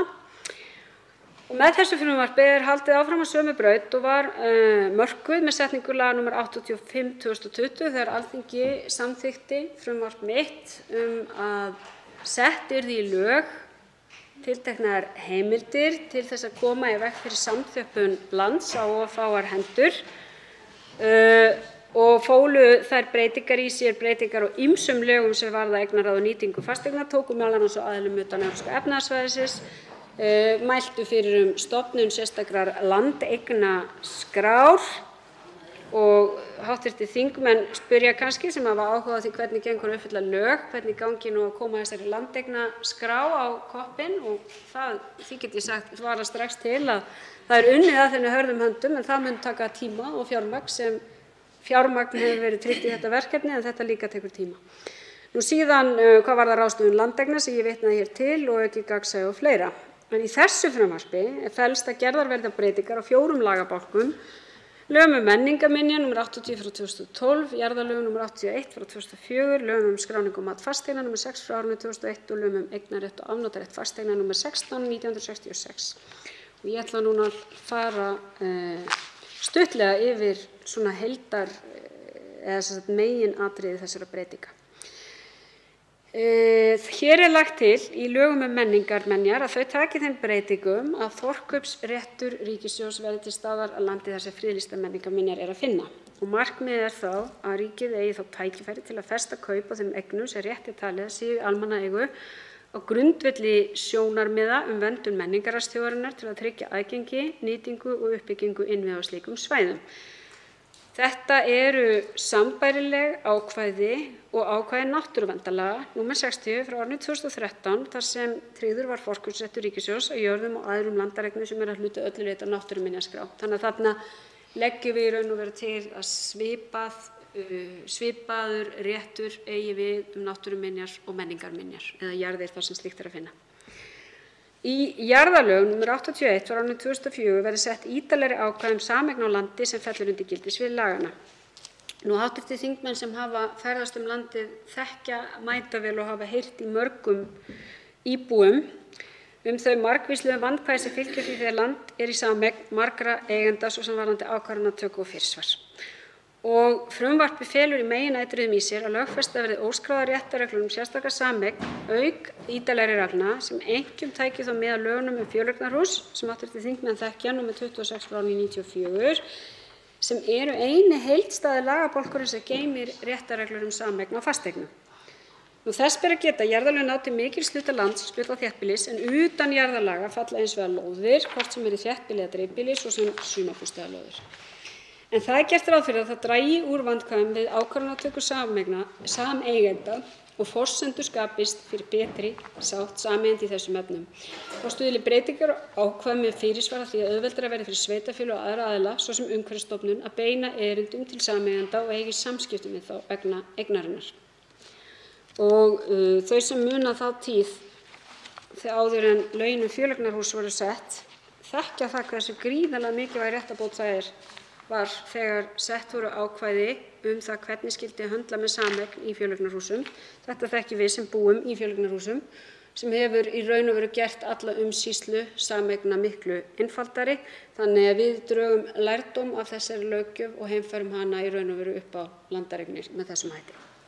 Í lögum um skráningu og mat fasteigna nr. 6 frá árinu 2001 verði kveðið heildstætt á afmörkun fasteigna innan og utan þéttbýlis, þar segja merki landsvæða og lóða af öllum stærðum og gerðum. Hér erum við að tala landamerkin og þannig fjallað merkjalýsingar eigenda, skyldu til að leita aðstoðar fagaðila við gagnaöflun og mælingar og hlutverk sýslumanna við úrlausn ágreinings.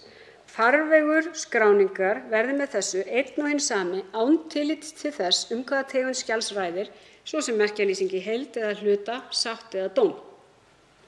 Lög um landamerki og fleira sem taka til jarða og tiltekinna tegunda fasteigna utan kaupstað og löggiltra kauptúna sem eru að uppistöðu til frá árinu 1919 verði felld úr gildi. Af núverandi réttarástandi leiðir að mikið ósamræmi í gagnaskilum skráningaraðila og ágreiningsmál fara mörg hver fyrir dómstóla án þess þó að niðurstaða fáist fyrir deiluaðila. Gildandi löggjöf veitir ekki fullnægjandi leiðbeiningar og framkvæmd sýslumanna og sveitarfélaga ekki samræmd eins og staðan núna.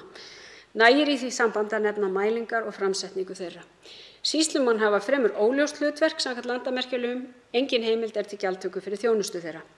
Gildistaka frumvarpsins mun því til framtíðar grundvalla heildstæðan fara við mála af þessu tagi, betri yfirsýn yfir umfang og eignarhald fasteigna og skapa þannig betri forsendur til skipulegrar landnýtingar, sem auðvitað grunnstefið í þessu frumvarpi sem og því fyrra að hið opinbera hafi betri yfirsýn yfir jarðir og land, að það séu skýrar leikreglur jarðir og landareignir og að það séu heimildir fyrir hið opinbera til að skipuleggja landið með skynsamlegum hætti. Með lögum nr. 85 frá árinu 2020 sem ég nefndi hér áðan voru gerðar breytingar á lögum skráningu og þar var kveðið skýrt á landeignaskrána sem sem sagt skráningar og upplýsingakerfi sem meðal annars að geyma upplýsingar eignamörk lands á samræmdu kortagrunni. Og vegna þess að ég nefndi að þessu verkefni var ekki lokið, þá finnst mér rétt að fara aðeins hér yfir það. Í febrúar 2022 höfðu það bil 26% jarða verið afmarkaðar í landeignarskrá. Fyrir hendi vísir að afmörkun hins vegar á rúmlega 66% allra landeigna sem flestar eru lóðir og þá helst í þéttbýli. Landeignaskrán hýst hjá Þjóðskrá Íslands, hún skráarhaldarinn og það gert ráð fyrir að hún áætli stærð og eignamörk lands þegar upplýsingar skortir en gefi þó hlutaðeigandi aðilum áður kost á því að bæta úr ef það liggur ekki fyrir. Það ljóst að það fjölda tilvika að ræða þar og því mikið verk að vinna. Áætlun þjóðskrár byggir á mismunandi heimildum. Hún hefur þann tilgang að þjóna stjórnsýslu ríkis og sveitarfélaga á sviði opinbers réttar. Hún hefur hins vegar ekki áhrif á það hvar merkin teljast liggja með réttu. Svo sem ef það óljóst eða umdeilt og til samkomulags eða dóms kemur eða hver telst réttur eigandi. Þar erum við komin inn á svið einkaréttarins.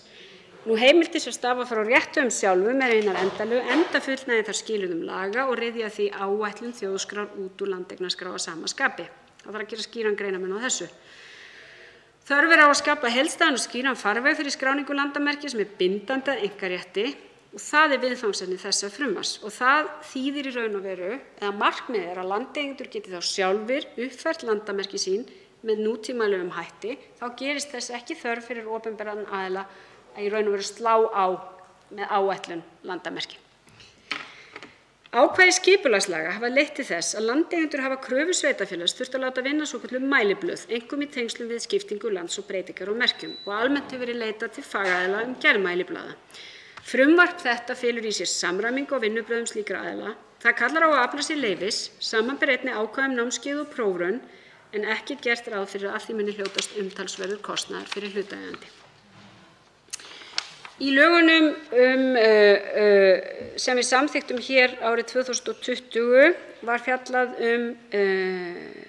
rétt erlendra ríkisborgara frá ríkjum utan EES sem hafa áhuga á að eignast fasteign og þar varu sett tiltölulega stíf skilyrði fyrir þeim réttindum.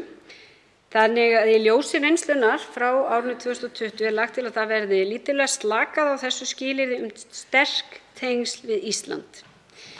Heimildin bundin við 2 tegundir fasteigna, skráð íbúðarhúsnæði á leigulóð í þéttbýli eða frístundahús á leigulóð á skipulögðu frístundasvæði. Jafnframt verði kveðið á það að þegar í hlut eiga lögaðilar sem hyggjast kaupa fasteign hér á landi, og þá ég að tala lögaðila, ekki einstaklinga, verði þeir ekki einungis hafa staðfestu í ríki sem lögin tilgreina heldur einnig að vera undir yfirráðum einstaklinga eða lögaðila frá viðkomandi ríki. Og þar erum við að reyna að koma í veg fyrir það að aðilar frá öðrum ríkjum utan EES geti sniðgengið skilyrði laganna. Þannig að við erum að koma í veg fyrir það að það sé svindlað á þessu, bara svo það sé sagt skýrt. Þannig að í frumvarpinu felst með öðrum orðum að lögaðilar innan EES sem eru undir yfirráðum annarra en EES-aðilar þurfa þó óska eftir leyfi dómsmálaráðherra til að kaupa fasteign hér á landi.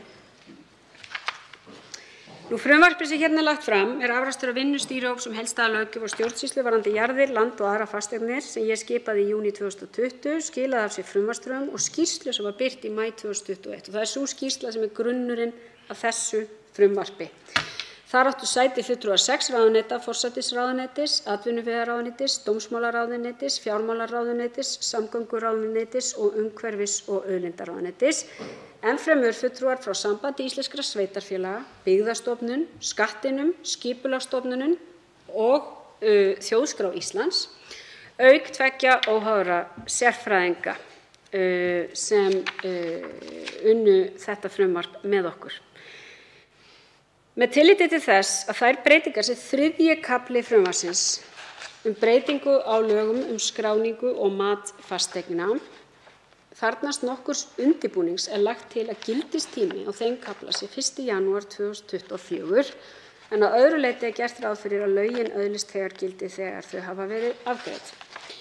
Frú forseti, ég ætla ekki að lengja mál mitt hér. Ég hef gert grein fyrir meginatriðunum. Sum þessara atriða eru alltæknileg og ég þykist vita að hv. allsherjar- og menntamálanefnd sem fær þetta frumvarp til umfjöllunar muni gefa sér tíma til að kafa ofan í þau einstöku atriði. En lík máli mínu hér á að minna á þá ágætu skýrslu sem ég vísaði hér í áðan sem kom fram í maí og var birt þá. Það sem grunnur í raun og veru lagður að þeim mikilvægu breytingum sem þarf að gera til þess að við öðlumst yfirsýn yfir land á Íslandi og til þess að stjórnvöld geti í senn rekið hér skynsamlega landnýtingarstefnu og axlað ábyrgð sína á því að vera yfirvald þegar kemur að málefnum sem lúta að landnotkun og jarðamálum. Því það verður að segjast eins og kom svo sem fram þegar ég mælti fyrir hinu fyrra frumvarpi 2020, að þessi mál hafa verið bundin allt of lausum hnútum. Hér hefur ekki verið nægjanlega skýr rammi en ég vonast til þess að þetta frumvarp verði hér afgreitt eftir vandaða umfjöllun í nefnd og verði hluti af því að byggja hér skýran ramma eina mikilvægustu auðlind sem við eigum sem þjóð, sem þetta landið sjálft.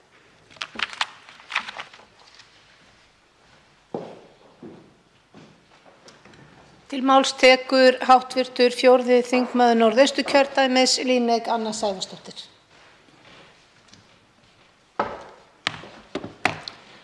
Virðulegi forseti.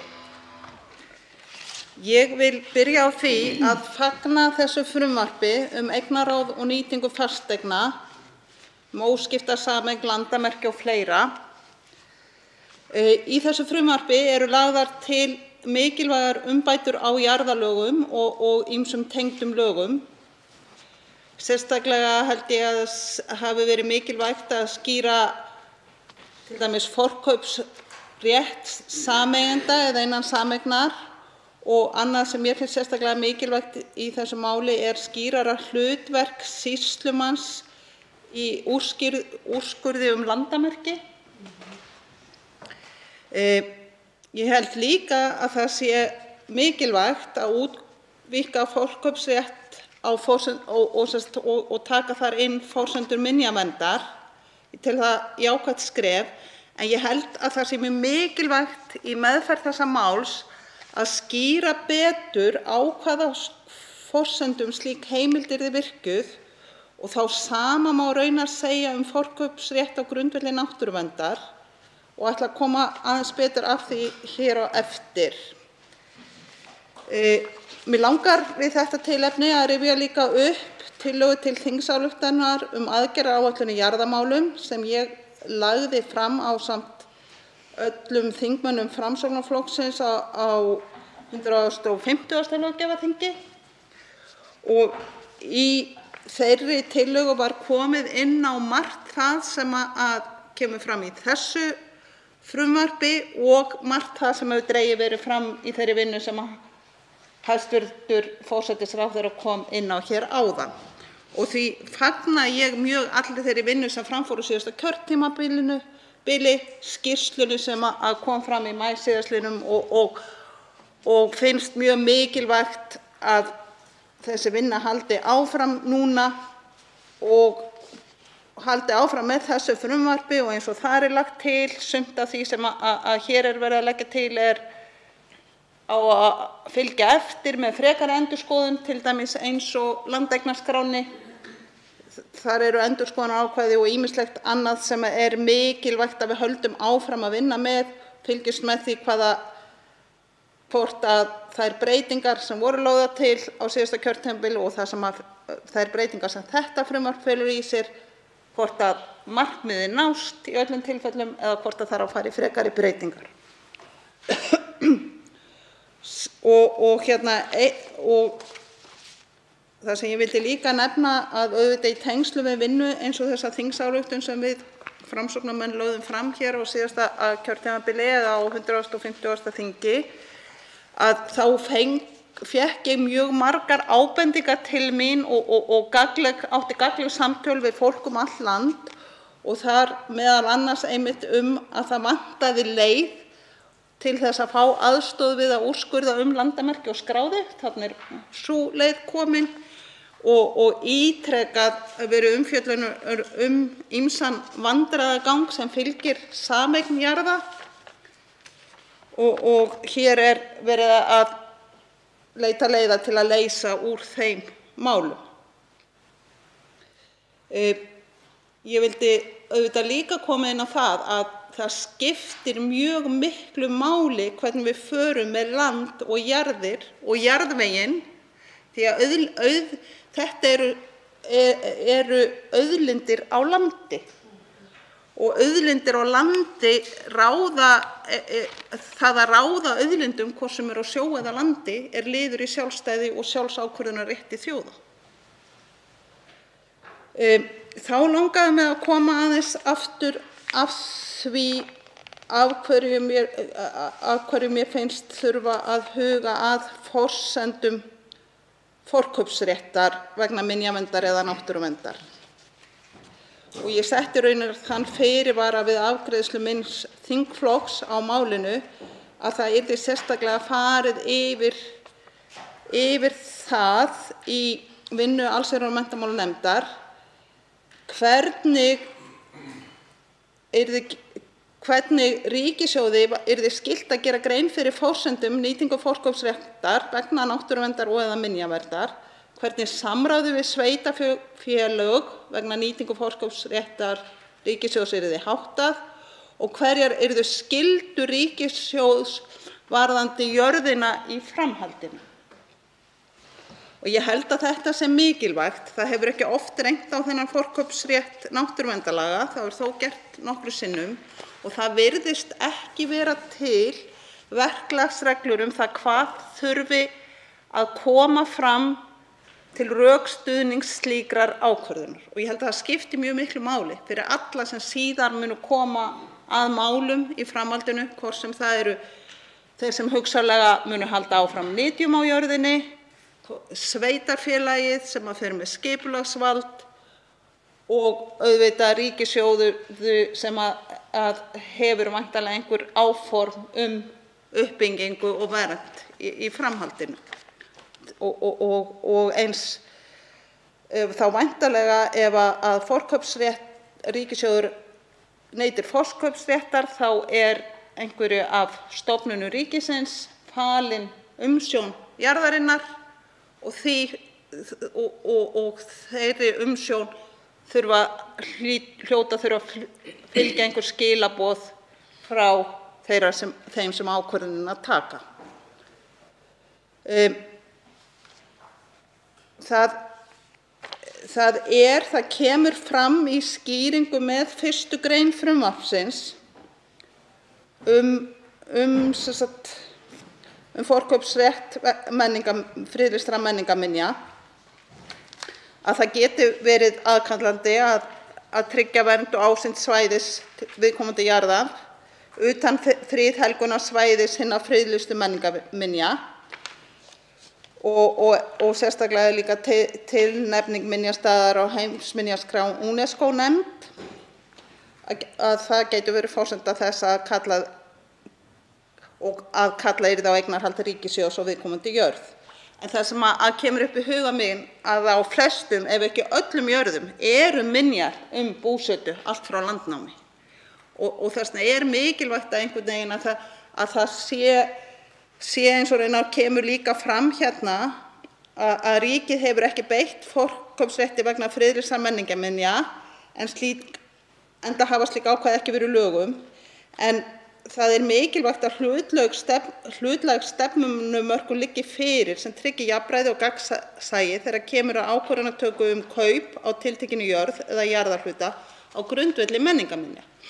Þannig að það hlýtur að þurfa að vera einmitt svona hlutlæg viðmið hvers konar minjar sem finna má allt land geta orðið grundvöllur þess að forkaupsréttar ríkisins sé neytt. Og auðvitað hlýtur það líka að þurfa að horfa á áhrif á samfélagið, getur orðið til uppbyggingar samfélagsins eða hefur það áhrif á búsetu á jákvæðan eða neikvæðan hátt á nágrannajörðum og svo framvegis. Og mér finnst alveg að þessi 1. grein geti orðið hvati fyrir allsherjar- og menntamálanefnd sem ég skil það svo að allsherjar- og menntamálanefnd taki við þessu máli að kalla sérstaklega eftir minnisblaði hvort að ástæða væri til að festa í lögin verklagsreglur eða einhvern veginn á annan hátt að skýra það ferli sem að þyrfti að fylgja þegar ríkissjóður neytir forkaupsréttar. Þá ætla ég ekki að orðlengja meira þetta mál. Ég bara vonast til þess að það fái góða umfjöllun, bæði hér í þingsal og í nefndinni, og að það verði eitt af þeim framfara skrefum í því að vernda auðlindir á landi sem ég tel að sé mikilvægt. Þá tekur til máls hv. 9. þingmaður Norðausturkjördæmis Þórarinn Ingi Pétursson.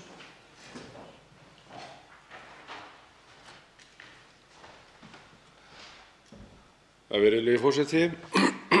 Ég byrja á því að þakka hæstv. Forsætisráðherra hér fyrir þetta góða mál sem hér er komið fram.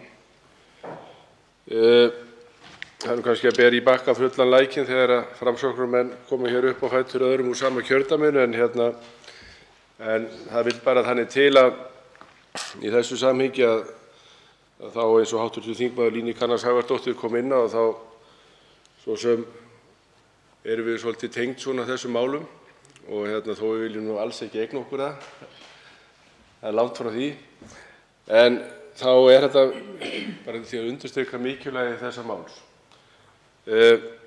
Það hefur verið allt of mikill losarabragur á þessum hlutum sem snúa að eign á landi, hvar landamerki liggja, hver nýtingin á að vera, hvernig menn fara með land. Og mér finnst þetta frumvarp hér taka bara ágætlega það að það eru settar á nokkuð skýrar reglur það hvernig menn fara með þessar fasteignir. Og það er mjög mikilvægt líka í þessu samhengi og kemur hér fram í upphafi frumvarpsins að eins og því miður allt of oft hefur komið fyrir að það eru erfingjar sem verða allt í einu orðnir kannski 100 sem að eiga jörðina. Það er engin samstaða um það hvernig menn ætla að nýta landið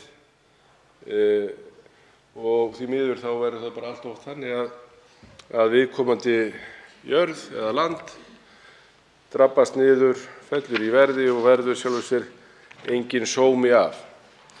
Það er mjög mikilvægt í þessu samhengi líka að við horfum til þess að eins og kom fram í máli hæstv. Forsætisráðherra að land er auðlind og við getum hugsað okkur það þannig til framtíðar að þegar við förum að velta fyrir okkur kolefnisbindingu og því öllu saman að það verður væntanlega bara mikil ásókn í að eignast land.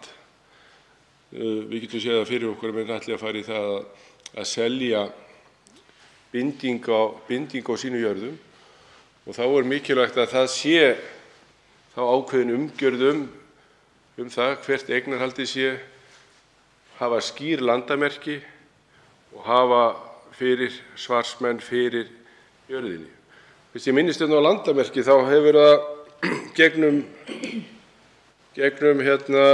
árhundruðin verið hálfgerð þjóðaríþrótt að takast á landamerki.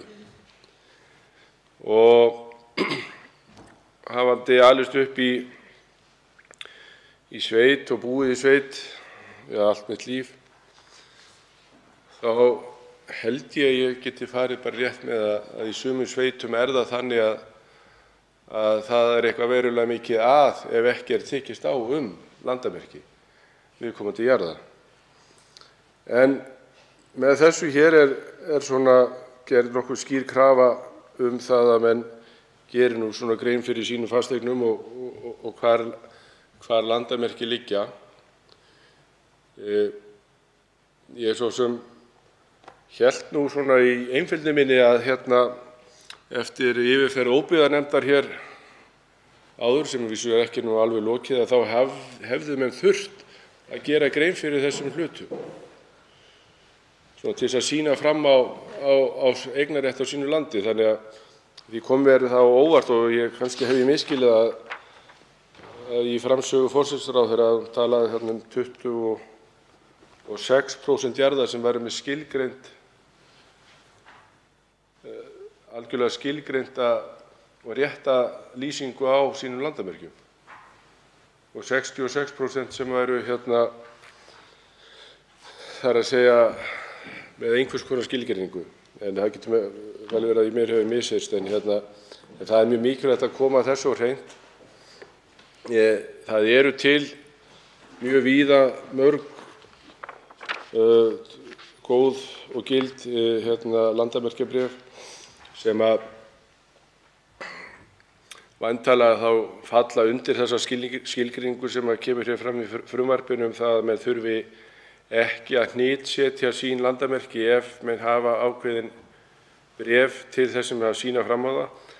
En aftur á móti þá myndi ég nú mælast til þess í vinnu nefndarinnar að það yrði farin sú leið að reynt yrði að hnitsetja landamerki, því ég held að það sé mjög mikilvægt upp á framtíðina að eiga þetta svona, eins og maður segir, með góðum hnitum, og það sé þá fært til bókar.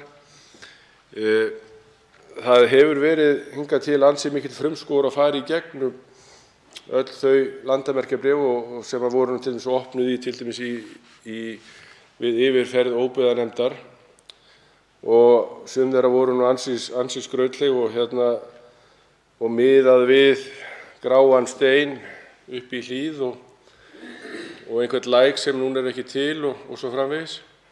En þetta er mjög gott að hafa þetta allt skýrt.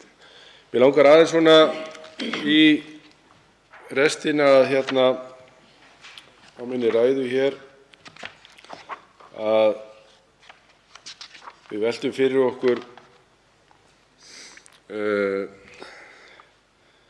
sjálfbærnihugtaki með landnýtingu og líka þá tilgangi hins opinbera varðandi það að eiga land. Það eru náttúrulega mjög víða jarðir í eigu hins opinbera, vítt og breitt, og einnig þá í stofnun skyld ríkinu sem heitir Þjóðkirkjan. Að svona í framhaldi af þessari vinnu þá væri mjög mikilvægt að við settum fram ákveðna skilgreiningu á því hvernig menn eiga að fara með jarðir ríkisins á jörðum. Sums staðar hefur það verið þannig að menn hafa búið þarna, fæddir og búið og haldið áfram að búa þarna, en síðan kemur að leiðarlokum varðandi þann búskap, og þá hefur oft því miður myndast skap þarna á milli það þegar að hin opinbera stofnun tekur við jörðinni, hvort hún komin áfram í nýtingu og þess háttar. En það er nú svo sem sennilega seinni tíma mál, en mér langar að koma inn á það hér vegna þess að það er því miður allt of víða að við erum með glæsilegar og góðar eignir vítt og breitt um landið, sem eru á hendi ríkisins, en eru ekki í mikilvægri notkun eins og hægt væri að hafa þessar glæsilegu eignir mjög víða. Og ég spái því að til framtíðar þá verði mjög og mun eftirsóttara að eiga land, og þá er líka mjög mikilvægt að menn haldi þá vel utan um það, og hvað þá líka það að menn búi á viðkomandi jörð. Það er það versta sem gerist með land ef það er ekki búið á staðnum, og það er það sem hefur neikvæð samfélagslega áhrif á jarðirnar og byggðirnar í kring ef ekki er búið á jörðum. Og það er það sem við þurfum að passa við gerð á svona frumvörpum, að það sem er þarna ákveðinn forkaupsréttur sem ríkið hefur, sem er mikilvægur og fagna ég honum, en þá verðum við líka að hafa næstu skref á hreinu hvernig við ætlum að nýta landið, ekki bara það að viðkomandi fasteign sé á hendi ríkisins, heldur hvað ætlum við að gera við viðkomandi fasteign. En virðulegi forseti, ég ætla ekki að hafa þetta lengra og ég þakka hæstv. Forsætisráðherra kærlega fyrir það að hafa komið þessari vinnu allavega hingað, en við eigum eftir væntanlega til framtíðar fleiri skref eftir í því hvernig við viljum sjá fyrir okkur góða og skynsamlega nýtingu á landi. Til máls tekur hv. 3. þingmaður Norðausturkjördæmis, Bjarkey Olsen Gunnarsdóttir. Já, virðulegi forseti, mig langar aðeins að koma hérna inn í þetta mál og þetta nú svona kannski, og þakka hæstv. Forsætisráðherra fyrir það. Þetta svona framhald vinnuna sem við hófum á síðasta kjörtímabili og þar sem að mínum mati voru stigin mjög stór skref, meðal annars varðandi hömlur á uppkaup jarða, þar að segja að menn söfnuðu til sín mörgum jörðum. Það var eitt af stóru málunum þar og þetta eins og kemur hér fram í greinargerð með þessu frumvarpi að þá meðal annars verið að vitna til þess máls og í vinnu allsherjar- og menntamálanefndar sem ég sat í á þeim tíma. Það áhugavert þegar maður horfir á þetta að lögin landamerki voru sett 1882 og þau sem eru í gildi núna eru frá 1919. Þannig að það nú alveg kannski komið tilefni til að hræra aðeins upp í þeim og eins og hér verið einmitt að benda á að það talað hjáleigur, húsmannabíl og þurrabúðir og það talað hreppstjóra. Ekkert af þessu kannski ábeint við í dag, allavega ekki í þessu orðfæri sem að þarna notað. Þannig að hér sannarlega komið tilefni til þess að fara yfir þau, þó ekki sé nema út af þessu. En lögin auðvitað voru sett á þeim tíma í þeim tilgangi að svona reyna að ná utan og afmarka jarðir. Þannig að, og hér auðvitað verið að gera enn betur í því að mínu mati. Og hér hefur auðvitað verið rætt þennan forkaupsrétt og ég get alveg tekið undir það að það ríkið að vera með skýrar forsendur og það þurfi öllum að vera ljósar í rauninni, kannski forsendur fyrir því þegar að verið að kaupa upp jarðir sem eru með menningarminjar, því að eins og hér var bent á þá eru þær ansi víða. En auðvitað viljum við gera allt sem við getum til að vernda menningararf þjóðarinnar okkar, en leikreglurnar auðvitað þurfa að vera skýrar og ég held að það sé mikilvægt einmitt að nefndin fari vel ofan í það. Það sem við ræddum talsvert og kom inn í nefndina síðast og hér verið að taka á einhverju leyti minnsta kosti, það eru jarðir sem eru í sameign margra eigenda. Það var mjög mikið rætt. Þessi vandkvæði sem að fylgja því að það ekki hægt að stundum gera nokkuð skapaðan hlut og við munum sjálfsagt mörg sem höfum fylgst með þessum málum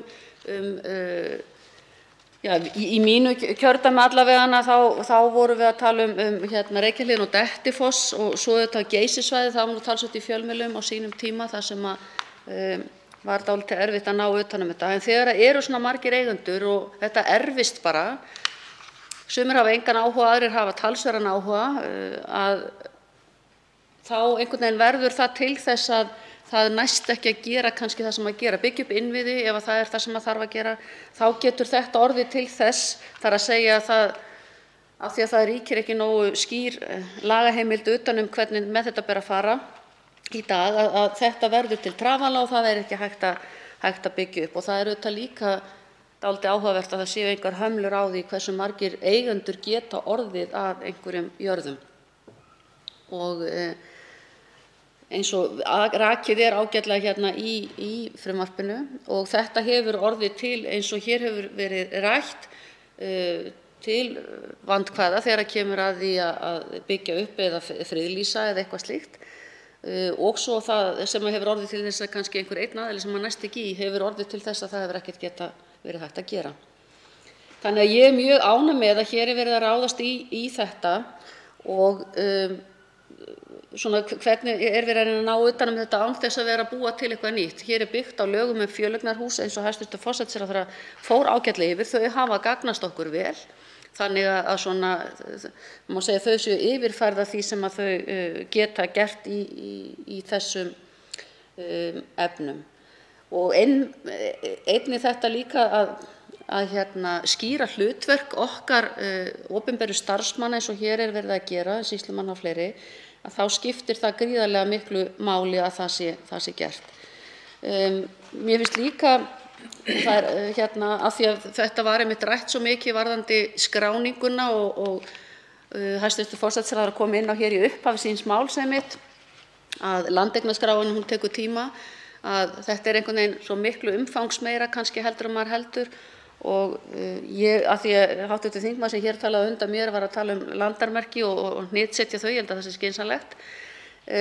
Ég hef í fórum mínum gamlar bækur þar sem að skrifað út landamerki og ekkju sem að sat eftir hún hafði kannski ekki, hún hafði takmarkarétt skulum við segja, þetta það langt síðan. Þannig að þar sér maður einhvern veginn hvernig þetta var og ennþá, menn að miða við steina eða hóla eða hæðir sem að þeir telja sig eiga og það auðvitað ekki ásættanleg viðmið nema minnsta kosti þau séu þá verulega vel skráð.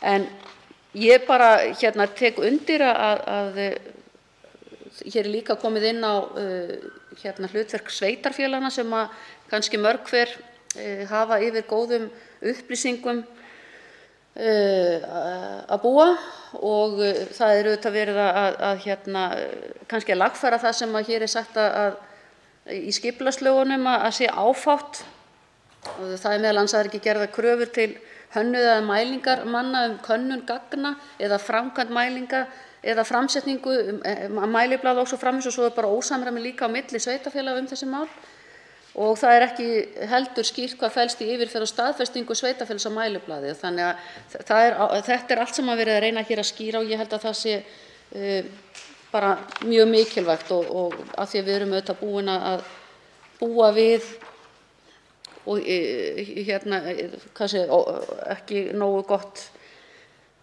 í kringum þetta. Þannig að ég held að þetta að hluta til eins og hér hefur komið fram tæknilegt frumvarp en að mestu leyti þetta kannski bara verið að skýra samt sem áður ákveðna hluti og ég vona sannarlega að það nái fram að ganga þó að tíminn sé ekki mjög mikill hér á þessu vorþingi að þá held ég að flestir hljóta vera því sammála að þetta sé mjög mikilvægt réttarfarslega að þetta nái fram að ganga þetta mál. Þannig að ég vona svo sannarlega að allsherjar- og menntamálanefnd nái að vinna í þessu þannig að við getum gert þetta lögum áður en að þingi lýkur í vor. Til máls tekur hæstv. Forsætisráðherra Katrín Jakobsdóttir.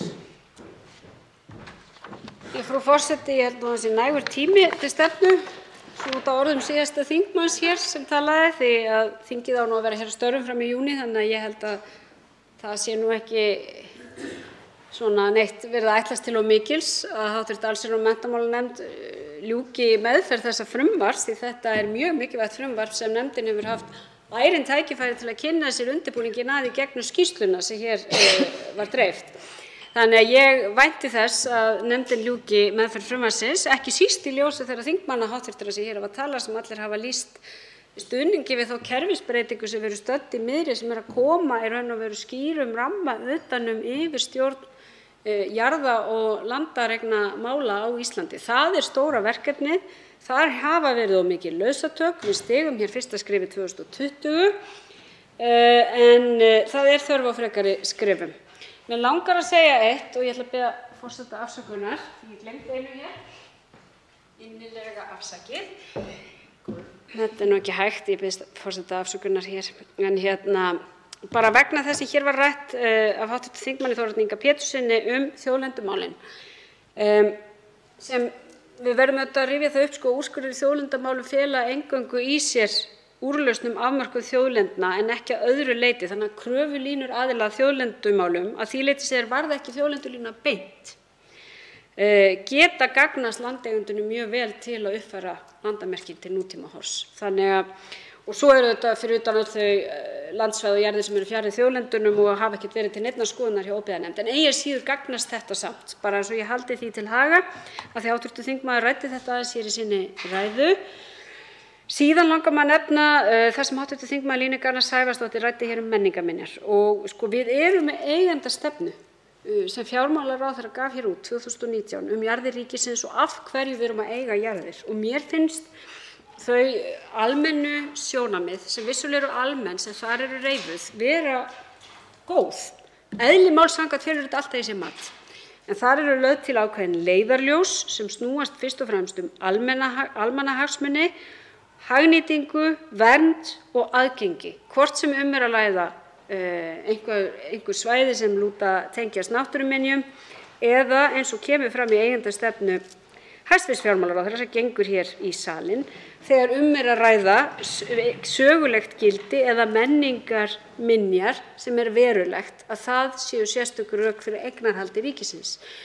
Þetta verður alltaf huglegt mat að einhverju leyti. Við getum ekki birt tæmandi lista og sagt þetta eru hinar merkilegu menningarminjar og aðrar eru ekki nægilega merkilegar. En ég held að hv. þingmenn séu allir meðvitaðir það. Þetta er ekki eins klippt og skorið og forkaupsrétturinn sem birtur í náttúruverndarlögum sem snýst eingöngu jarðir á náttúruminjaskrá og það þarf ekkert að ræða það neitt frekar. En í þessu tilfelli er nefnd dæmi í greinargerðinni þar sem er rætt ef aðkallandi er að tryggja vernd og ásýnd svæðis utan friðhelgunarsvæðis hinna friðlýstu menningarminja, því við erum með dæmi það þar sem menningarminjar eru í eigu ríkisins en jarðir að öðru leyti í eigu annarra aðila og það getur vel gengið. Nú ef það er ástæða til vegna uppbyggingar sem tengist hinu friðlýsta svæði eða til dæmis stýringar umferðar ferðafólks, þá fellur þetta undir gildið hagnýting í eigendastefnunni sem ég vitna hér til. Síðan geta sérstakar áætlanir líkt og tilnefning minjastaðar á heimsminjaskrá UNESCO kallað á eignarhald ríkissjóðs á viðkomandi jörð. Við sjáum það alveg af þessum dæmum að hér er ekki bara að ræða almennar fornminjar sem eru hér land allt eins og við vitum nánast í hverri jörð. Þetta er ekki það, heldur snýst staði sem þykja hafa eitthvað sérstakt gildi fyrir okkar menningarsögu og okkur finnst brýnt að tryggja annars vegar vernd og hins vegar aðgengi fyrir almenning í landinu þannig að sagan verði okkur aðgengileg.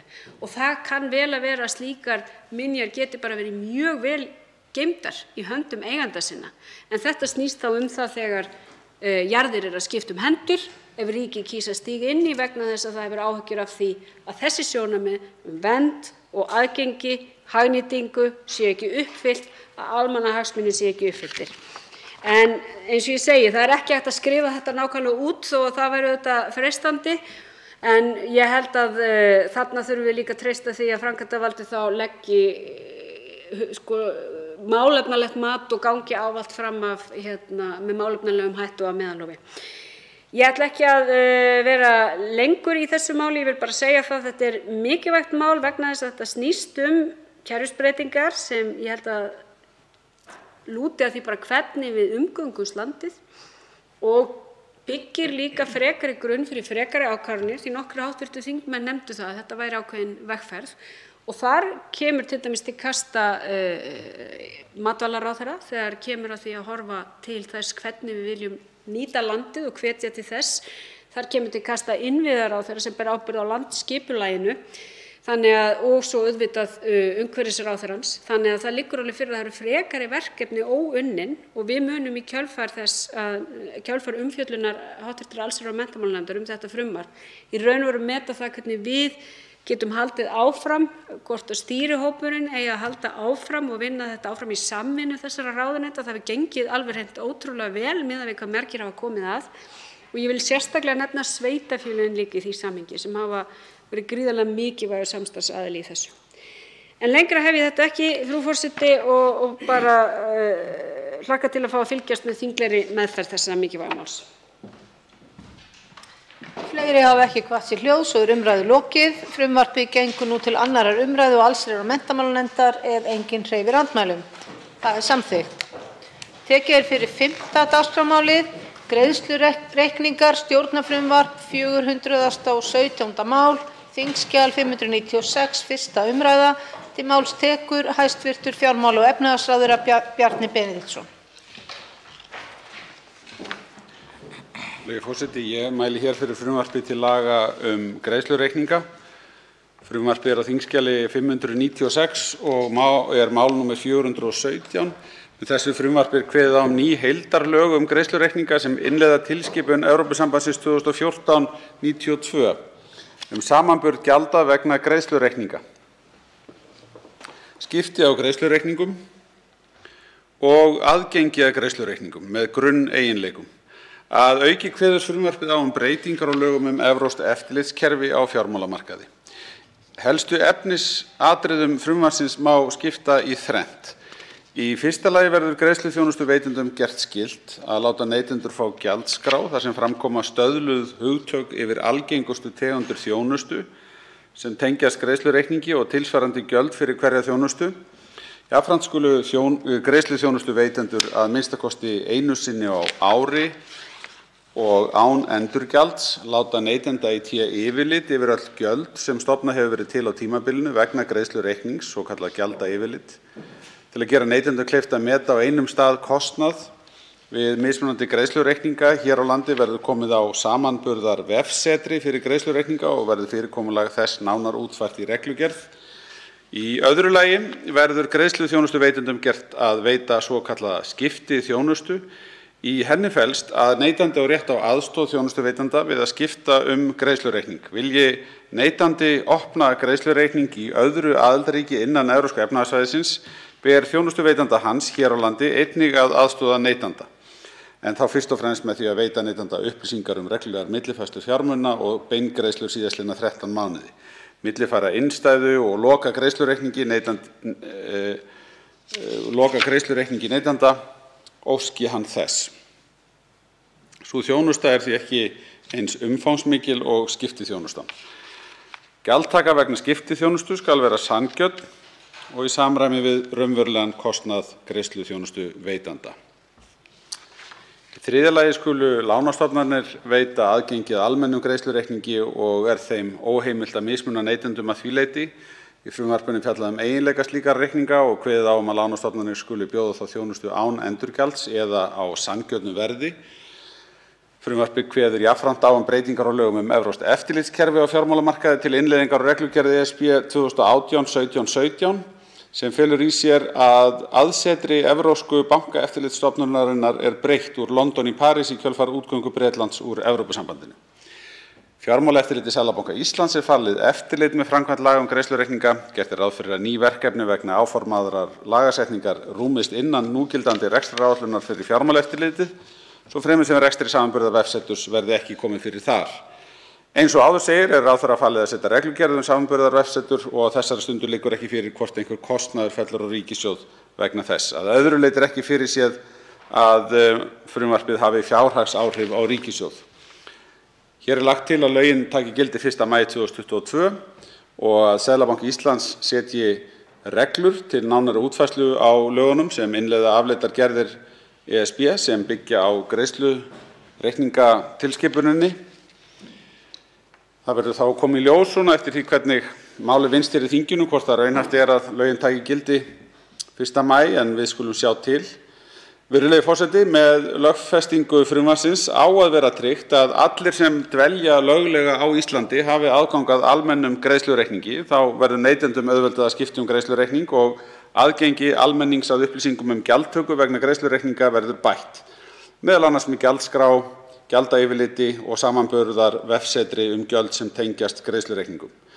Ný lög greiðslureikninga munu fela í sér auknar kröfur til hérlendra lánastofnana að tryggja aðgengi að greiðslureikningum, gagnsæi gjalda fyrir neytendur og að koma á skiptiþjónustu fyrir neytendur.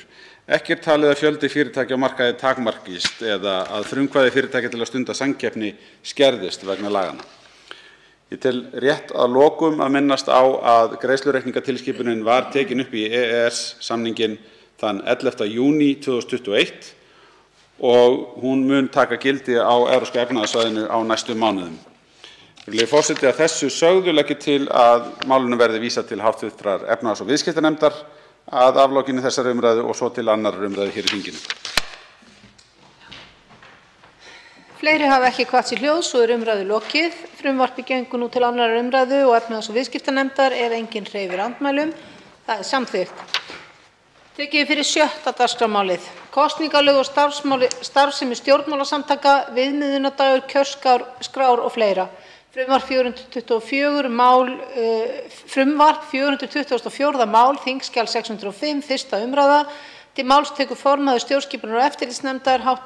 8. þingmaður Suðvesturkjördæmis, Þórunn Sveinbjarnardóttir.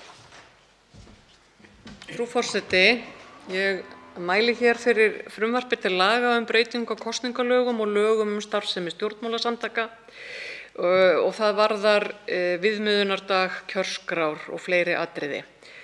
Frumvarpið flutt af stjórnskipunar- og eftirlitsnefnd Alþingis.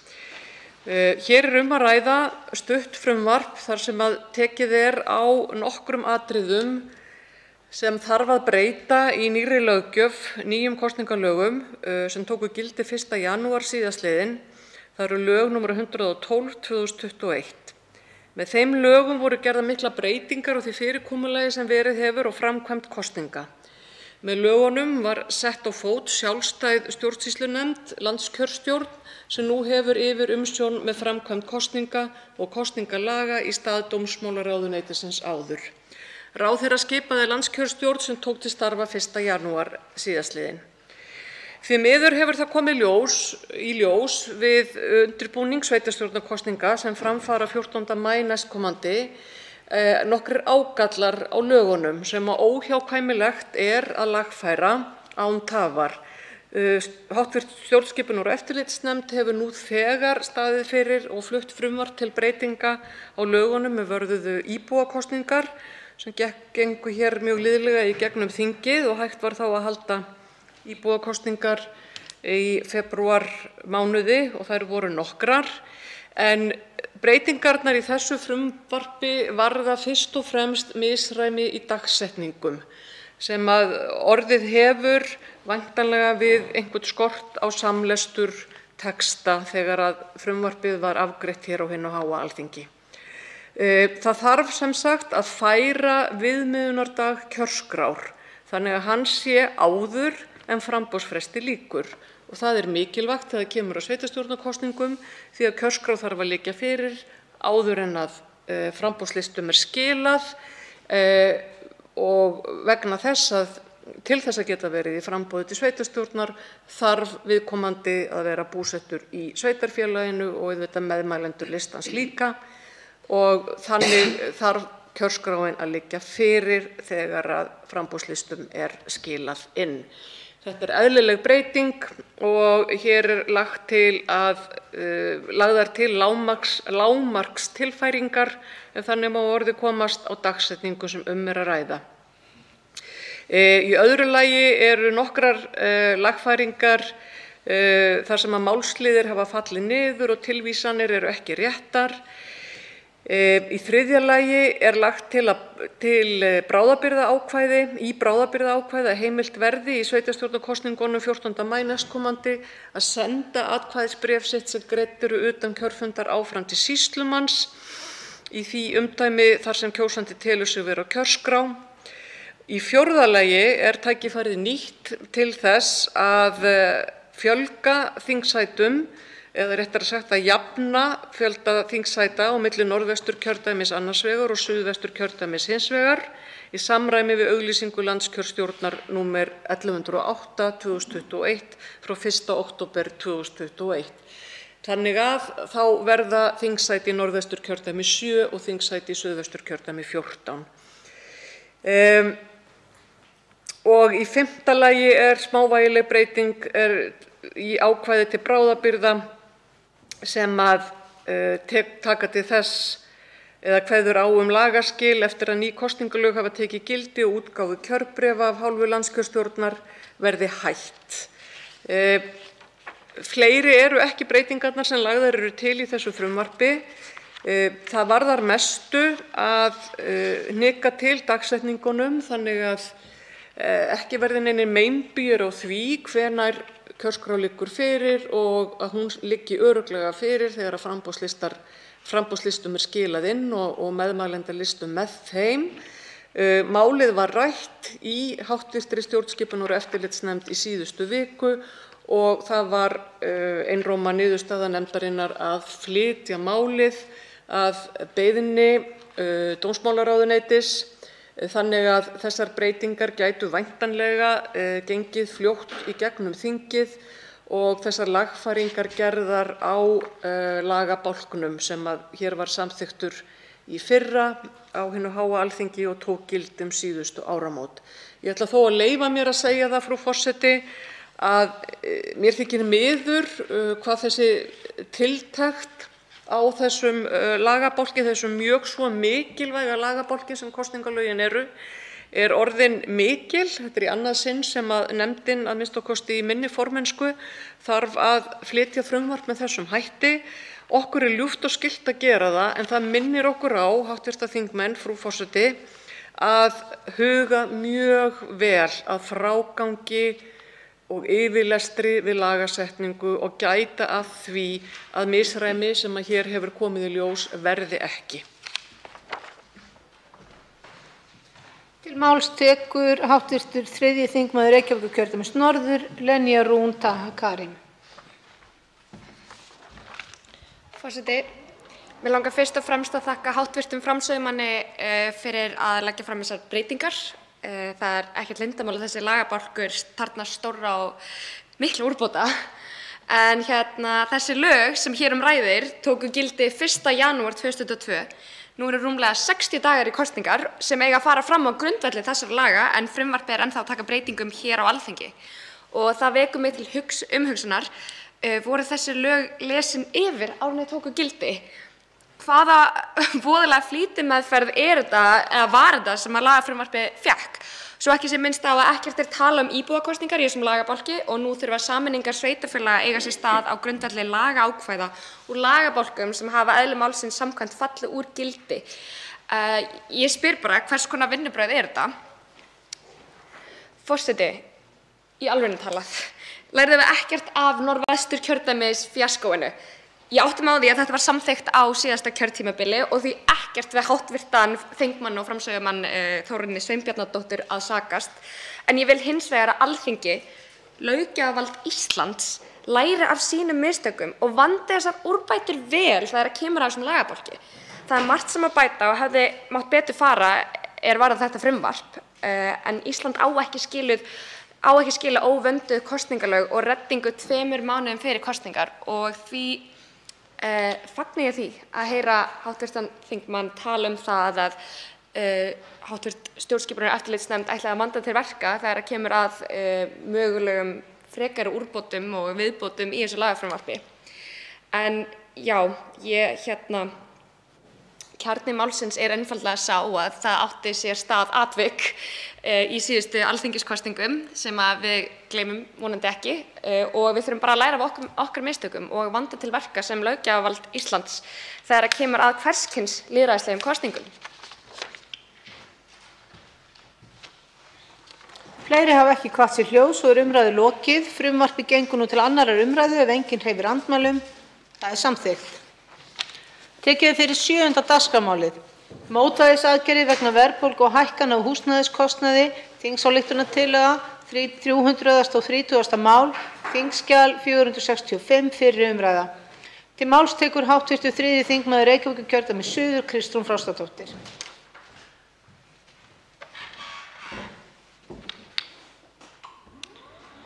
Virðulegi forseti. Ég mæli hér fyrir þingsályktunartillögu þingflokks Samfylkingarinnar en á henni eru einnig flutningsmenn úr öðrum flokkum í stjórnarandstöðu minnihluta, hv. þingmenn Eyjólfur Ármannsson, Flokki fólksins, Björn Leví Gunnarsson frá Pírötum og Guðbrandur Einarsson frá Viðreisn. Þingsályktunartillagan hljóðar svo: Alþingi ályktar að fela ríkisstjórninni að grípa til mótvægisaðgerða til að mæta hækkaðri greiðslubyrði húsnæðis með auknum fjárhagsstuðningi, annars vegar með sértækri niðurgreiðslu á húsnæðiskostnaði viðkvæmra hópa og hins vegar með dreifingu húsnæðisgreiðslna til skamms tíma fyrir stærri hóp heimila til að milda höggið af hröðum viðsnúningi vaxta og verðbólgu. Aðgerðirnar byggist og eiga að byggjast á upplýsingum og greiningu á því hvaða hópar verða fyrir mestum búsifjum vegna örra breytinga á vaxtakjörum og aukins verðþrýstings og miði að því að koma í veg fyrir snaraukið aðhalds í peningastefnu og ríkisfjármála skapi ójafnvægi meðal heimila í landinu og auki ójöfnuð. Ríkisstjórninni verði falið að leggja fram nauðsynlegar tillögur til þinglegrar meðferðar eigi síðar en 8. mars 2022. Virðulegi forseti, í dag er 8. mars. Það hefði verið óskandi að þetta mál hefði komist fyrr á dagskrá í ljósi þess að akút umræðu er að ræða og verðhækkanir og þá sá verðþrýstingur sem áhyggjur voru af því að þessi tillaga var lögð fram hefur einfaldlega aukist á þessu tímabili. En vonandi fær málið fram að ganga og við sjáum að tillögurnar munu koma fram. Hér er verið að leggja til að útfærðar verði beinar mótvægisaðgerðir við þessum snörpu breytingum sem við erum að sjá á kostnaði heimilanna og þær lagðar hérna fyrir þingið. Það má líta til fjölda úrræða, sértækra vaxtabóta til dæmis, og það má líka líta til húsaleigubóta. Og fyrir svona almennar aðgerðir má horfa til þess að ríkið hefur áður stigið inn í þessum faraldri sem er nú að líða undir lok að minnsta kosti að hluta til og beint fyrirmælum til fjármálafyrirtækja með milligöngu Seðlabanka Íslands að gera fyrirtækjum kleift að dreifa áfallinu af heimsfaraldrinum. Og það má líta til slíkra dreifingarúrræða fyrir heimilin og styðjast líka við erlend fordæmi sem ég ætla að vitna aðeins til hér á eftir. Virðulegi forseti, þetta mál er frekar einfalt. Það verður bara að huga að mótvægisaðgerðum fyrir heimilin. Ríkisstjórnin verður að átta sig á því að afskiptaleysi í húsnæðismálum og málum vinnumarkaðar í nafni sparnaðar í ríkisrekstri á eftir að veikja stoðir samfélagsins og bitna síðar meir á sjálfbærni ríkisrekstrar. Það blasa við kjarasamningar á tímum 6% verðbólgu og tuga prósenta húsnæðisverðshækkana á örfáum árum. Það berast fréttir af áhyggjum af verðbólguspíral.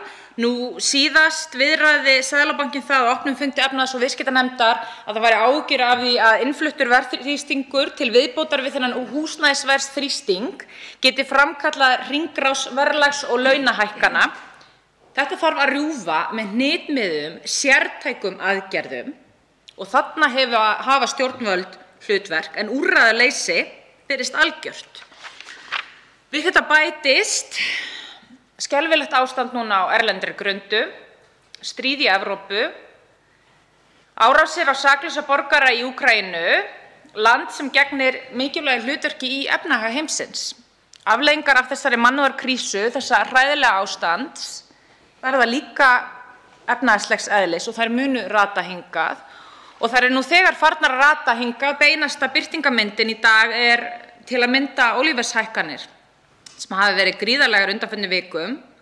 Bensínlítrinn nú kominn í 300 krónur, var 100 krónum lægri fyrir 2 árum síðan og fyrir flokk eins og Samfylkinguna sem hugað jöfn umskipti og það að hækkanir á olíuverði þrátt fyrir að við viljum horfa á aðra tegund af eldsneyti, þær bitni ekki á fólki á lægri launum í landinu.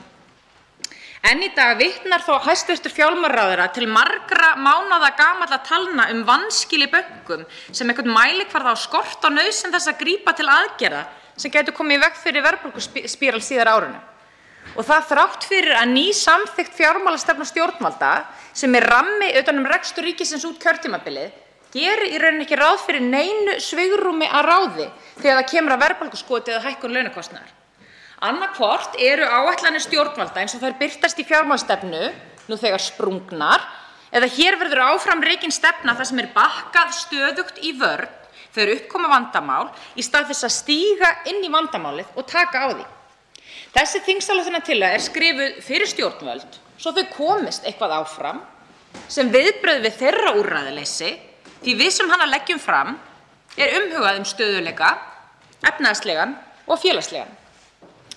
Virðulegi forseti, það má færa sterk rök fyrir því að núverandi staða í efnahagsmálum hvað varðar verðbólgu og húsnæðisverðshækkanir sé tilkomin vegna hagstjórnarmistaka af hálfu stjórnvalda í upphafi kórónuveirufaraldurs. Ákveðið var að beita bankakerfinu til að koma fjármagn út í kerfið í stað þess að beita tækjum ríkisfjármálanna með markvissum hætti.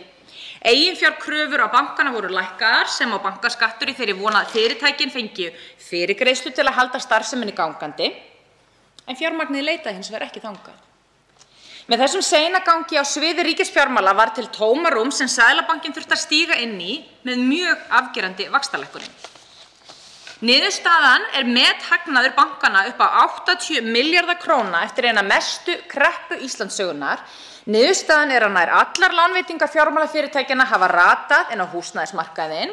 Niðurstaðan er 25% hækkun húsnæðisverðs frá upphafi þessa faraldurs, önnur slík hækkun á 5 ára tímabili þessarar ríkisstjórnar, og niðurstaðan er rúmlega 6% verðbólga.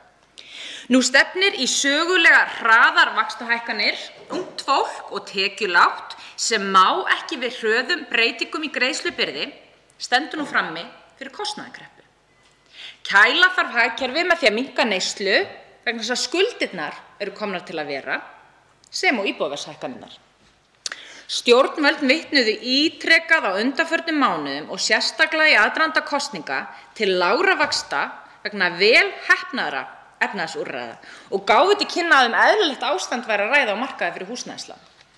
Ítrekað hefur komið fram að aldrei hafi fleiri getað skuldsett sig fyrir fyrstu fasteign en nú á tímum kórónuveirufaraldurs. Þetta er fyrst og fremst ungt fólk sem hefur sín fullorðinsár með miklar skuldir á bakinu vegna þess hve mikið íbúðaverð hefur hækkað í þessu ástandi.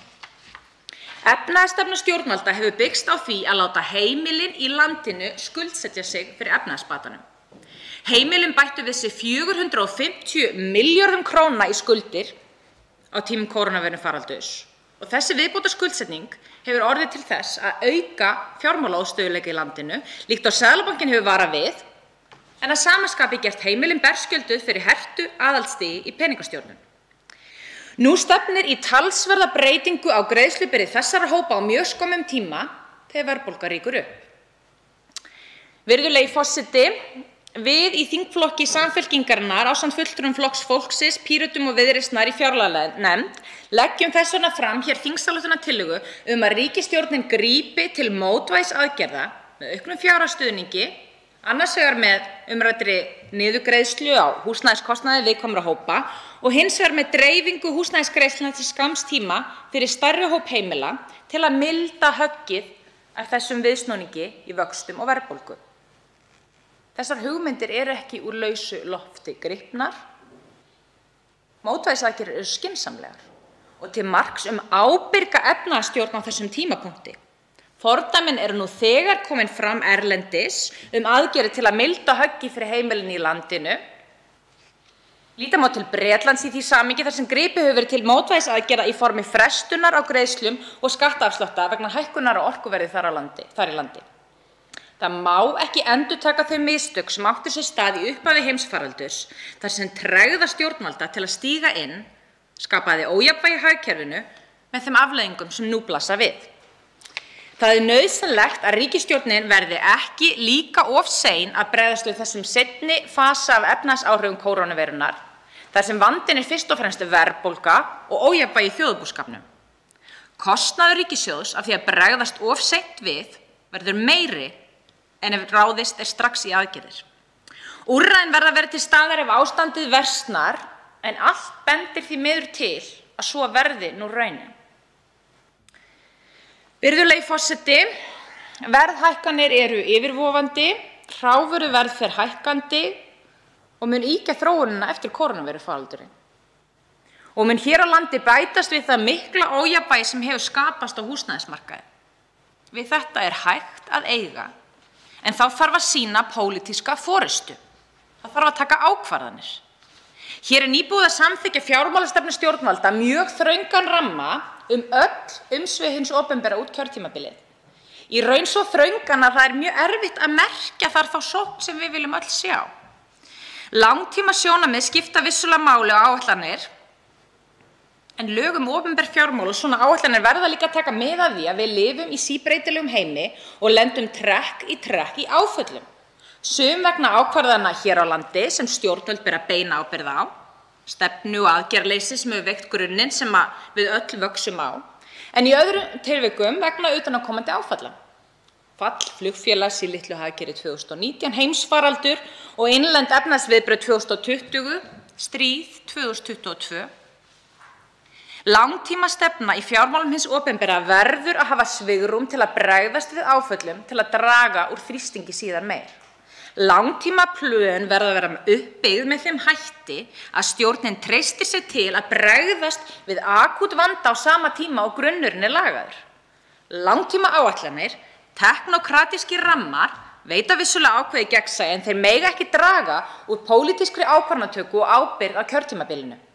Það koma einfaldlega upp tilvik þar sem reynir verulega á skilning stjórnvalda á hvernig hagstjórnin virkar í hagkerfinu.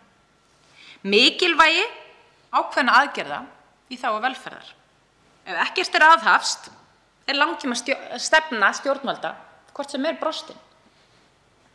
Þessi teknókratíski rammi sem þingið samþykkti fyrir 2 vikum getur hæglega brostið mun fyrr og með mun afdrifaríkari hætti ef stjórnvöld forðast pólitískar ákvarðanir í dag. Ég ítreka, virðulegi forseti, að ábyrgðin er hér inni. Það er lögbundið hlutverk Seðlabanka Íslands að stuðla að verðstöðugleika, en það er hlutverk stjórnmálanna í velferðarsamfélagi að tryggja með öllum ráðum að þær aðgerðir skapi ekki neyð meðal hóps fólks. Til þess erum við í stjórnmálum. Og til þess er þessi þingsályktunartillaga. Virðulegi forseti, að lokinni umræðu um þetta mál legg ég til að það verði sett til efnahags- og viðskiptanefndar og ég vona að það hljóti þar framgöngu.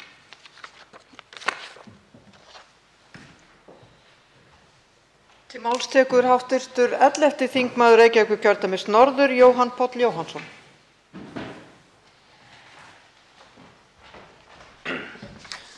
Virðulegi forseti, ég vil þakka hv. þingmanni Kristrúnu Frostadóttur fyrir þessa góðu framsögu. Verðbólga er komin upp í 6,2% og hefur ekki verið meiri í áratug. Hún er fyrst og fremst knúin áfram af hækkun húsnæðisverðs. Við sjáum að íbúðaverð á landinu öllu hefur hækkað 16,6% á einu ári og meðalkaupverð íbúða á höfuðborgarsvæðinu hækkaði 5 milljónir á aðeins 2 mánuðum. Þetta er afbrigðilegt ástand og það á sér fyrst og fremst 2 meginskýringar. Önnur skýringin lýtur að framboðshlið hagkerfisins. Þeirri staðreynd að ríkisstjórnir síðustu ára hafa heykst á því að ráðast í afgerandi aðgerðir til þess að auka framboð af húsnæði og liðka fyrir uppbyggingu hagkvæmra íbúða fyrir lágtekju- og millitekjufólk.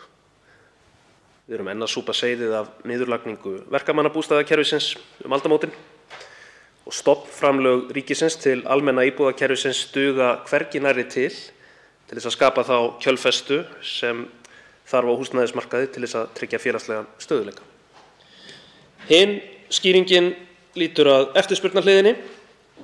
Nú er það þannig að frá því að faraldurinn skall á hafa þúsundir manns, þriðjungur ungt fólk og talsvert af fólki með lítið tekjusvigrúm, hlustað á skilaboð stjórnvalda og tekið hvatningunni til aukinnar skuldsetningar. Leið og hömlum hefur verið létt af útlánum bankana og eiginfjárkröfur verið lækkaðar. Niðurstaðan er 450 milljarða viðbótar skuldsetning síðan faraldur hófst, viðbótar skuldsetning heimilanna, 450 milljarðar. Og nær allar lánveitingar hafa ratað inn á húsnæðismarkaðinn, þar sem verð hefur svo auðvitað rokið upp. Og það var ekki fyrr en í lok september 2021 sem Seðlabankinn greip til kælingaraðgerða á fasteignamarkaði með reglum hámark greiðslubyrðar fasteignalána. Sá hópur fólk sem skuldsetti sig fyrir íbúðakaupum eftir að kórónukreppan skall á, meðal annars fyrstu kaupendur sem fóru inn á fasteignamarkað við hátt raunverð og lága vexti, þessi hópur sér núna fram á stóraukna greiðslubyrði vegna verðbólgu og vegna skarpra vaxtahækkana.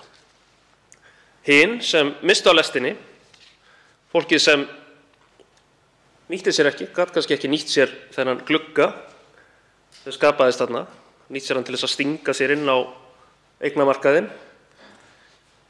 Þetta fólk horfir núna upp á íbúðaverð sem er 25% hærra heldur en fyrir 2 árum. Og ekki bætir hann úr skák að ríkisstjórnin hefur enn ekki efnt loforð sem voru gefin við gerð lífskjarasamningsins 2019 réttarbætur fyrir leigjendur sem er enn einn hópurinn sem fer halloka.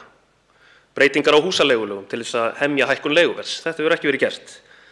Og fyrir vikið er Ísland áfram með miklu veikari varnir fyrir leigjendur heldur en mörg þeirra velferðarþjóðfélaga sem við erum svona vön að bera okkur saman við.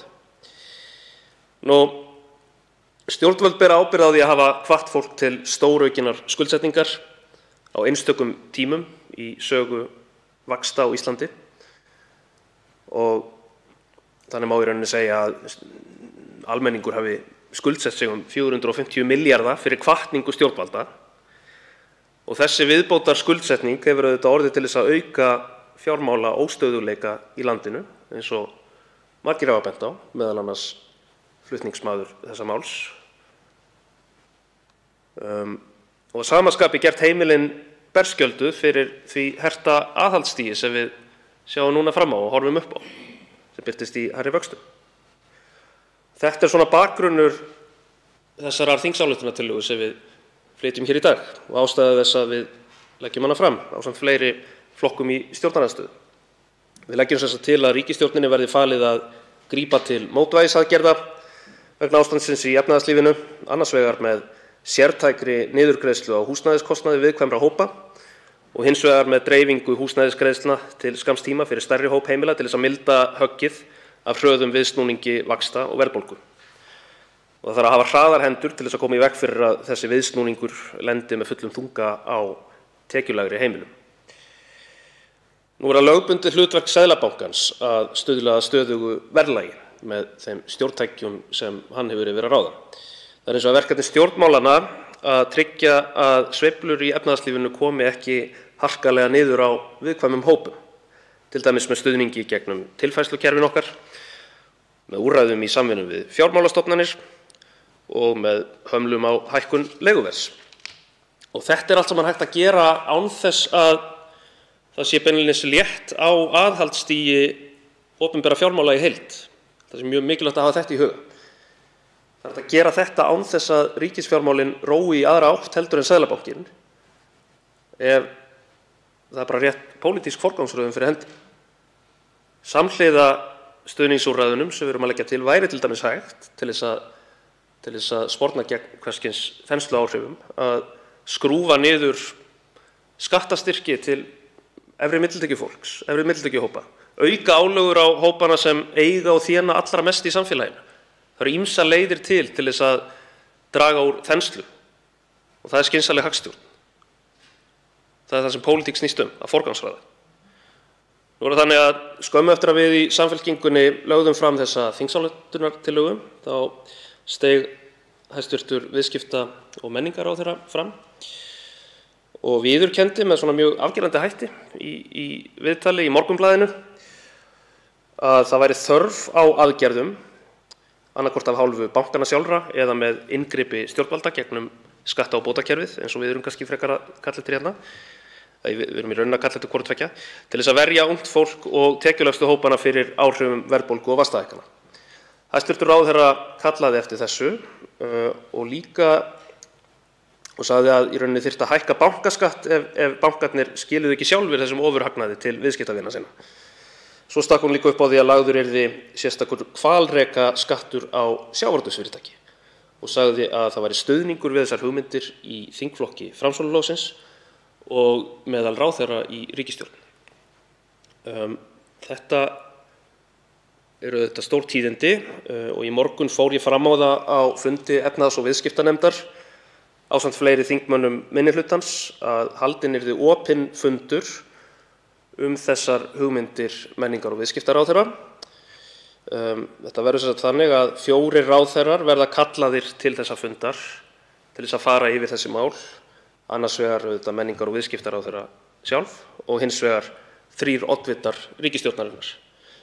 Ég bind vonir við að þar fáum við á hreint og svona fáum greinargóðar upplýsingar það hvaða aðgerðir nákvæmlega það eru sem eru í burðarliðnum.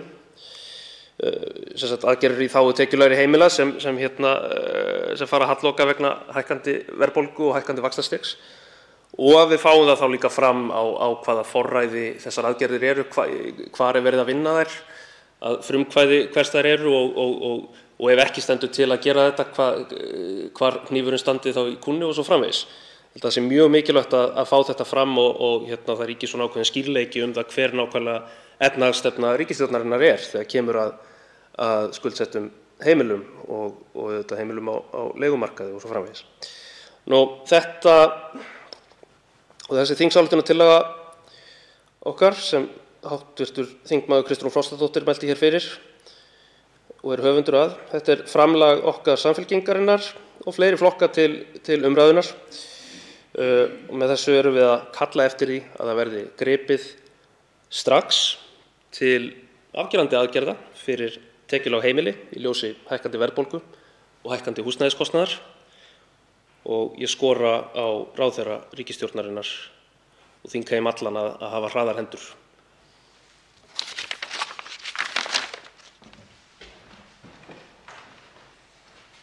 Fleiri hafa ekki kvatt sér hljóðs og er umræðu lokið.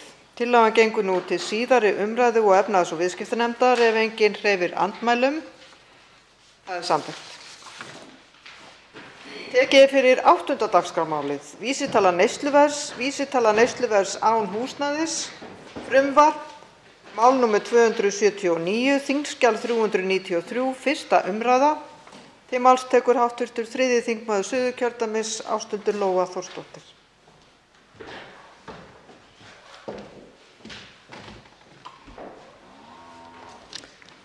Frú forseti. Ég stend hér fyrir hv. þingmann Ingu Sæland sem er fyrsti flutningsmaður þessa frumvarps til laga breytingu á lögum vísitölu neysluverðs nr. 12/1995 með síðari breytingum, vísitala neysluverðs án húsnæðis. Flutningsmenn ásamt Ingu Sæland eru sú sem hér stendur, Eyjólfur Ármannsson, Guðmundur Ingi Kristinsson, Jakob Frímann Magnússon og Tómas A. Tómasson. Í greinargerð með frumvarpinu stendur, með leyfi forseta: Verðbólga mælist nú langt umfram verðbólgumarkmið Seðlabanka Íslands. Stærsti einstaki orsakavaldurinn er sífellt hækkandi húsnæðisverð. Þetta veldur keðjuverkandi áhrifum sem leiða til þess að greiðslubyrði heimilanna þyngist og lánin hækka til muna. Verðbólga mælist nú 5,7% en mælist 3,7%. Þarna þarf nú að uppfæra frá því að greinargerðin var skrifuð. Hún er 6,2% í dag en væri 4,2% ef húsnæðisliðurinn er tekin út. Helstu greiningaraðilar spá áframhaldandi hækkunum á húsnæðisverði, meðal annars vegna framboðsskorts á húsnæði. Því er útlit fyrir verulegar hækkanir á vísitölu neysluverðs á næstu misserum vegna hækkandi húsnæðisverðs. Það vita allir hvaða skelfilegu afleiðingar verðbólgan hafði á verðtryggð lán íslenskra fjölskyldna landsins í kjölfar efnahagshrunsins 2008. Þar tvöfölduðu skuldir heimilanna á einni nóttu og hátt í 15.000 fjölskyldur misstu heimili sín. Þetta má aldrei gerast aftur. Til að sporna gegn hörðustu áhrifum verðbólgunnar á heimilin er lagt til að húsnæðisliðurinn verði felldur út úr vísitölu neysluverðs.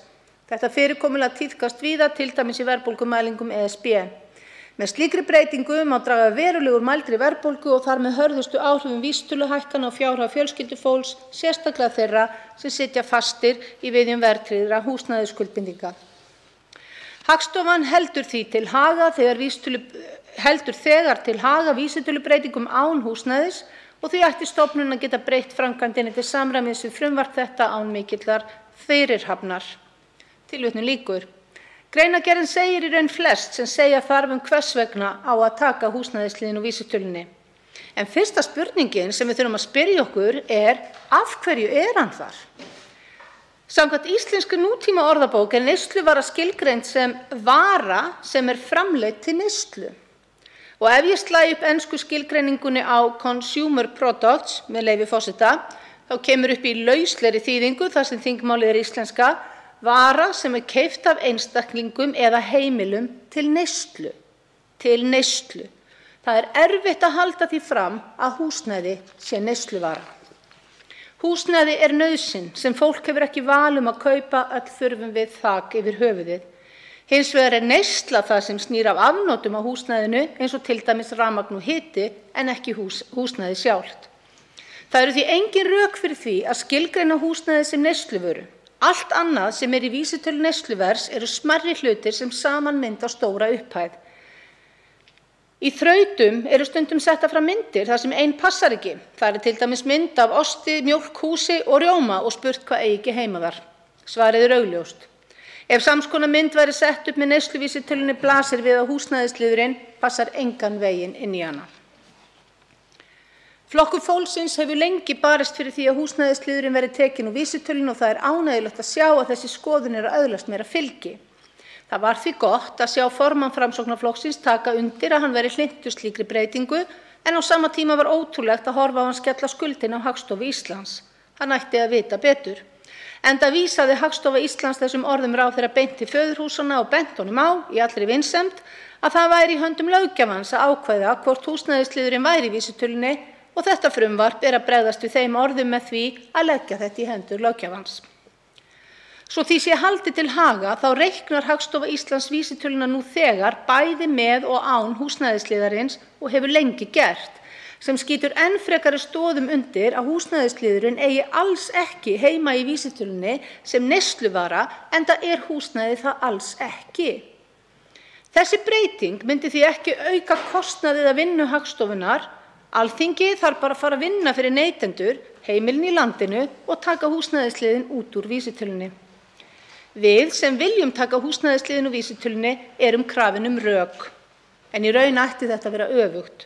Það þarf að færa mjög sterk rök fyrir því að hafa húsnæðisliðinn í vísitölunni.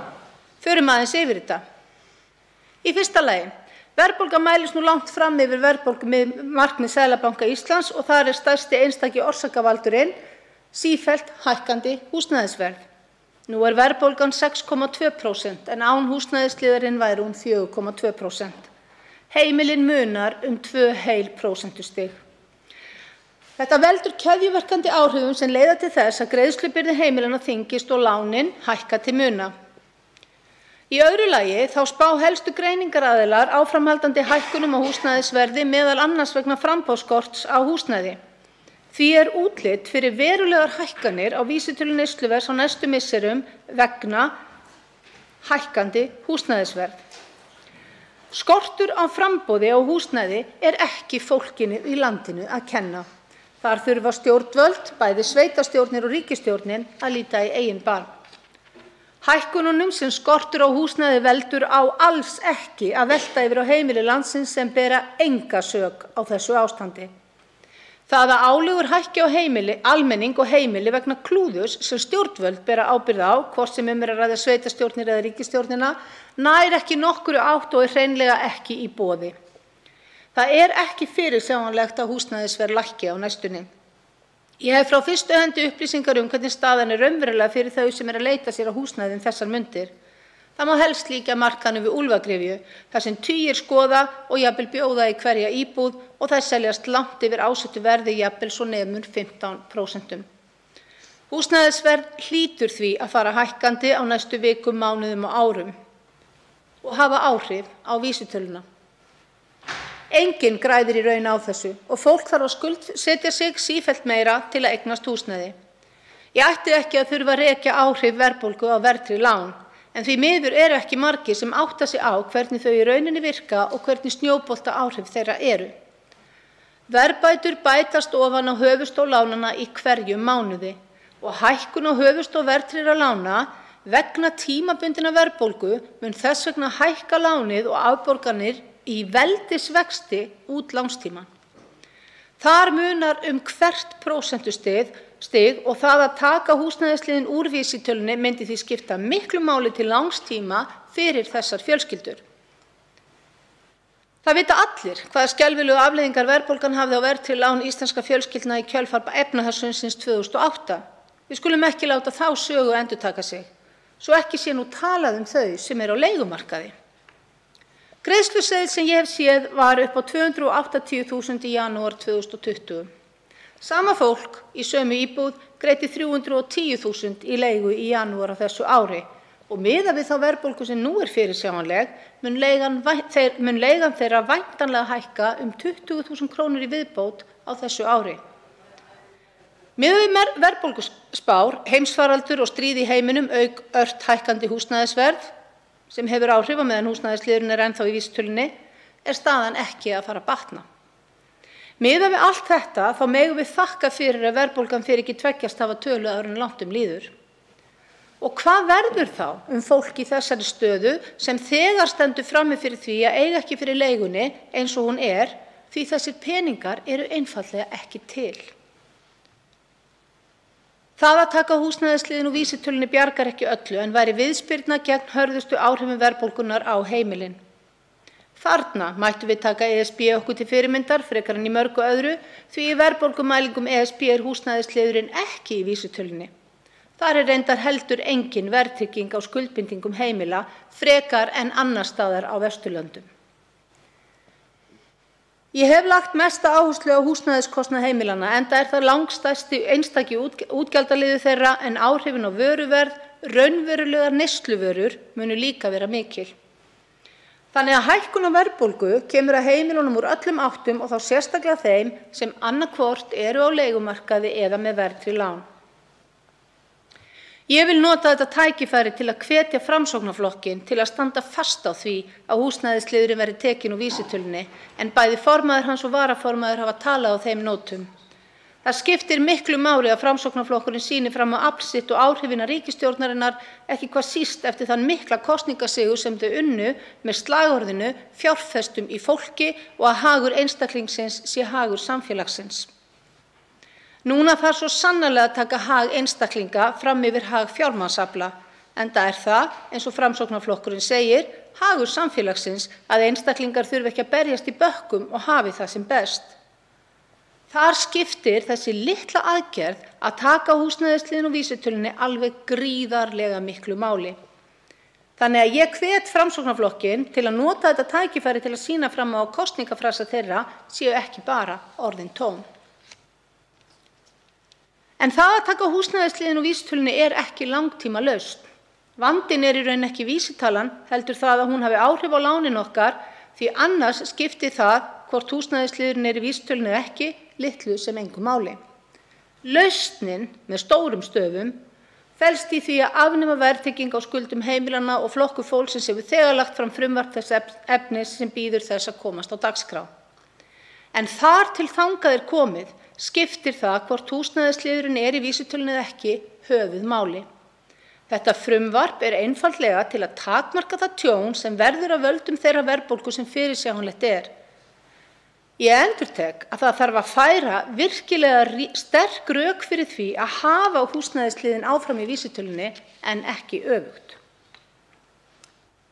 Með þessari litlu breytingu má draga verulega úr mældri verðbólgu og þar með úr hörðustu áhrifum vísitöluhækkana á fjárhagsstöðu fjölskyldufólks, sérstaklega þeirra sem sitja föst í viðjum verðtryggðra húsnæðisskuldbindinga eða eru á leigumarkaði. Mig langar einnig að minna ríkisstjórnina á að í haust eru kjaraviðræður. Hvernig ætlar ríkisstjórnin að búa í haginn fyrir þær? Samkvæmt Ragnari Þór Ingólfssyni formanni VR þarf 50.000 kr. launahækkun til að mæta þeirri 30.000 kr. hækkun á leigu sem fyrrnefnd fjölskylda hefur orðið fyrir. Hækki leigan 20.000 kr. í viðbót, sem alveg má gera ráð fyrir miðað við verðbólgu og ástand í heiminum og spár og allt það, þarf 80.000 kr. launahækkun til að mæta því. Hann segir að hann muni sækja hverja einustu krónu. Ríkisstjórnin til í kjaraviðræður á þeim grunni eða ætlar hún þá að fara að krefja verkalýðshreyfinguna að sýna skynsemi í kröfum sínum? Við því vil ég segja, þessar kröfur eru skynsamlegar því það væri hrein heimska að berjast fyrir kröfum sem engan veginn duga til að mæta auknum útgjöldum fjölskyldna, ekki hvað síst ef ríkisstjórnin hefur ekki gert neitt til að hamla áhrifum verðbólgu og afkomu þeirra. Það að taka húsnæðisliðinn úr vísitölunni algjör lágmarksaðgerð til að hamla áhrifum verðbólgunnar á heimili landsins. Með þessari einföldu aðgerð væri slegið á verðbólguna og hennar keðjuverkandi áhrif eins og til dæmis hækkandi leiguverð og vexti. Ég trúi því ekki fyrr en ég tek á að þessu máli verði ekki veitt brautargengi af þingheimi og treysti sérstaklega í ljósi fyrri yfirlýsinga á Framsóknarflokkinn. Og að tal hans að taka húsnæðisliðinn og vísitölunni séu ekki orðin tóm. Þetta er aðgerð sem skiptir okkur öll miklu máli, ekki síst vegna húsnæðiskostnaðar en einnig til að hamla hækkunum á neysluvöru.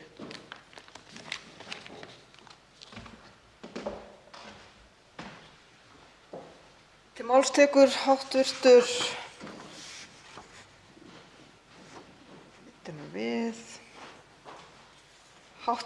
8. þingmaður Norðausturkjördæmis, Jakob Frímann Magnússon.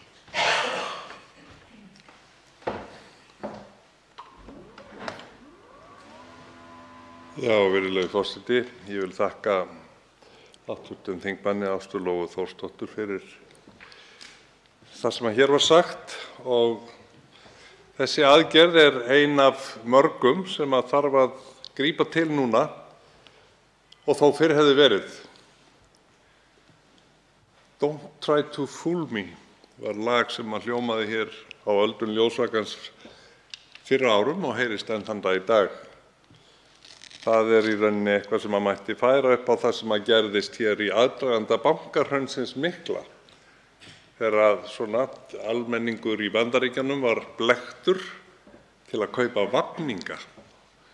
Húsnæðislán, 100% húsnæðislán og böndluð saman við tryggingar, bréf einhvers konar og eitthvað sem enginn náði almennilega upp í og menn gleyptu þetta, keyptu þetta og gleyptu þetta og það fór sem fór.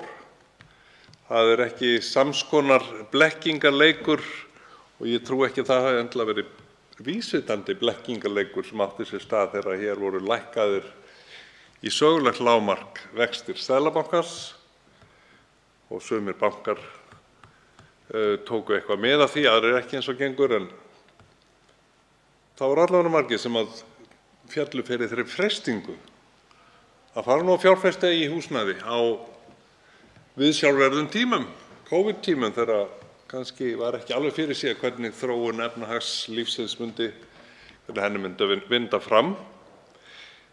En nú sjáum við hvað gerðist. Það sem átti hugsanlega að verða til þess að bjarga fyrirtækjum og koma hjólum atvinnulífsins svona í eðlilegra horf á samdráttartímum alheimsfaraldurs varð að freistingu fyrir ungt fólk á öllum aldri til að fjárfesta í húsnæði sem síðan kannski það hefur engin efni á að standa straum af. Og það mun eiga eftir að koma í ljós. En það hefur stundum verið líkst svona Íslandi sem tveggja þjóða fyrirkomulagi þar sem annars vegar eru fjármagnseigendurnir og hinir síðan sem er eins og hamstrar í hjóli sem hlaupa til þess að eiga fyrir afborgununum og standa straum af öllu bixinu sem hækkar og hækkar eins og hér var lýst. Og maður standandi hér í ræðustóli Alþingis í þjóðarlíkamanum þá finnur maður alveg fyrir þessari bólgu, þessari verðbólgu í ökklunum og þessum vaxtaverkjum öllum. Það finna allir fyrir því, en þeir mest sem eru fastir í fastlaunakerfi, venjulegur verkamaður á akri atvinnulífsins sem er bara með sín föstu laun og það mun koma að átökum núna þegar líður á árið, óhjákvæmilegum því miður. Og þetta var kannski ekki sérhannað, þetta var ekki útbúið af illum hug. Þetta er bara því miður einhvern veginn hjákvæmileg framvinda í einhverju svona hálfgerðu óheillaferli sem má rekja alveg til þess tíma, svona undir lok 8. áratugarins eða já, 70s eins og sagt er, og þar í kringum 1980 þegar hér var verðbólgan slík að það var mynti á bara Argentínu og verðtryggingin var kynnt til sögunnar sem tímabundið fyrirbrigði sem átti bara að vera í nokkra mánuði, mesta lagi misseri. Við sitjum ennþá uppi með verðtryggingu eitt Vesturlanda og ég kann ekki skila á hvar verðtryggingin þykir sjálfsagður hlutur eins og hún þykir hér, en það var klippt á það að verðtryggingin næði til bæði launa og lána og eftir sitja þeir sem ekki eiga fjármagnið en þurfa að greiða lánin sín með verðtryggingum og þeim vöxtum og vaxtavöxtum og síðan refsivöxtum sem að gjarnan taka við þegar innheimtustofnanirnar keyra fólk í afborganir af uppsöfnuðum syndum og erfiðleikum. Og þetta nú kannski eitt af stærstu verkefnum íslensks samfélags, að vinda ofan af þessari vitleysu. Sumir kenna genginu þetta, eða íslensku álkrónunni og telja að það sé ekki hægt að taka á þessu nema með því að segja okkur í evrópska efnahagsumhverfið allt saman. En þjóð sem á allt sem allir aðrir ágirnast og vilja, grænu orkuna og landgæðin öll, hreina loftið, hreina vatnið, fiskimiðin og fiskeldið og öll þau tækifæri til blómstrunar. Hún hlýtur að geta komið sér upp sínum gullfæti, sínum álfæti eða sínum gjaldmiðli sem þarf ekki að verða bitbein eða vandræðabarn. Það bara spurning vilja og sameiginlegt átak. Við getum ekki boðið fleiri kynslóðum en okkar eigin upp á þessa framvindu. Þetta ekki hollt. Þetta ekki hollt fyrir geðið eða sálina. Þetta ekki boðlegt börnunum okkar og barnabörnunum að vera svona eina þjóðin í heiminum sem í þessari vondu lúpu. Þannig að ég nú að sem betur fer eigum við innan ríkisstjórnarinnar fólk sem sér þetta, skilur þetta og hefur lýst vilja til þess að taka á þessu. Við eigum banka sem gefa vel af sér, banka sem eru reyndar flæktir í þennan veg og þessa vafninga alla sem bitna síðan á almenningi í landinu en fita eigendur sína og hluthafa. Og mikið var þetta dásamlegt ef við getum nú sammælst það bara að hrista af okkur allar þessa vaxtaverki, allar þessar bólgur, allar þessar verðbólgur í liðunum og farið að láta okkur líða vel í íslenska þjóðarlíkamann og láta okkur líða vel með það að hér sé auðugt samfélag, jöfnuðar, réttlætis og almennrar skynsemi þar sem flókin spilverk sjóðanna valdi ekki svefnleysi og viðvarandi kvíðahnútum í litlu mallakútunum. Ég einn þeirra sem skrifa upp á þetta frumvarp hér og stilli væntingum mínum í hóf, þar sem þetta þetta minni hluta frumvarp, en við skulum vona það besta, vona að menn sjái ljósið hvar í flokki sem þeir standa og sýni þeim samúð og miskunn sem hinn raunverulegu fórnarlömb þessarar óheilla þróunar.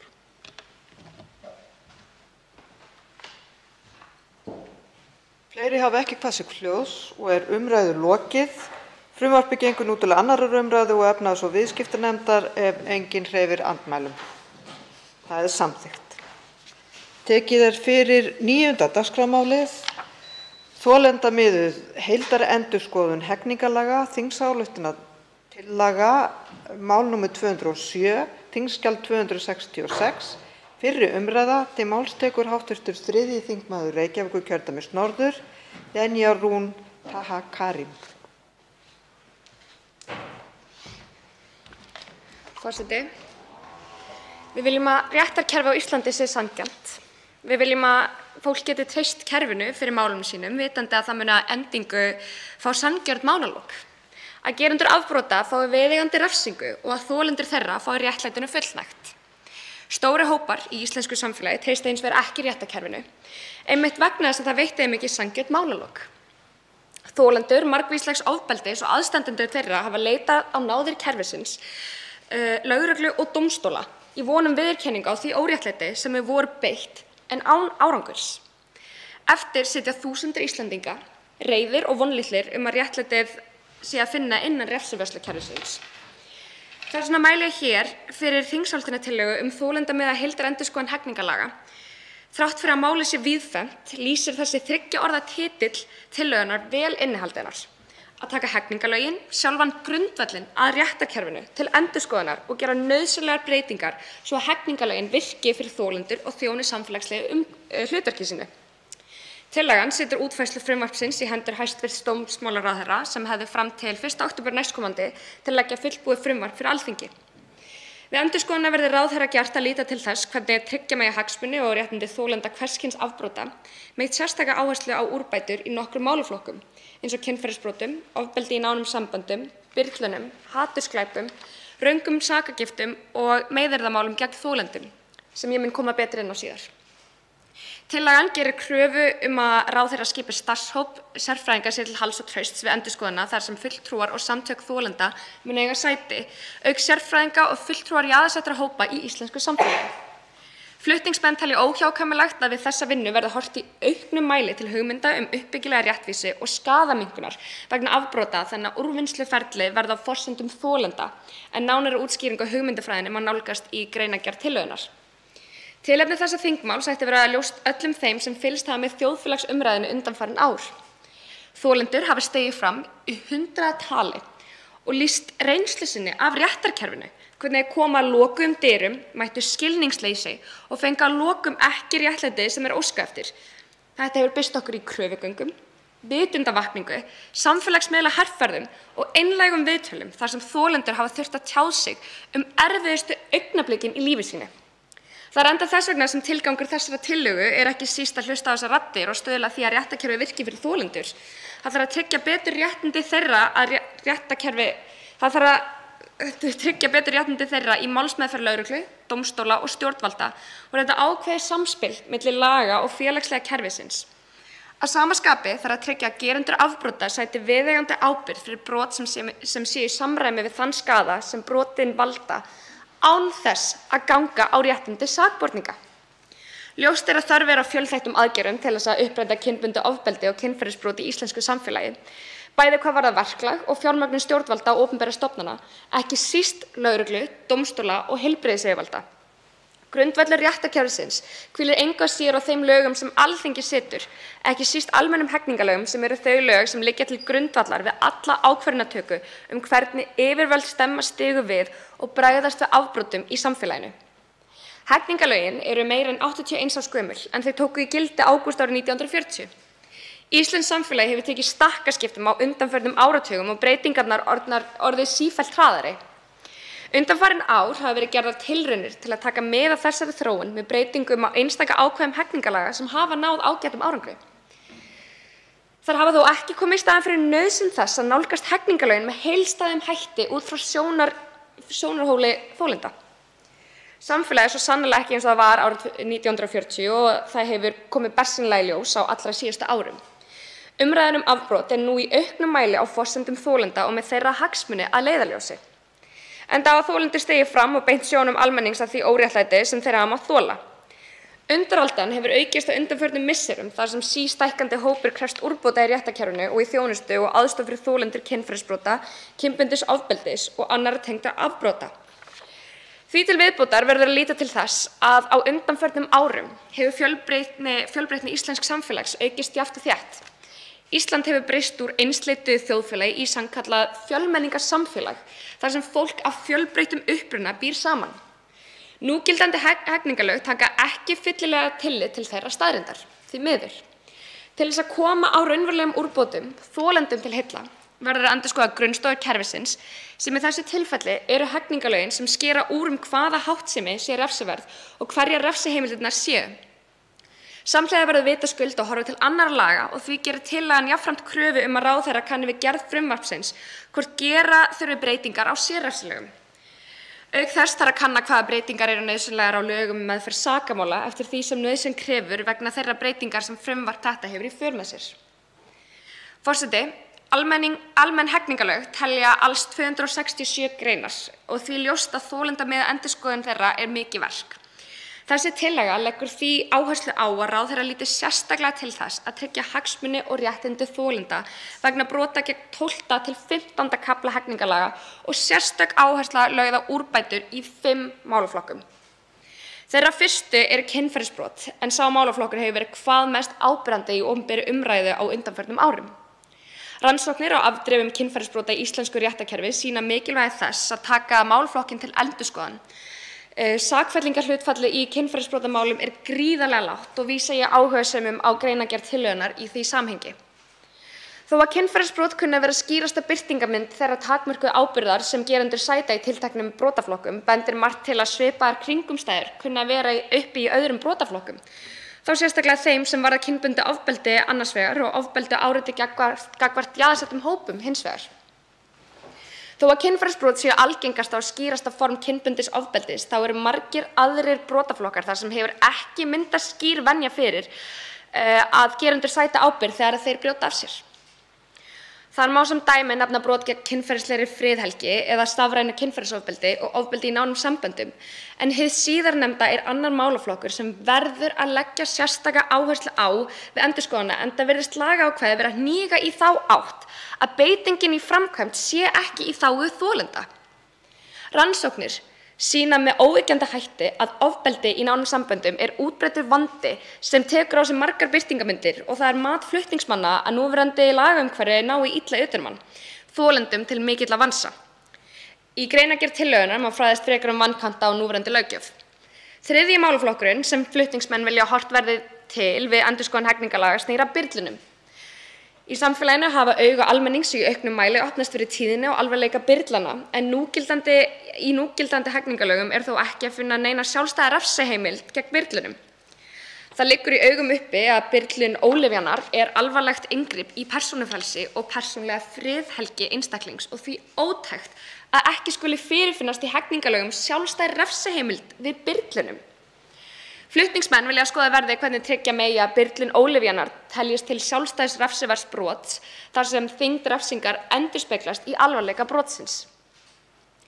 Í fjórða lagi vilja flutningsmenn að hatursglæpir fái sérstaka umfjöllun við endurskoðun hegningarlaga.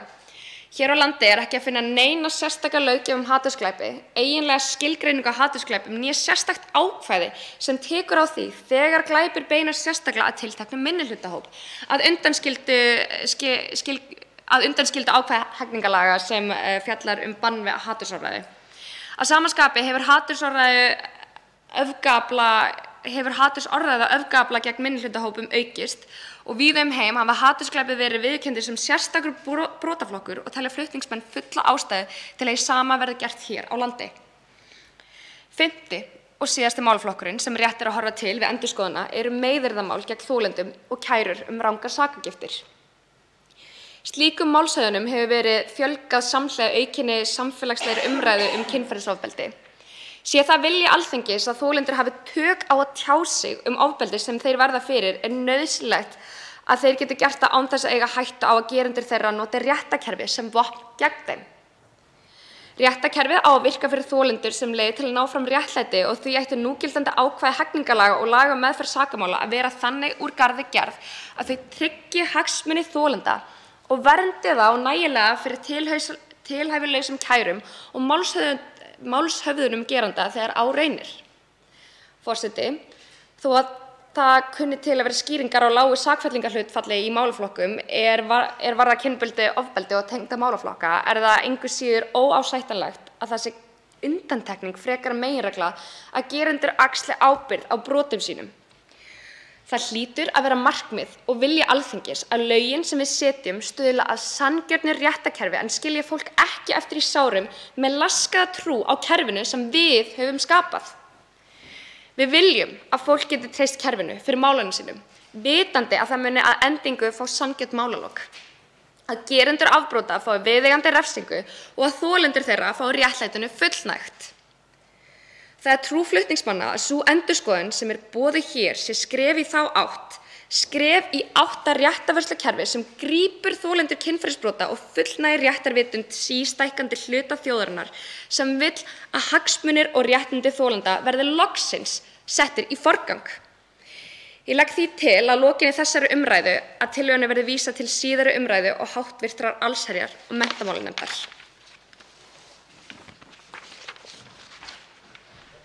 Til máls tekur hv. 13. þingmaður Suðvesturkjördæmis, Gísli Rafn Ólafsson.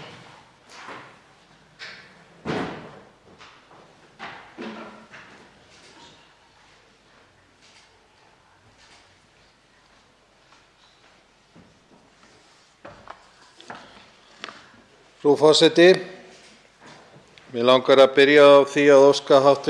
þingmanni Lenyu Rún Taha Karim til hamingju með sitt fyrsta þingmál og það er sannarlega heiður að fá að vera með hv. þingmanni sem flutningsmaður á þessari þingsályktun og sérstaklega ánægjulegt að bæði hv. þingmaður og ég völdum að taka réttindi þolenda sem okkar fókus, okkar baráttumál þegar kemur að því að flytja mál hér inni. Og það þarf ekki að segja við neinn sem hefur hlustað á umræðuna sem hefur verið í samfélaginu undanfarin ár að réttindi þolenda þurfa að vera bætt og ég tel að þessi þingsályktun sé góð yfirsýn yfir það hvar þurfi að taka til hendinni og styð hana því að fullu því ég trúi þolendum og ég stend með þolendum.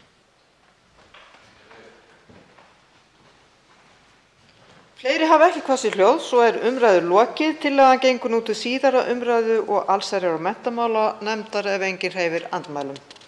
Það er samþykkt. Tekið er fyrir 10. dagskrármálið.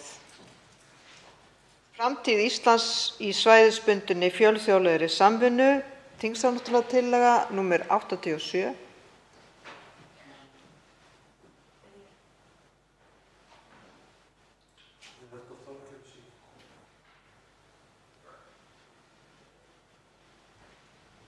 Þingskjal 87, fyrri umræða. Til máls tekur hv. 5. þingmaður Suðvesturkjördæmis, Þorgerður K. Gunnarsdóttir, sem ekki er í þingsalnum. Við bíðum augnablik.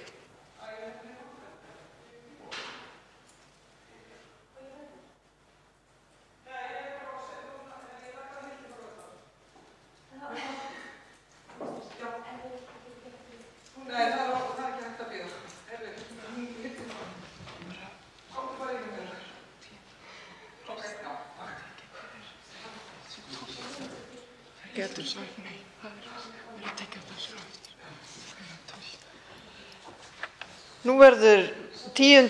dagskrármálinu frestað og tekið er fyrir 12. dagskrármálið. Áfengislög, vefverslun með áfengi, frumvarp, mál nr. 334, þingskjal 474, fyrsta umræða. Til máls tekur hv. 5. þingmaður Reykjavíkurkjördæmis suður, Hildur Sverrisdóttir. Frú forseti, ég legg hér fram frumvarp þar sem lagðar eru til breytingar á lögum netverslun með áfengi.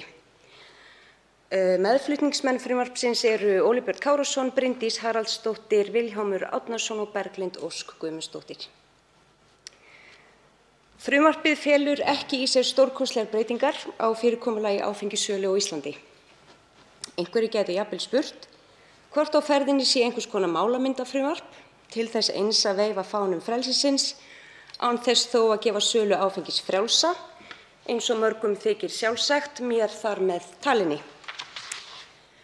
Frumvarpið er þó vissulega gott skref í frelsisátt en felur líka í sér mikilvægar breytingar í jafnræðisátt, bæði til að jafna hlut innlendra framleiðenda á við erlenda sem og jafnræði fólks til þess að nálgast vöruna.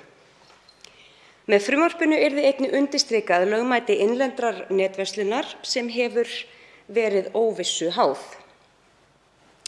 Netverslun með áfengi hefur verið leyfileg langt skeið í formi heimildar Íslendinga til að kaupa áfengi erlendis frá.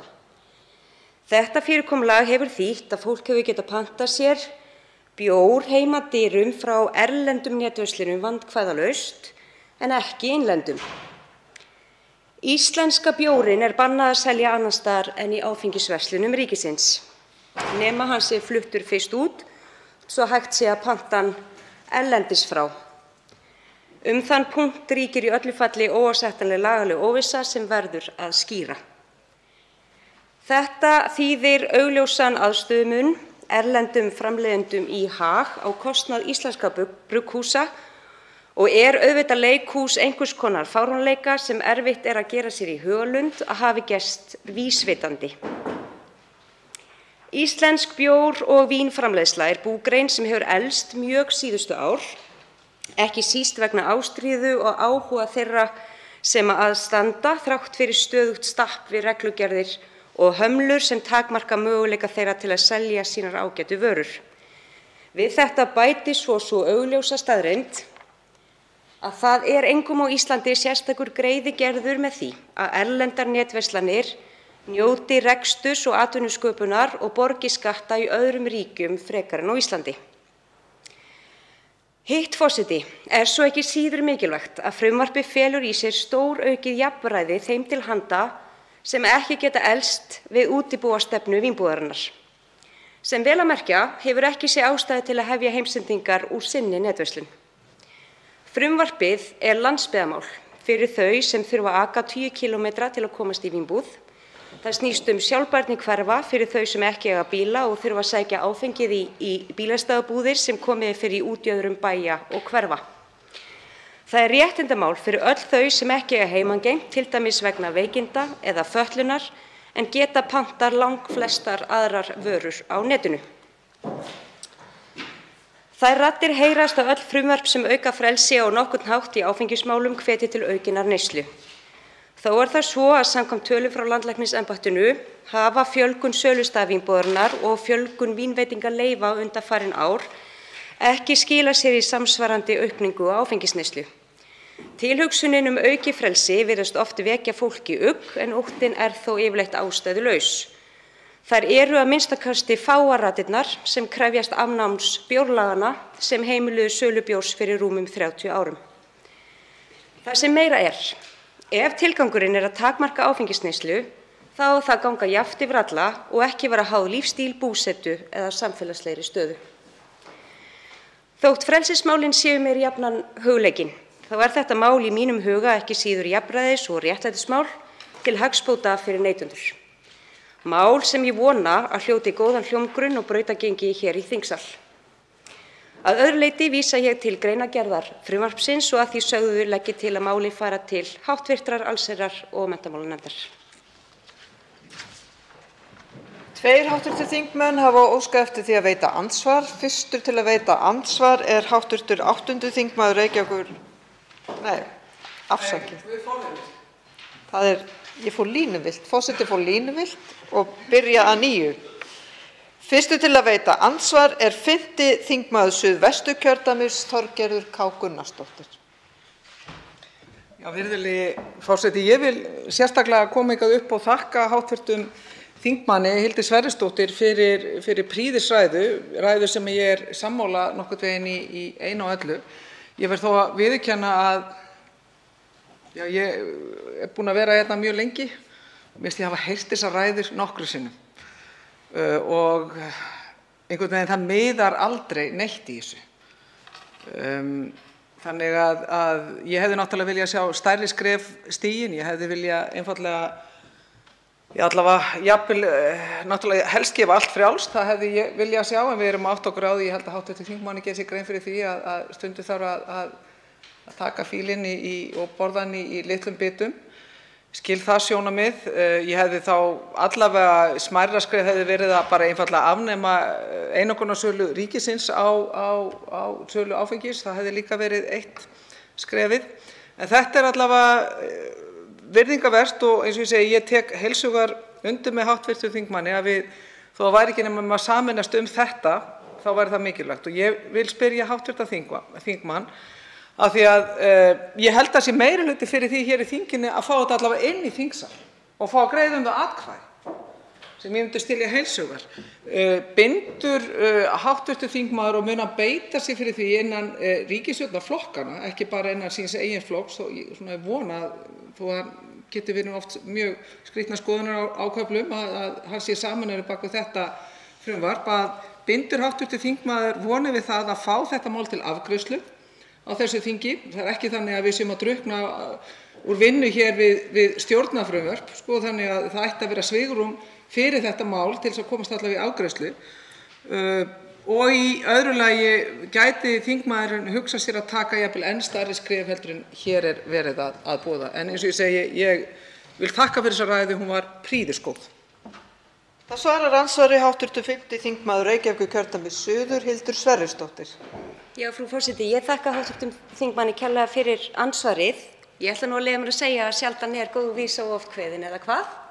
Þannig að ég tek algjörlega undir það að auðvitað hefur þetta mál oft verið rætt og það hefur tekið svona mismunandi útfærslum og vendingum í gegnum árin. Nú er hv. þingmaður búinn að vera þarna lengur heldur en ég, þannig að nú er ég komin hingað inn og er allan að leggja mitt af mörkum. Þannig að ég vona auðvitað innilega að það muni ganga og ég get algjörlega sannfært hv. þingmann það að ég væri að sjálfsögðu ekki að standa hér og leggja fram þetta mál og tala við mína kollega það ef ég ætlaði mér ekki að gera allt það sem mínu valdi stendur til þess að ná því í gegn. Ég tek undir með þingmannum að mér finnst mikilvægt að þetta mál fari inn í þingsal.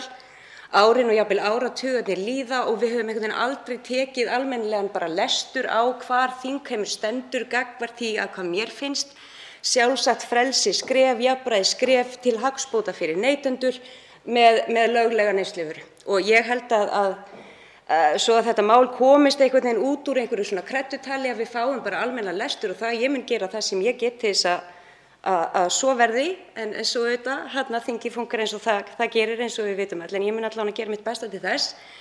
Ég tek algjörlega undir það, ég hef sjálf verið flutningsmaður á frumvarpi sem að gekk lengra. Ég get vel tekið undir að ég geti líka séð fyrir mér útfærslur og afnema einokunina og slíkt. En það má ekki gleyma að til dæmis þetta mál í þeirri, ég vil segja kannski pattstöðu sem þetta mál þá er þetta líka jafnræðismál. Þannig að það er ákveðin staða í samfélaginu með til dæmis netverslun þar sem það er hægt að nálgast vörur erlendis frá en ekki frá okkar mjög fínu innlendu aðilum. Þannig að þetta er ekki síst skref í þá átt en það mun aldrei sitja á mér að taka stærri frelsisskref, því get ég lofað. Það veitir andsvar síðar að sinni hv. 5. þingmaður Suðvesturkjördæmis Þorgerður K. Gunnarsdóttir. Virðulegi forseti, góð vísa aldrei of oft kveðin, jú það getur nú verið það. Ég rifja það upp þegar ég í mörg ár svæði börnin mín og þegar eitt barnanna var orðið frekar, ég er frekar laglaus líka, ég geri mig grein fyrir því að það hefur kannski hamlað þessu einhverju en það var alltaf sömu vögguvísurnar sem maður söng og eftir einhver ára þá leggur sonur minn höndina og segir mamma, nú get ég bara ekki meir. Og ég held að sé svolítið þannig hjá okkur. Nú eftir öll þessi ár, 20 ár eða hvað það er sem maður er búinn að vera hérna, að við þurfum að fara að koma þessu hingað í þingið og leyfa okkur að greiða atkvæði þetta því að hversu góð sem ræða var áðan að ég get ekki meira að þessu framtaksleysi í skipulagi á dagskrá þingsins að geta ekki komið með okkur treyst þingmönnum einfaldlega til þess. Og hver er pattstaðan? Pattstaðan er sú að hv. þingmaður og flokkur hans er í samstarfi með tveimur öðrum flokkum sem er ekkert ótrúlega mikið áfjáðari því að standa frammi fyrir því að ýta á græna takkann eða rauða takkann. Þeirri áskorun sem því fylgir og þeirri ábyrgð sem fylgir því í stórum sem litlum málum að greiða atkvæði hér í þessum sal. Pattstaðan er sem sagt sú að það eru tveir aðrir stjórnarflokkar sem leyfa ekki þessu mál að koma hingað inn í þingsal. Þannig að ég held og ég vil að hv. þingmaður viti það, farið með það veganesti að ég mun styðja hana eindregið í því að fá þetta mál út úr nefnd. Til þess að við getum ekki þurft enn og aftur að heyra þessa vísu næstu 3 ár þegar kjörtímabilið er rétt að byrja. Það svarar andsvari síðar sinni hv. 5. þingmaður Reykjavíkurkjördæmis suður Hildur Sverrisdóttir. Frú forseti, já, hv. þingmaður getur ekki meir, en ég get meir. Þannig að ég skal taka þetta kefli og gera það sem ég get til þess að koma því áfram, og við erum sammála að það er mikilvægt að koma því hingað inn í þingsal. Hv. þingmaður fer mikið inn í kannski fullyrðingum að þetta mál mun aldrei komast hingað og það séu samstarfsflokkar ykkur ríkisstjórn sem að standa í vegi fyrir því. 20 ára reynsla bara í því heilöfnum. Ég ætla að halda mig við það að þetta þingmannamál er lagt fram af mér og fleirum. Ég ætla að vera full bara bjartsýni líka á það verklag að það er líka, finnst mér, allt í lagi að þó að flokkar séu saman í ríkisstjórn að þá sé ekki einn einastu mál sem að mega ekki fara inn í þingsal þó að hugur allra í því stjórnarsamstarfi eða stjórnarsáttmáli ná ekki undir viðkomandi mál. Ég held að það myndi vera mjög einhæf þingdagskrá. Ég skil punktinn, ég skil pólitíkina í punktinum og ætla ekki að kannski gera lítið úr pólitík háttvirts þingmannsins með það. En ég ætla að leyfa mér kannski bara að vera ósammála. Þetta er mál sem rataði vissulega ekki í stjórnarsáttmála. Það er hárrétt. Hefur held ég bara ekki ratað í einn einasta stjórnarsáttmála ef ég man rétt. En það breytir því ekki að ég held að vera spennandi að sjá hvaða þingmenn síðan þegar til kastana kemur muni styðja þetta mál. Andsvörum lokið. Til máls tekur hv. 13. þingmaður Suðvesturkjördæmis, Gísli Rafn Ólafsson.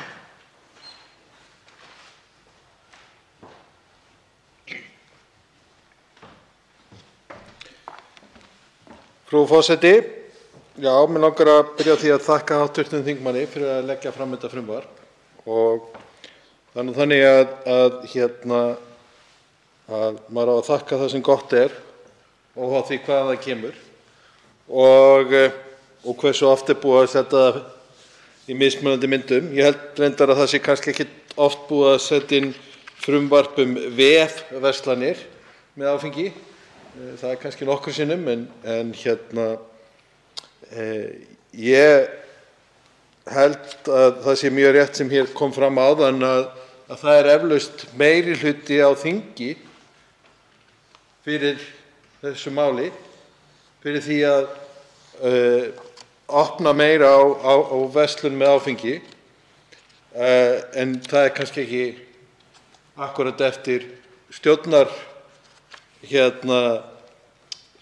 stjórnarflokkum og stjórnarandstöðu sú skipting. Ég hef búið í mörgum löndum þar sem hafa verið mismunandi aðferðir við sölu á áfengi og meira að segja bjó í fylki í Bandaríkjunum þegar var verið að gefa frjálst í því fylki sölu á áfengi og reynslan þar var mjög einföld. Það breyttist ekki neitt. Neysla breyttist ekki neitt. Hún var alveg svo sama. Munurinn var sá að það voru ekki lengur neinar fylkis- eða ríkis áfengisverslanir, heldur var þetta komið inn í matvöruverslanirnar og það breytti ekkert hegðun fólks. Eina sem ég myndi leggja til við hv. allsherjar- og menntamálanefnd að íhuga það að gera 10 breytingar samtals á þessu frumvarpi og það er að taka orðið vef út alls staðar og einfaldlega gera þetta frumvarp til laga breytingu á áfengisstöðum verslun með áfengi. Það er mjög einföld breyting, það er 10 staðir. Ég er búinn að merkja það út fyrir allsherjar- og menntamálanefnd að þeir vilja hafa það. Líka tiltölulega einfalt fyrir nefndarritara að breyta, þess að það er nefndarsviðið, vegna þess að það er hægt að taka svona orð út á mjög einföldan hátt. Þannig að ég allavega styð það og ég veit að ég á örugglega eftir að fá 500 pósta núna frá andstæðingum áfengisverslunar, en mín reynsla er sú eftir að hafa búið á mörgum stöðum að þetta mun ekki breyta hegðun fólks, mun ekki breyta drykkju fólks. Það mun einfaldlega gera hlutina einfaldari og þægilegri og ekki eins takmarkandi eins og þeir eru í dag. Þannig að vonandi fáum við að sjá þetta aftur, vonandi án orðsins vef, en við sjáum til. Til máls tekur hv. 3. þingmaður Reykjavíkurkjördæmis norður, Lenya Rún Taha Karim. Virðulegi forseti, mig langar að þakka hv. þingmanni Hildi Sverrisdóttur fyrir þetta frumvarp og leið taka fram að ég styð þessa hugmynd og ég styð þetta frumvarp. Ég held að það sé kominn tími til þess að færa áfengisverslanir og það sem við kemur áfengi og tóbaki í nútíman. Og jafnframt vona ég að þetta sé í síðasta skiptið sem að við ræðum eitthvað svona hér inn í þingsal í fyrstu umræðu og þetta komist eitthvað lengra áfram, þannig ég taki undir með hv. þingmanni Þorgerði Katrínu. Þessi hugmynd að þetta frumvarp varðar aðgengi fólks að áfengi og ég held að þetta muni stuðla að auknu aðgengi sem að ég tel vera mjög mikilvægt. Og það fínt að byrja hér. Ég hefði viljað sjá áfengi í verslanir yfir höfuð en það ætti þá bara að vera lokamarkmið og lokaskrefið vonandi og það við segjum að taka þetta í hænuskrefum. Ég fagna því líka og kannski það auðveldara fyrir þingið til að melta ef þetta tekið svona litlum skrefum. En svo náttúrulega spurningin eins og hv. þingmaður kom inn á, hv. þingmaður Þorgerður Katrín kom inn á áðan hvort að þingflokkar Vinstri grænna og Framsóknarflokksins sé að fara að samþykkja þetta, en ég vona innilega að það verði stuðla að einhverri sátt innan stjórnarflokkana út af því að þetta búið að vera stórt mál núna nú er ég ný í pólitík og hefur verið að fylgjast með bara síðustu 4-5 árin, en þetta hefur alltaf verið einhver svona stór punktur í kosningabaráttunni að nútímavæða áfengissölu. Þannig að ég bara bíð spennt eftir því hvernig þetta mál mun þróast og ég vona bara að hv. þingmaður og flutningsmaður finni fyrir stuðningi allavega innan þingflokks Pírata, allavega ég og meðal annars hv. þingmaður Gísli Rafn Ólafsson. En satt best að segja þá veit ég ekki hvernig þetta mun þróast og það mjög oft bent á það að spurt þingmenn Pírata hvort að við séum fylgjandi þessari löggjöf yfir höfuð og að það svona smá beint spjótum á okkur fyrir að tefja þetta mál í nefndum eða í þingsal, en ég vil árétta það að það ekki staðan hér í dag og við styðjum þetta allavega 2 hér og ég bara bíð spennt eftir þróuninni. Gangi vel. Til máls tekur hv. 5. þingmaður Suðvesturkjördæmis Þorgerður K. Gunnarsdóttir. Já, virðulegur forseti, ég vil ítreka það sem ég sagði áðan. Ég mjög hlynnt þessu máli sem að mér finnst reynt að ganga allt og skammt og í öllu því umhverfi sem að við í raun að ræðum og það að treysta einstaklingunum til þess að hafa bara venjulegt aðgengi að lögmætu efni sem áfengi. Mér finnst hins vegar miður og ég vona að það hafi verið þá misskilningur af því að þegar ég segi að ég bara get ekki meira þá nenni ég ekki lengur þessari, ég ætla ekki að tala sýndarmennsku, en þessari pólitík sem við erum að verða vitnaðir hér sem alltaf ætluð til heimabrúks. Við erum að sjá ráðherra og þingmenn, sérstaklega ráðherra Framsóknarflokksins vera með alls konar yfirlýsingar sem bara ætluð að skora í tilteknum málum eða fylgir engin alvara og það engin þungi á bak við þau orð.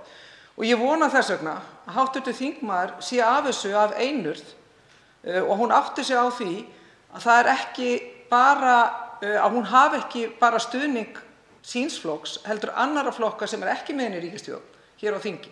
Og það væri mikil reginskissa ef að flutningsmenn frumvarpsins áttu sig ekki á því að til þess að koma því hingað inn í þingsal, sem að skiptir öllu máli fyrir framgang málsins, að þá þarf að tala við aðra þingmenn og fá þá til þess að sýna stuðninginn og vinna með flutningsmanni til þess að þetta mál geti komið hingað. Af því að það súrt að geta ekki eftir öll þessi ár, þá fáum við ekki, hvort sem það í þessu máli eða öðru máli sem ætti að vera svo sjálfsögð fyrir okkur, að taka til umræðu hér og til atkvæðagreiðslu. Eins og ég segi, allt frá stórum málum til minni málum. Hægt að flokka þetta undir minni mál þó þetta sé risastórt prinsippmál um frelsi einstaklingana og hvernig bara samfélagi við viljum búa í. Og hv. þingmaður Gísli Rafn Ólafsson, hann gat það eftir að hafa búið erlendis að það var mjög margir hér í þessum þingsal búið í útlöndum og átta sig alveg á því að þetta alveg hægt að hafa þetta mikla frelsi. Þetta bara hluti af lífsgæðum fólks. Og ef við raunverulega trúum því að við eigum ekki að vera með forræðishyggjuna út allt í samfélaginu, þá þetta svo sjálfsagt og eðlilegt skref. En það þarf líka að hugsa aðferðafræðina í þessu.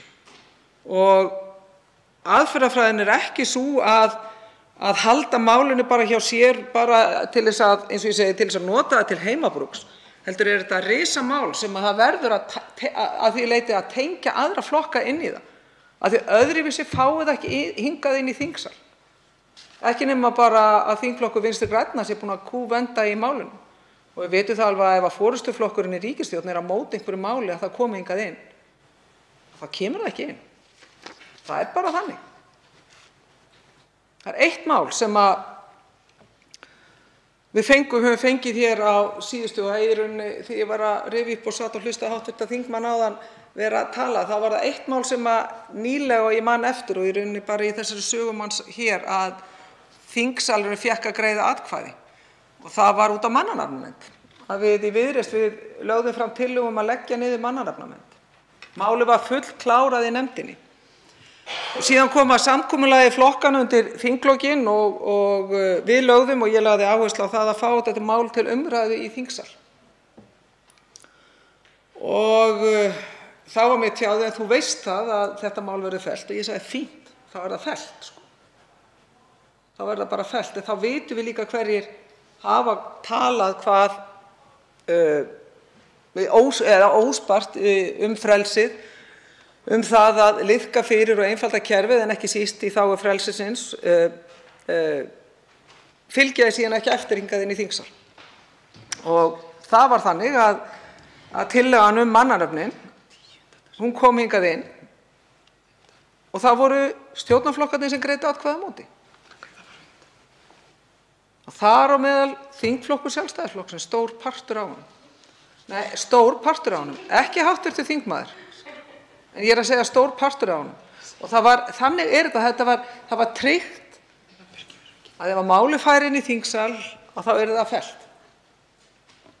Nógu margir þingmenn Sjálfstæðisflokksins greiddu atkvæði gegn málinu til þess að málið yrði fellt. Mál sem að maður hefði haldið að væri einmitt ekki binda þetta í meirihluta og minnihluta. Mál sem á að fara þvert yfir flokka og leyfa þá þingmönnum að kjósa samkvæmt sannfæringu sinni. Af því við fáum allt of sjaldan tækifæri fyrir þessi mál til þess sem að bara fá að fljóta. Og þau geta flotið, já, þvert að flokka. Eins og þetta mál sem við erum að ræða og ég held að það sem við ættum að sammælast ég og hv. þingmaður og fleiri hér sem hafa talað, að mikilli visku fannst mér að við eigum að sammælast það að taka þetta mál út úr þingnefnd. Það næsta skref. Og ég hefði haldið einmitt að hv. þingmaður myndi fagna því.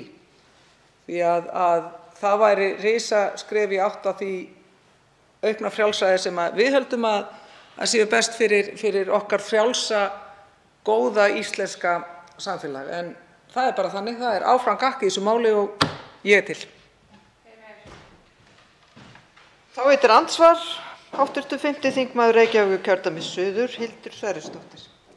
Frú forseti, já, ég þakka hv. þingmanni fyrir þessa ræðu. Mér langaði kannski bara svona að það myndi koma fram svo að sé engin misskilningur þar og ég verið það við þingmanninn að hún opnaði á það, kannski hefði það verið misskilningur. Þannig að ég vil bara kannski fá að undirstrika það að það vissulega einhvers konar misskilning að ræða ef að ég hef á einhvern hátt með orðum mínum í að því að þetta mál var eitthvað sem að ég hefði ekki áhuga á að kæmi hérna inn í þingsal og við myndum ekki heyra í sem flestum þingmönnum. Það er nefnilega alveg þvert á móti og ég er nokkuð viss að ég kom inn á það hér áðan. En ég vildi þá allan bara koma og fá að skýra það út alveg skýrt og ég tek undir að það væri mjög óskandi að þetta mál kæmist svokallað út úr nefnd og við myndum, eins og ég orðaði það áðan, fá þennan lestur á þetta mál sem er búið að vera fast í svona einhvers konar hjólförum, alls konar svona kreddu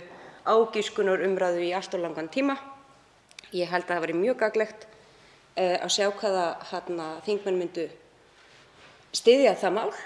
Ég tek alveg undir með hv. þingmanni, það eru mörg mál sem ég sé fara hérna í gegn og ekki njóta brautargengis og ef þau hefðu farið öðruvísi ef ég hef fengið ráða og það sama má eflaust segja alla þá 63 aðila sem sitja hér í þessum sal.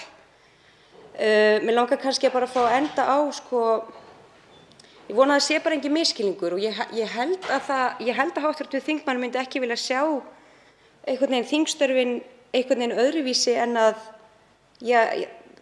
þingmenn leggja fram þau mál sem þeir hafa trú á og það er engin fullvissa það hjá engu okkar nákvæmlega hver örlög þess verða en auðvitað leggum að málin fram í þeirri trú og þeirri vissu að það gerir samfélaginu gott og mikið meira getur maður ekki gert. Þannig að hefur hv. þingmaður einhverja kannski aðra hugmynd um hvernig þau mál eiga afgreiðast og ég eins og heldur ekki að misskilja hana. Svarar andsvari hv. 5. þingmaður Suðvesturkjördæmis Þorgerður K. Gunnarsdóttir. Virðulegur forseti, nei, alls ekki. Einmitt það er það dásamlega við það að vera þingmaður, að leggja fram þingmál af því að þú trúir því sem þú ert að leggja á, þú trúir því að vera betra fyrir samfélagið, þú ert að sinna því að þeirri ábyrgð sem fylgir því að vera þingmaður, að leggja fram þingmál, hvort sem það eru fyrirspurnir til þess að upplýsa mál, upplýsa almenning, grafa sig betur ofan í það sem er að gerast, eða einfaldlega einmitt þingsályktunartillögur eða frumvarp eins og við erum að tala um hér. Þannig að hugsjónirnar eru svo dásamlegar á bak við hvert einasta þingmál. Þess vegna er svo mikil synd hversu klafarnar og byrðarnar eru þungar hérna, við fáum ekki tækifæri til þess hérna inn í þingsalnum að greiða mitt atkvæði þessar hugsjónir okkar. Þó það skarist þvert á flokka að leyfa okkur ekki einmitt eftir að þingmenn, og það er hægt að horfa hér yfir allan þingsalinn og ímynda sér þegar þingsalinn er fullur, þessi kraftur sem býr á bakvið hvern einasta þingmann. Þá snertingu sem hann hefur farið í gegnum í kosningabaráttu, í vinnustaðaheimsóknum, í ræðum, í ritið að hvað það er. En svo kemur allt þetta gamla íhaldssama verklag að við fáum ekki tækifæri hérna inn í þingsal. Og það er það sem ég er að tala um, að við verðum að fara að breyta og reyna að koma okkur upp einhverju reglu að minnsta kosti að þó að þetta geti verið óþægilegt fyrir stjórnarflokka eða einhverja flokka í stjórnarandstöðu, þá bara er það þannig. En það er okkar skylda líka að greiða atkvæði eftir okkar sannfæringu og samvisku. Og við verðum bara að virða það ef einhver er á rauða í þessu máli, þá virðum við þær skoðanir, við getum ekki lítið úr þeim. En við þurfum að fá að vita þær.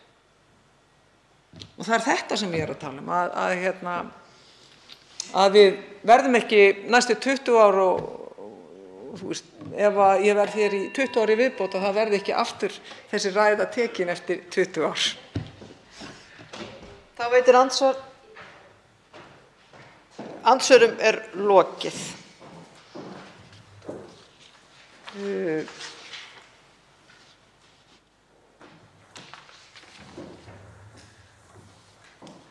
Fleiri hafa ekki kvarsið hljóðs og er umræðu lokið. Frumvarpið gengur nú til 2. umræðu og allsherjar- og menntamálanefndar að enginn hreyfir andmælum og það er samþykkt. Tekið er fyrir 10. dagskrármálið, framtíð Íslands í svæðisbundinni fjölþjóðlegri samvinnu, þingsályktunartillaga, 87. mál, þingskjal 87, fyrri umræða og til máls tekur hv. 5. þingmaður Suðvesturkjördæmis Þorgerður K. Gunnarsdóttir. Já, virðulegi forseti, í ljósi undangengina atburða þá kannski rétt að við tökum loksins almennilega umræðu stöðu og framtíð Íslands í alþjóðakerfinu og samstarfi þess. Þessi þingsályktunartillaga sem við ræðum núna lögð fram því að við í Viðreisn við teljum löngu tímabært að vinna úttekt á stöðu landsins okkar í svæðisbundinni og fjölþjóðlegri samvinnu. Og þetta ekki fyrsta sinn sem við leggjum þessa tillögu fram og ég vil ítreka það að þetta mikilvægara sem aldrei fyrr.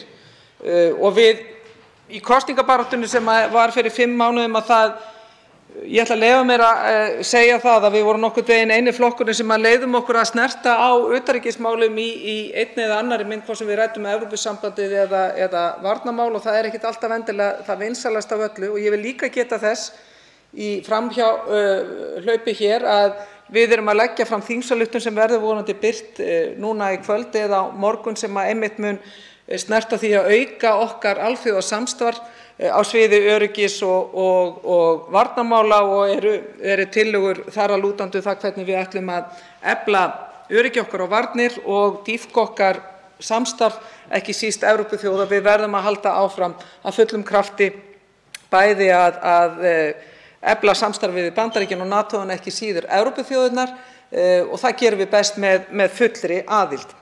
Við viljum sjá utanríkis- og þróunarsamvinnuráðherra eiga samráð við utanríkismálanefnd Alþingis í þessu skyni að gera úttekt á stöðu okkar í fjölþjóðlegri samvinnu og við viljum gjarnan sjá að það verði skipuð nefnd sérfræðinga sem yrði falið að gera úttekt og leggja mat á hvernig styrkja megi stöðu Íslands á alþjóðavettvangi til framtíðar. Þar færi meðal annars fram mat á því hvernig hagsmunum Íslands á sviði menningar, stjórnmála, varna og efnahags væri best borgið í fjölþjóðlegri samvinnu. Frá lokum síðari heimsstyrjaldar hefur Ísland verið þátttakandi í margvíslegu fjölþjóðlegu samstarfi. Tilgangurinn hefur verið sá að styrkja stöðu landsins í samfélagi þjóðanna í menningarlegum efnum, stjórnmálalegu tilliti, að því varðar varnir og öryggi og að því tekur til efnahags og viðskipta. Það óumdeilt að þetta fjölþætta samstarf það hefur styrkt fullveldi landsins og bætt efnahag okkar Íslendinga. Í aðdraganda síðari heimsstyrjaldarinnar stóð Ísland á krossgötum. Þá varð smá saman ljóst að yfirlýsingin í sambandslögunum frá 1918 ævarandi hlutleysi, yfirlýsingin gat ekki staðist breytta heimsmynd. Breið samstaða varð þó að halda í hlutleysi þar til hernám Breta varð til þess að við Íslendingar tókum afstöðu með þeim þjóðum sem stóð okkur næst í hugmyndafræðilegum skilningi. Í framhaldinu gerðist Ísland aðili að Bretton Woods samkomulaginu fjölþjóðlegt gjaldmiðlasamstarf og aðild að Sameinuðu þjóðunum fylgdi síðan í kjölfarið. Síðan gerðist Ísland eitt af stofnríkjum Atlantshafsbandalagsins sem við sjáum ekki síst í dag að var eitt mesta gæfuspor sem við höfum tekið í okkar sögu í utanríkismálum. Íslendingar tóku þátt í stofnun Norðurlandaráðs, hafa verið aðilar að hinu almenna samkomulagi tolla og viðskipti frá lokum 7. áratugar síðustu aldar og eru aðilar að Alþjóðaviðskiptastofnuninni. Í byrjun 8. áratugarins urðu Íslendingar aðilar að fríverslunarsamtökum Evrópu og síðan aðilar að innri markaði Evrópusambandsins í gegnum EES og síðan með þátttöku í Schengen-samstarfinu 2001. Öll þessi skref voru á sinn hátt svar við mjög breyttum aðstæðum. Þau lýstu því hvernig við aðstæður þess tíma var talið skynsamlegt að leita skjóls og tryggja hagsmuni landsins í fjölþjóðlegu samstarfi af ýmsu tagi. Allt þetta samstarf hefur síðan þróast og breyst í tímans rás. Pólitískt og efnahagslegt vægi aðildar að einstökum samtökum hefur í sumum tilvikum aukist en síðan minnkað í öðrum. Þær utanríkispólitísku ákvarðanir sem liggja að baki þessum skrefum í fjölþjóðasamstarfi spanna tíma frá upphafi kalda stríðsins til loka þess. Í bráðum 3 áratugi hefur ekkert nýtt skref verið stigið að frátalinni Schengen-aðild. Það lengsta kyrrstöðutímabilið í þessum efnum á lýðveldistímanum. Heimsmynd kalda stríðsáranna var tiltölulega einföld. Það voru 2 kraftar sem tókust á, annars vegar vestræn ríki undir forystu Bandaríkjanna og hins vegar sósíalistaríki undir forystu Sovétríkjanna. Hugmyndafræðin greindist í tvennt með sama hætti, þar sem annars vegar voru hugsjónir lýðræðis og frjálsra viðskipta en hins vegar hugmyndir alræðis og sósíalisma. Og við sjáum alræði vera ná tökum á Rússlandi núna aftur. Fyrst eftir að kalda stríðinu lauk töldu margir að heimsmálin hefðu einfaldast. Lýðræði og alþjóðavæðing hefðu einfaldlega borið sigurorð á sósíalismanum. Þær krossgötur sem þjóðir heims stóðu á eftir fall Berlínarmúrsins 89 virtust því ekki í fyrstu gefa tilefni til að endurmeta fjölþjóðlegt samstarf. En sú einfalda heimsmynd sem við blast á þessum tímamótum varð aldrei að veruleika og nú 30 árum síðar stöndum við enn á krossgötum. Heimsmyndin er miklu flóknari en áður, togkraftarnir eru fleiri og hugmyndafræðin hún er sundurlausari. Og við sjáum það ekki síst í dag núna þegar Úkraínustríðið stendur yfir, að þá erum við samt að sjá það, þó að hugmyndafræðin hafi verið tíma sundurlausari, að línurnar eru samt að skerpast. Og það er sterkt að sjá lýðræðisríki, vestræn ríki, Evrópusambandi standa mjög fast á sínu gegn alræði Pútíns og með Úkraínu. En þegar horft á togkraftana í þeirri heimsmynd sem ég lýsti áðan, standa Bandaríkin enn fremst en þau byggja ekki á myndum bandalaga með sama hætti. Samvinna Bandaríkjanna við bandamenn sína byggist í vaxandi mæli á þeirra eigin hagsmunum en í minna mæli en áður á sameiginlegum hugsjónum og hagsmunum eða samstöðu með þeim. Og Kína verður hugsanlega forysturíkið á alþjóðavettvangi á næstu áratugum. Því næst kemur Evrópusambandið sem hefur vaxið hratt og er miklu áhrifameira en áður en það glímir líka vissulega við ákveðin innri vanda. Hugmyndafræðilegt baksvið þessara breyttu heimsmyndar er líka fjölskrúðugt og fjarri því eins einfalt og á tímum kalda stríðsins. Segja má að Evrópuhugsjónin sé ávöxtur vestrænna lýðræðishugmynda kalda stríðsins. Kínverskum einræðiskapítalisma vex núna stöðugt ásmegin. Í Bretland og Bandaríkjunum hafa hugmyndir frjáls viðskipti færst frá fjölþjóðasamvinnu til tvíhliða samninga þar sem þeir sterku hafa jafnan undirtekin. Þetta er varhugaverð þróun, virðulegur forseti, fyrir smærri ríki þar sem almennt er talið að þau njóti skjóls frá ægivaldi stærri ríkja innan vébanda fjölþjóðlegrar samvinnu. Og síðan má loks nefna þjóðernispólitískar hugmyndir sem birtast núna í ólíkum myndum frá einu ríki til annars. Til viðbótar gætir síðan vaxandi trúarbragðatogstreitu. Og þessi straumar þeir hafa einnig borist til Íslands og er því brýnt fyrir okkur að kortleggja stöðuna og hagsmuni okkar með það fyrir augum að tryggja að staða Íslands í fjölþjóðasamstarfi verði ekki nýtt sem skiptimynt í innanlandspólitík. Utanríkispólitísk staða landsins mótaðist á árum kalda stríðsins og er nærri óbreytt. En spurningin er þessi: hefur heimsmyndin ekki breyst svo mikið á undanförnum árum að segja megi að við stöndum enn á ný á þessum krossgötum? Er það ekki tilefni til þess að endurmeta hvernig við tryggjum pólitískt skjól, varnarlegt skjól og efnahagslega hagsmuni landsins best þegar horft er til framtíðar? Og ég vil geta nokkur álitaefni í þessu sambandi. Þegar gjaldmiðillinn hrundi og bankarnir féllu 2008 þá kom í ljós að Ísland átti lítið skjól. Afstaða Norðurlanda mótaðist af afstöðu annarra eins og Evrópusambandsins og Alþjóðagjaldeyrissjóðsins. Við vorum ekki fullgildir aðilar að Evrópusambandinu þrátt fyrir aðild að innri markaðinum og sóttu því ekki pólitískan styrk þangað. Öfugt við reynslu kaldastríðsáranna höfðu Bandaríkin síðan skellt í lás. Atlantshafsbandalagið var ekki sá pólitíski bakhjarl sem það hafði til að mynda verið á þorskastríðsárunum. Þetta vekur upp þá spurningu hvort Ísland þurfi ekki í ljósi breytinga að huga að frekara pólitísku skjóli. Kína verður forysturíki heimsins á næstu áratugum. Ísland þarf því eins og aðrar þjóðir að eiga mikil og góð samskipti við Kína. En ólík hugmyndafræði skapar þó augljósar hættur í því efni.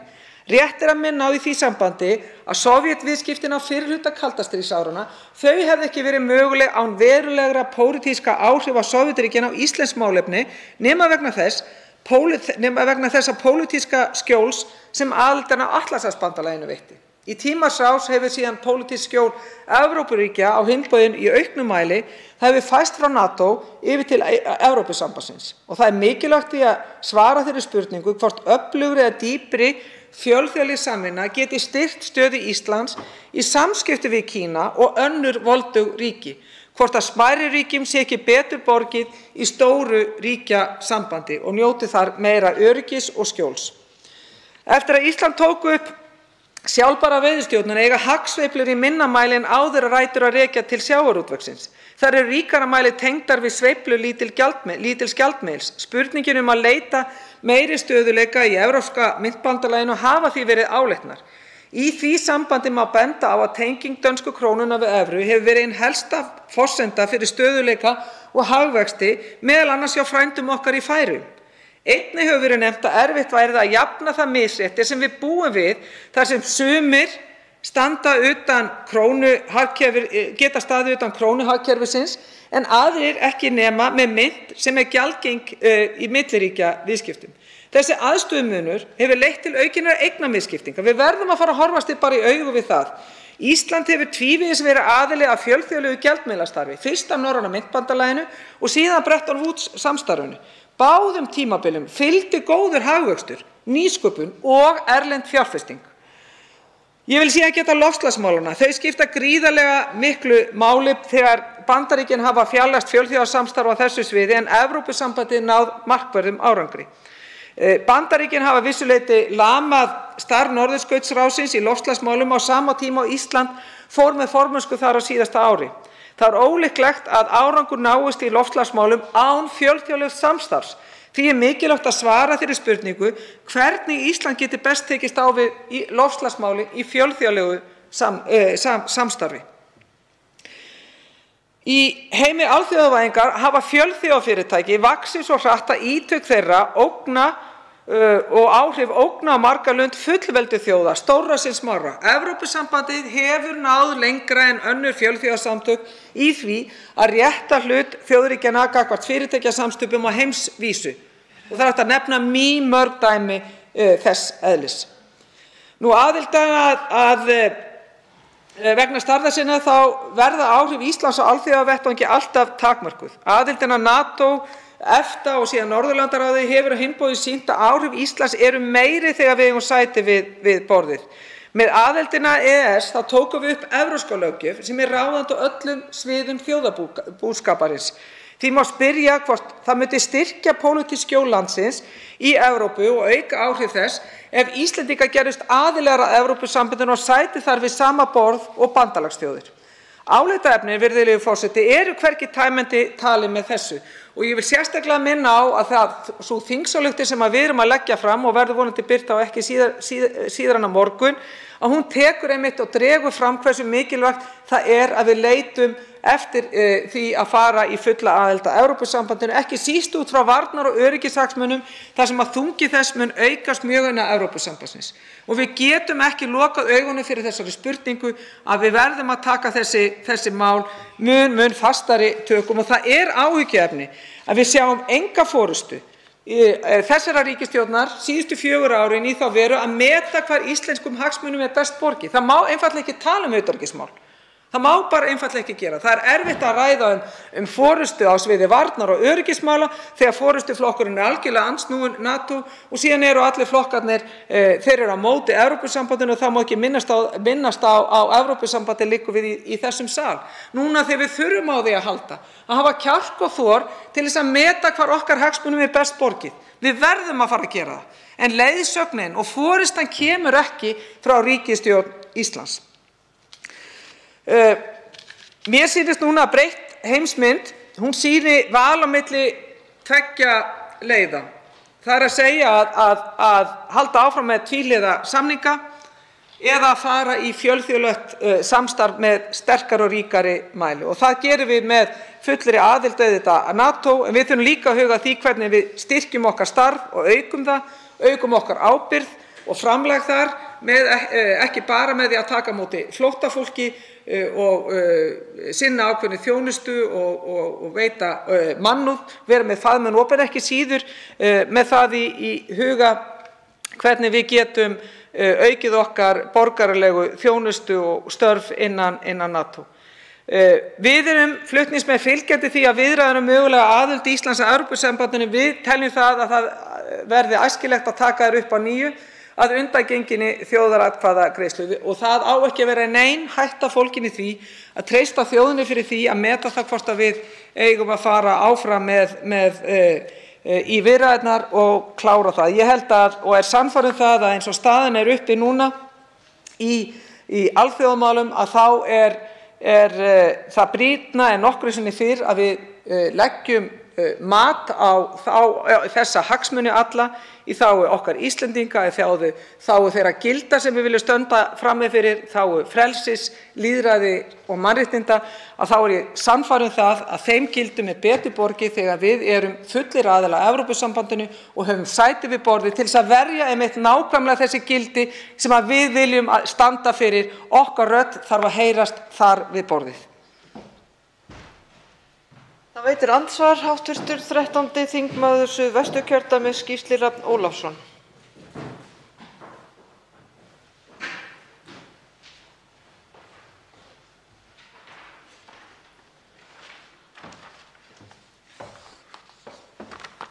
Frú forseti, ég þakka hv. þingmanni Þorgerði Katrínu Gunnarsdóttur úr Suðvesturkjördæmi fyrir góða framsögn á þessari þingsályktunartillögu.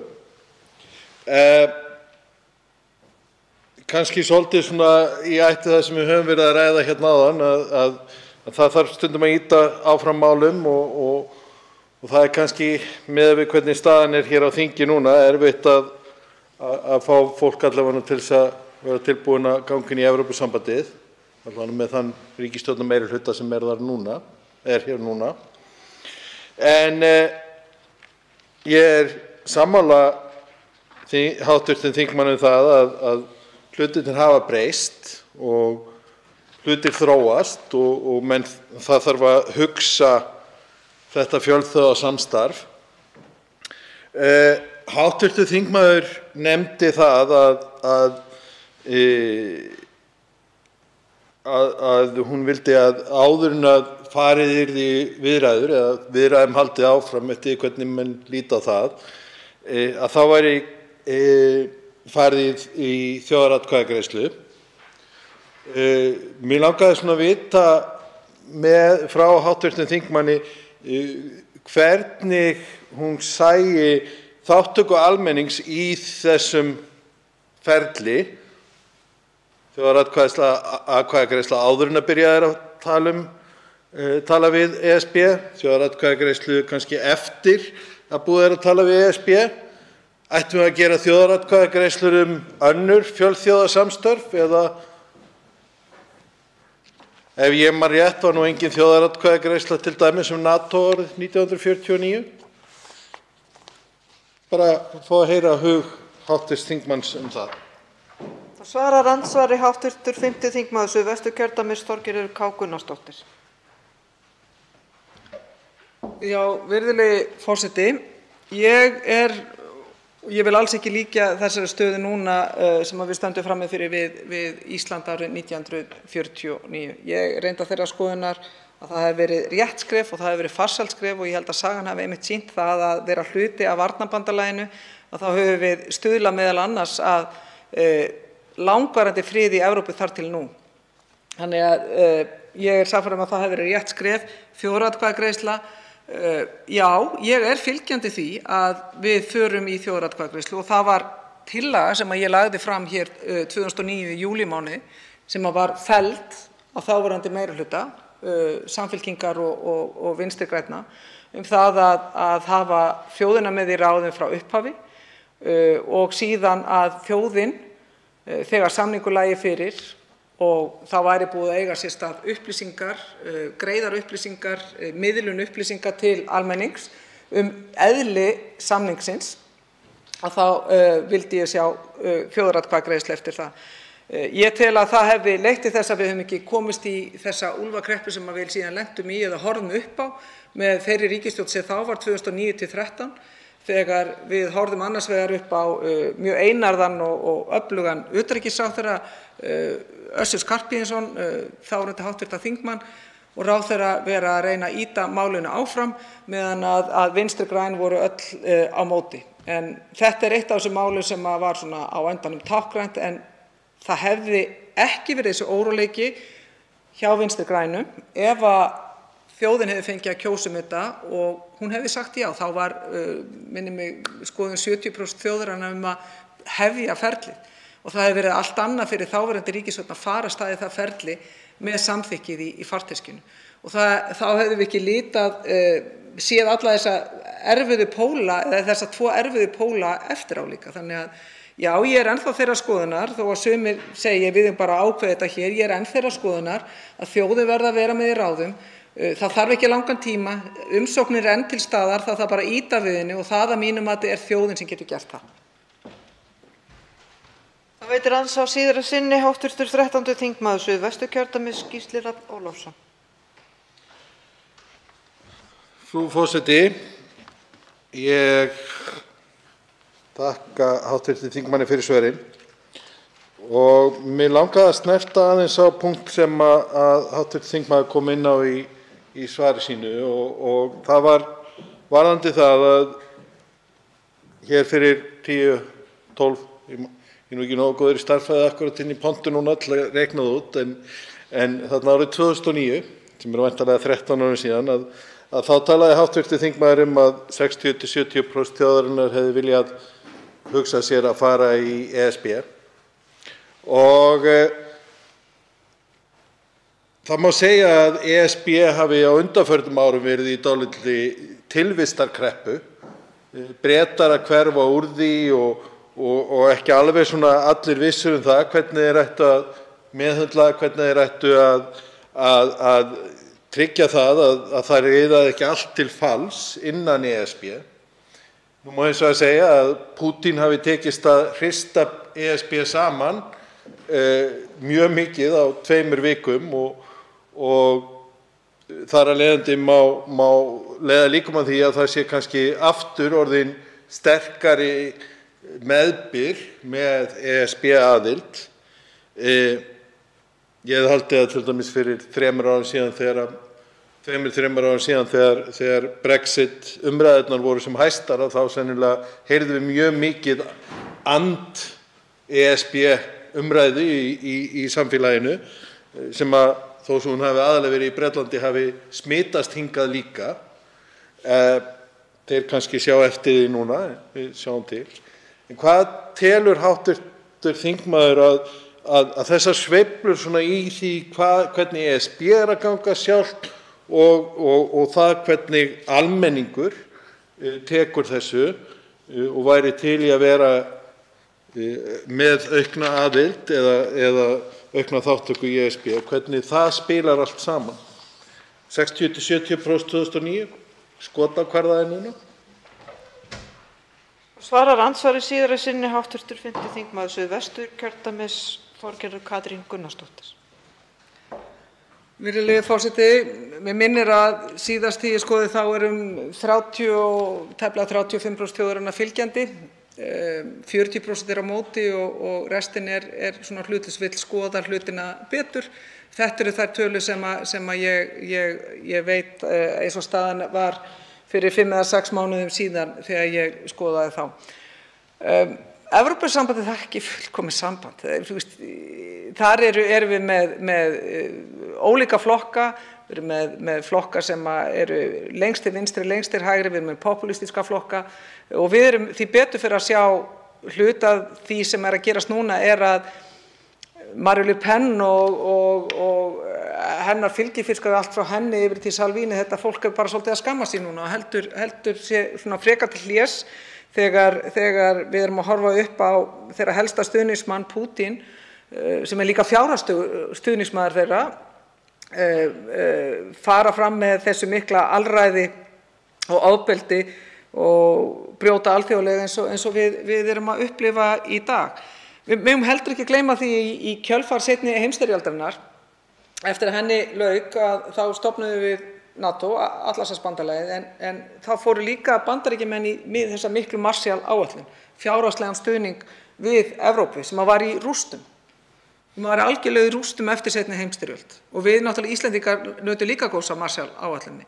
En síðan þrýstu þeir á það að Evrópa tæki svolítið ábyrgð á sinni eigin framtíð og hluti af því var að þrýsta á það að það yrði líka stofnað Evrópubandalagið eins og það hét þá, breyttist síðan í Evrópusambandið, af því að þetta eru þetta eru tvær hliðar á sama peningnum og ég hef verið að segja það svolítið oft núna. Þetta eru tvær hliðar á sama peningnum, annars vegar varnarbandalagið NATO og síðan Evrópusambandið sem á að tryggja efnahags- og fjárhagslegt frelsi. Ef við tryggjum það sem efnahagslegur stöðugleiki, þar miklar líkur á að ríki friður. Það sem efnahagslegur óstöðugleiki og ringulreið, fákeppni, sérhagsmunagæsla, þar ófriður. Þannig að þetta vissu menn, þetta sáu menn fram á sínu tíma og þetta þurfti að byggja upp. Þarna grunnurinn sem ég vil tengja við og það þess vegna sem við eigum að skoða rækilega, frú forseti, að sækja fulla aðild að Evrópusambandinu. Andsvörum lokið. Til máls tekur hv. 13. þingmaður Suðvesturkjördæmis, Gísli Rafn Ólafsson.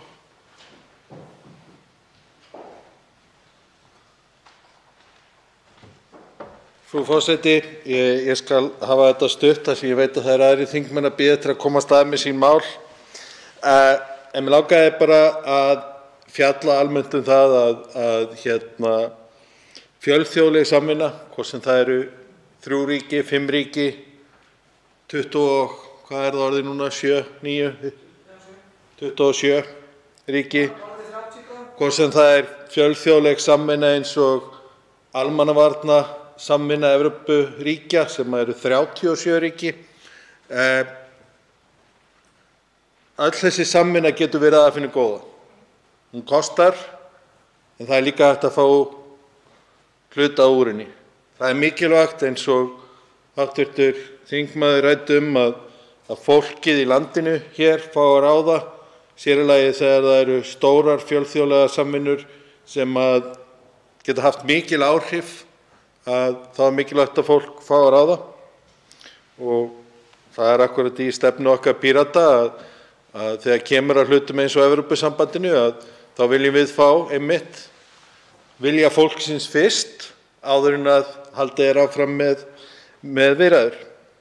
En ég held að ef við kannski hugsum ekki bara Evrópusambandið í tengslum við þessa þingsályktun, heldur bara almennt það að fjölþjóðlegt samstarf hefur þróast, það hefur breyst, jafnvel þegar að afi minn heitinn sat hér á þingi og ríkisstjórnin sem hann hafði myndað með Óla Thors slitnaði upp úr þegar ákveðið var einmitt að fyrst að semja við Bandaríkjamenn veru hér og síðan NATO, að heimurinn hefur breyst síðan þá. Þessi fjölþjóðlegu stofnanir og samtök, þau hafa líka þróast og breyst, sum hægar en önnur. Í tillögunni jafnvel talað aftur til Bretton Woods og ég hef nú einmitt komið þangað nýlega og séð hvar þetta allt saman gerðist, og það eru til líka skemmtilegar sögur það hvernig Bandaríkjamenn stjórnuðu nefndaritunum öllum, þannig að útkoma dagsins í öllum samningaviðræðum, hún var alltaf Ameríkönum í hag.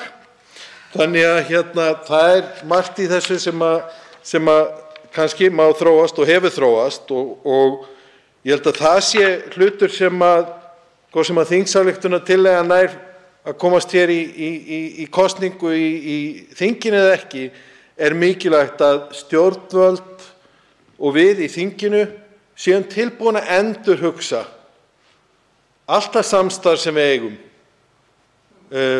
og hugsa það hvernig það að þróast, ekki bara vera áfram í einhverju samstarfi, setja pening í eitthvað samstarf af því að það hefur alltaf verið þannig. Kannski eru komnir betri vettvangar til að gera hlutina heldur en þeir sem við höfum notað undanfarin áratugi.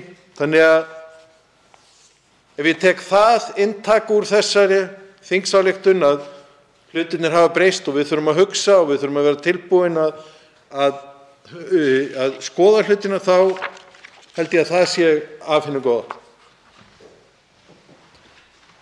Fleiri hafa ekki kvatt sér hljóð, svo umræðu lokið. Tillagan gengur nú til síðari umræðu og utanríkismálanefndar ef enginn hreyfir andmælum. Það samþykkt. Af dagskrá þessa fundar er tekið 11. dagskrármálið. Tekið er fyrir 13. dagskrármálið eignarhald í laxeldi, þingsályktunartillaga, mál nr. 419, þingskjal 598, fyrri umræða. Til máls tekur hv. 7. þingmaður Norðvesturkjördæmis, Halla Signý Kristjánsdóttir. Virðulegi forseti. Ég flyt hér tillögu til þingsályktunar sem felur í sér að Alþingi ályktar að fela matvælaráðherra að skipa starfshóp sem hafi það að markmiði að, í fyrsta lagi, komi fram með tillögur hvernig takmarka megi samþjöppun eignarhalds í laxeldisleyfum. B. Skoða hvort takmarka eigi eignarhald erlendra aðila í laxeldisleyfum. Ráðherra leggi niðurstöður starfshópsins fyrir Alþingi eigi síðar en 30. september 2022. Í greinargerð segir: Fiskeldi á Íslandi er ung atvinnugrein í örum vexti en mikill uppgangur hefur verið í fiskeldi á heimsvísu undanfarna áratugi. Gríðarleg framþróun hefur einnig orðið í laxeldi og nágrannalöndum okkar í Norður-Atlantshafi.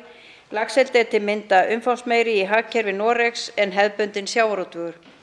Mikilvægt er að við horfum til þróunar í nágrannalöndum og nýtum okkur þá reynslu sem þar hefur orðið til þess að hægt verði að byggja upp heilbrigðisstarfsemi hér á landi.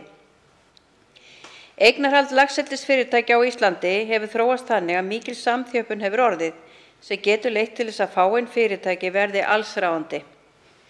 Í þessum rekstri sem öðrum er stærðarhagkvæmni mikilsverð en við ákveðna stærð verða til óæskileg áhrif meðal annars á atvinnuöryggi þeirra sem starfa í greininni.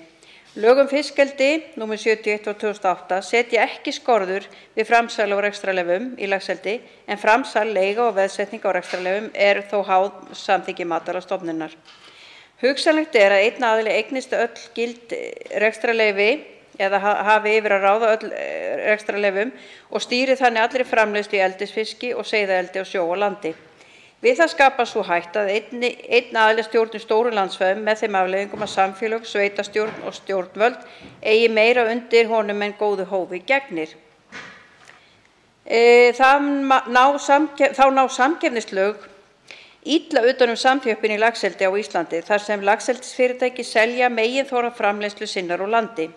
Flutningsmenn benda á að í fiskeldislögum í Færeyjum er að finna ákvæði sem banna það að lögaðili eignist meir en helming útgefinna laxeldisleyfa. Þannig er einnig að finna ákvæði að enginn lögaðili sem er ekki búsettur í Færeyjum geti átt meir en 20% atkvæðabæran hlut í fyrirtækjum sem hafa laxeldisleyfi. Rætt er það í Noregi að leiða sambærileg ákvæði í lög. Laxeldisfyrirtæki hér á Íslandi er í meirihluta eigu útlendinga og útlit fyrir verulega samþjöppun í því eignarhaldi. Í íslenskum lögum er ekki að finna takmarkanir á eignarhaldi erlendra aðila í fiskeldi. Flutningsmenn telja brýnt að athugað verði hvort takmarka beri slíkt eignarhald erlendra aðila. Líta má til þess í lögum fjárfestingu erlendra aðila í atvinnurekstri nr. 34/91 er ákvæði að fiskveiðar í íslenska efnahagslögsögu sé eingöngu heimilar fyrirtækjum sem eru ekki í eigu erlendra aðila að meira leyti en 25% sé miðað við hlutafé eða stofnfé. Flutningsmenn telja mikilvægt að kannað verði hvort setja þurfi sambærilegar reglur að því snertir í laxeldi. Flutningsmönnum þykir áríðandi að tryggt verði með lagasetningu að laxeldi á Íslandi verði ekki í eigu örfárra aðila og fjölbreytni ríki í greininni og eignarhald verði staðbundið. Miklu varðar að samhliða uppbyggingu laxeldis á Íslandi verði gengið úr skugga að atvinnulíf og mannlíf á viðkomandi svæðum blómstri. Vissulega er ekki unnt að tryggja með dreifðu eignarhaldi að slátrun og vinnsla eldisfiski verði á tilteknum stað. Með betri tengingu við byggðina sem í hlut á aukast þá líkur að ákvarðanir séu teknar með tillit til hennar. Við framþróun laxeldisfyrirtækja á Íslandi þarf að horfa til byggðasjónarmiða og sjá til þess að eldis skili tekjum til þess samfélags þar sem fyrirtækin eru staðsett. Flutningsmenn eru hlynntir laxeldi á Íslandi en telja þýðingarmikið að greinin verði ekki í eigu örfárra aðila. Laxeldi á Íslandi verður að vaxa og dafna í sátt við samfélög og umhverfi. Meðflutningsmenn á þessari tillögu ásamt mér eru Þórarinn Ingi Pétursson, Ágúst Bjarni Garðarsson, Líneik Anna Sævarsdóttir, Hafdís Hrönn Hafsteinsdóttir, Ingibjörg Ísaksen og Lilja Rannveig Sigurgeirsdóttir. þá mæli ég bara eftir að ég er búin að flytja þetta þá legg ég til að þessi tillaga fari til atvinnuveganefndar. En já, ég hef þá farið yfir svona helstu atriðin í þessari tillögu og máli mínu er lokið. Þá veitir andsvar hv. 5. þingmaður Suðvesturkjördæmis Þorgerður Katrín Gunnarsdóttir. Já, virðulegi forseti, ég vil þakka hv. þingmanni fyrir ræðuna. Ég kannski ekki alveg búin að rýna í allt en ég tek eftir að það hefur verið þingflokkur Framsóknar er að fara í ákveðna þætti í fiskeldinu sem ég held að sé eðlilegt að við gerum hið fyrsta og þetta er hluti af því sem við þurfum að skoða, ekki síst vil ég taka undir áhyggjurnar varðandi dreifða eignarhald, að það sé ekki nægilega dreifð eignarhald. Ég tek heils hugar í raun undir þann þátt. En leið þá vil ég spyrja hv. þingmann hvort að þingflokkurinn hafi þá, af því mér sýnist allur þingflokkurinn vera meira minna á sig fyrir utan kannski ráðherra, að var einhver umræða það að líka hækka, ef við ættum að segja veiðigjöld eða gjöldin sem að greinin greiðir. Því að bara á þessum 3-4 árum hefur útflutningsverðmæti laxeldis farið úr á 3 árum úr 18 milljörðum í ríflega 50 og þetta stefnir í 60 milljarða held ég á þessu ári. Þannig að við erum að sjá gríðarlegan stíganda í fiskeldinu en ég vil spyrja á móti, þarf ekki líka að taka upp gjaldtökuna sem að fiskeldisfyrirtæki fengu fresta fram til ársins minnum við 2027, það er ekki fyrir þá sem þau byrja að greiða að einhverju marki. Telur þingmaðurinn ástæðu til þess að við endurskoðum líka samhliða þessu gjaldtöku á fiskeldisfyrirtæki? Svarar andsvari hv. 7. þingmaður Norðvesturkjördæmis Halla Signý Kristjánsdóttir. Já, virðulegi forseti. Ég vil þakka hv. þingmanni fyrir andsvarið og bara þakka fyrir að minnast á þetta atriði því að ég er einmitt með aðra þingsályktunartillögu sem ég er búin að flytja og er inni í atvinnuveganefnd sem snýr að gjaldtöku í fiskeldi.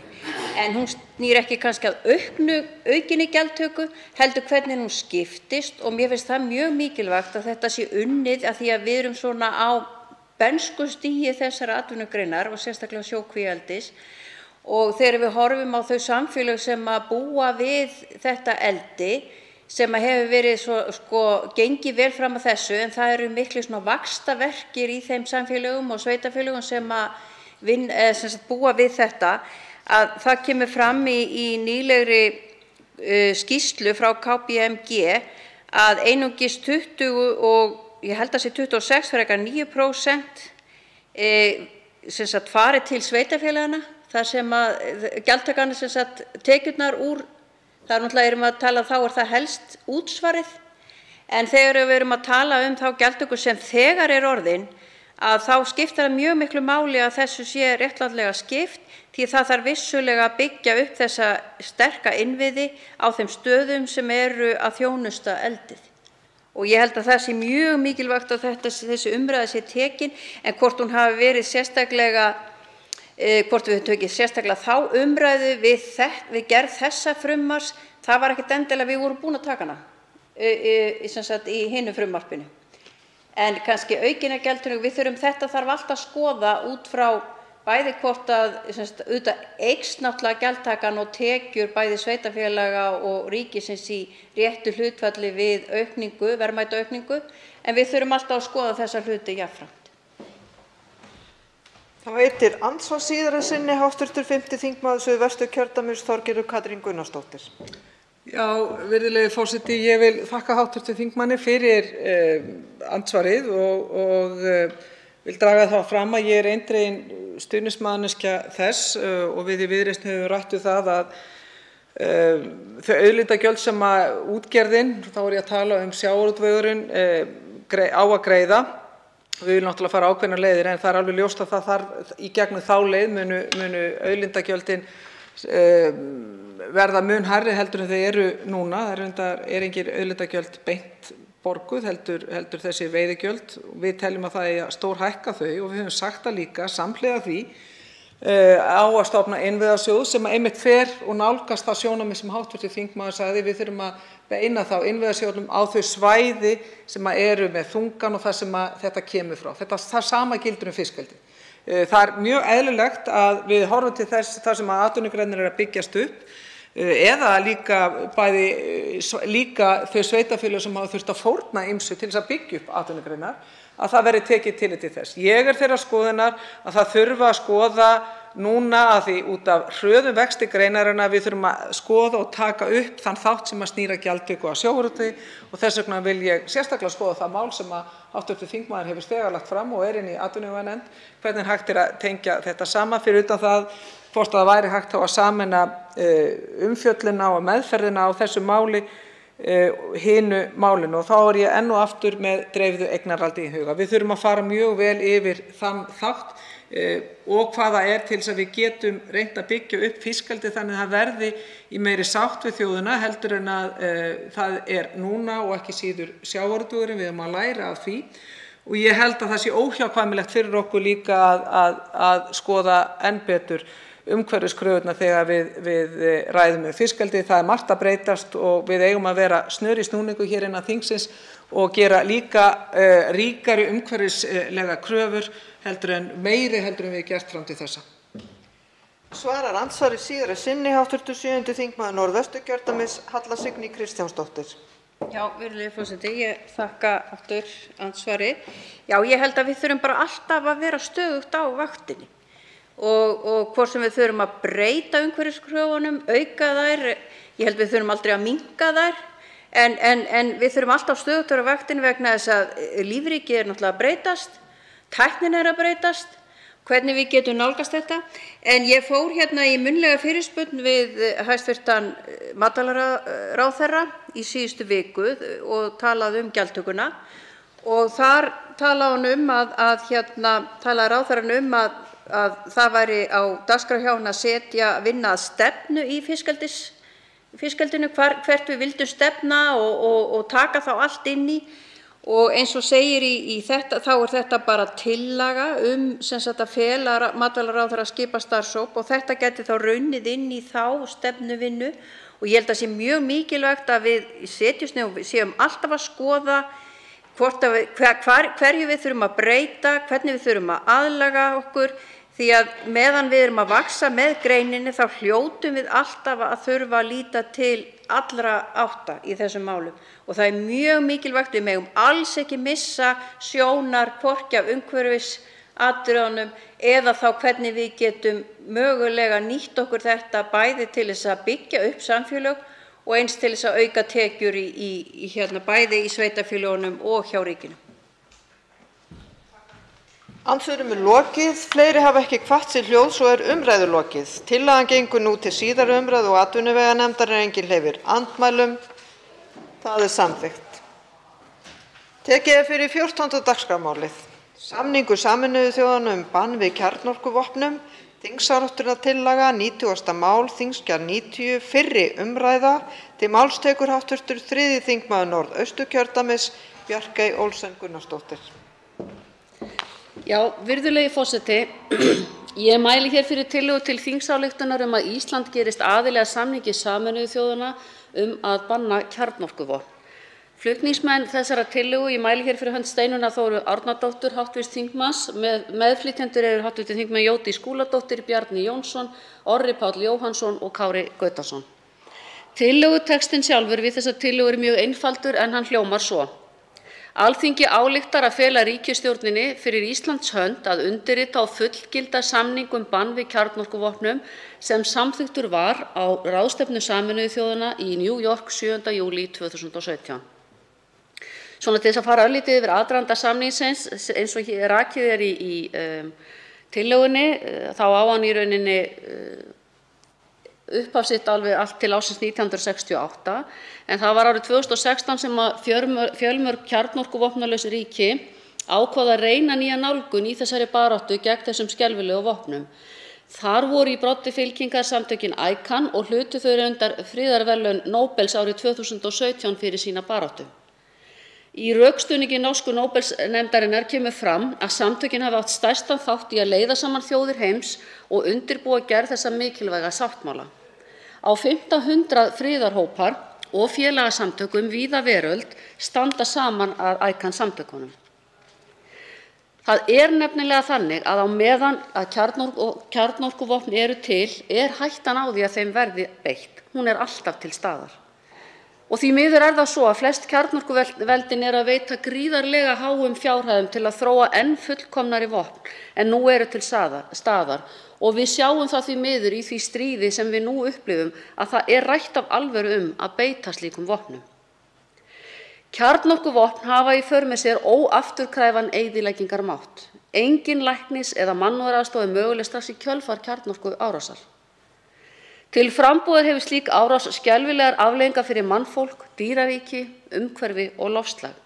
Svo ekki sé minnst á neikvæð áhrif á landbúnaðarframleiðslu ásamt skyndilegri hitalækkun og minnkun úrkomu á heimsvísu vegna reyks og rignindunar. Bann við kjarnorkuvopnum er því eina tryggingin gegn notkun slíka vopna og þeim afleiðingum sem notkun þeirra hefur í för með sér. Afstaða Íslands til kjarnavopna er skýr og felur í sér að stefna skuli að kjarnavopnalausri veröld og að kjarnavopnum sé eytt með markvissum og gagnkvæmum hætti. Í þessu tilliti hefur Íslandi gegnum tíðina stutt margvíslegar ályktanir á vettvangi Sameinuðu þjóðanna sem lúta þessu markmiði. Þessi markmið birtast í þjóðaröryggisstefnu fyrir Ísland sem samþykkt var á Alþingi 13. apríl 2016. Þar sem afvopnun er tilgreind í 1. grein stefnunnar sem eitt leiðarljósa í að tryggja víðtæka öryggishagsmuni Íslands og það verið gert með virku alþjóðasamstarfi. Í þjóðaröryggisstefnunni er einnig að finna sérstakt ákvæði sem kveður á að Ísland og íslensk landhelgi sé friðlýst fyrir kjarnavopnum að teknu tilliti til alþjóðlegra skuldbindinga í því augnamiði að stuðla að afvopnun og friði af Íslands hálfu samanber 10. grein. Þar er áréttuð áratugagömul stefna stjórnvalda að hér á landi skuli ekki vera kjarnavopn. Eins og ég minntist á áðan þá er nýlegt stríð í Úkraínu sem hefur fært okkur enn nær þessari ógn sem fylgir kjarnorkuvopna eign. Örlög mannkyns hvíla á herðum fárra leiðtoga sem ráða yfir næstum 13.000 kjarnavopnum sem eitt og sér er gríðarlega ógnvekjandi. Hér erum við að tala afl sem er nógu öflugt til að eyða jörðin okkar margfalt. Notkun aðeins eins kjarnorkuvopns gæti drepið og selt 100.000 ekki milljónir manns og óbreyttra borgara og eitrað umhverfi með geislun sem varir í margar kynslóðir. Það eru engin fullnægjandi heilsuviðbrögð við slíkum hamförum eins og ég sagði áðan. Það er ánægjulegt að það hafa bæst í hópinn frá því að þessi tillaga var fyrst samþykkt þau ríki sem hafa fullgilt samning Sameinuðu þjóðanna bann við kjarnavopnum og eru nú orðin 59, en samningurinn festir í sessi afdráttarlaust bann við notkun þessara vopna. Samningurinn undirstrikar líka þá alvarlegu hættu sem stafar af áframhaldandi tilvist kjarnavopna og þeim óafturkræfu og gereyðandi afleiðingum sem slík vopn valda. Samningurinn skuldbindur ríki einnig til að koma þolendum kjarnorkuvopna notkunar til aðstoðar ásamt því að koma á endurbótum vegna mengaðs umhverfis af völdum þeirra. Virðulegi forseti, svo lengi sem kjarnorkuvopn eru til er hættan á notkun þeirra viðvarandi. Heimurinn getur ekki haldið áfram að halda niður í sér andanum og treysta á skynsemi þeirra heimsleiðtoga sem yfir slíkum vopnum ráða og sem hafa í raun vald til þess að tortíma okkur öllum. Ógnin er alvöru. Við verðum að útrýma þessum gereyðingarvopnum. Þess vegna hvet ég Alþingi til þess að taka af skarið, sýna öðrum NATO-ríkjum mikilvægt fordæmi og taka skref í átt að fullgildingu samnings Sameinuðu þjóðanna bann við kjarnorkuvopnum. Af því við verðum að horfast í augu við það að þessi ógn er í alvörunni til staðar og við erum að horfa núna upp á sturlaðan þjóðarleiðtoga sem svífst einskis. Og ég verð að segja það fyrir hönd frummælanda þessa máls, þar að segja Steinunnar Þóru Árnadóttur, sem er hér að leggja þetta mál fram í 6. tilraun, að þá fari þetta mál í gegnum þingið og hljóti brautargengi. Af því það þýðir ekkert eins og hv. þingmaður sagði hér þegar hún lagði máli fyrir því fyrra með leyfi forseta, það þýðir ekkert að segja á tyllidögum að við séum friðelskandi og herlaus þjóð en leggja svo ekki okkar að mörkum þegar kemur að því að banna illræmdustu vopn sem fundin hafa verið upp. Með þessum orðum vil ég ljúka ræðu minni og legg til að málinu verði vísað til hv. utanríkismálanefndar og síðari umræðu. Fleiri hafa ekki kvatt sig hljóð, svo er umræðu lokið. Tillagan gengur nú til síðari umræðu og utanríkismálanefndar ef enginn hreyfir andmælum. Það er samþykkt. Útbýtt er á fundinum þingskjali 634, utanríkis- og alþjóðamál 2021, skýrsla. Þingskjali 636, skerðingar lífeyristekna vegna útgreiðslu séreignarsparnaðar, fyrirspurn, flutningsmaður Jóhann Páll Jóhannsson. Þingskjali 637, útgreiðsla séreignarsparnaðar til örorku- og endurhæfingarlífeyrisþega, fyrirspurn, flutningsmaður Jóhann Páll Jóhannsson. Þingskjali 638, hlutlaus skráning kyns í vegabréfum, fyrirspurn, flutningsmaður Andrés Ingi Jónsson. Þingskjali 640, varsla ávana- og fíkniefna til eigin nota, fyrirspurn, flutningsmaður Diljá Mist Einarsdóttir. Þingskjali 644, aðgengi að sérgreinalæknum á landsbyggðinni, fyrirspurn, flutningsmaður Berglind Ósk Guðmundsdóttir. Þingskjali 645, málefni sjúkrahússins á Akureyri, fyrirspurn, flutningsmaður Berglind Ósk Guðmundsdóttir. Fleira liggur ekki fyrir þessum fundi. Boðað verður til næsta fundar með dagskrá. Fundi er slitið.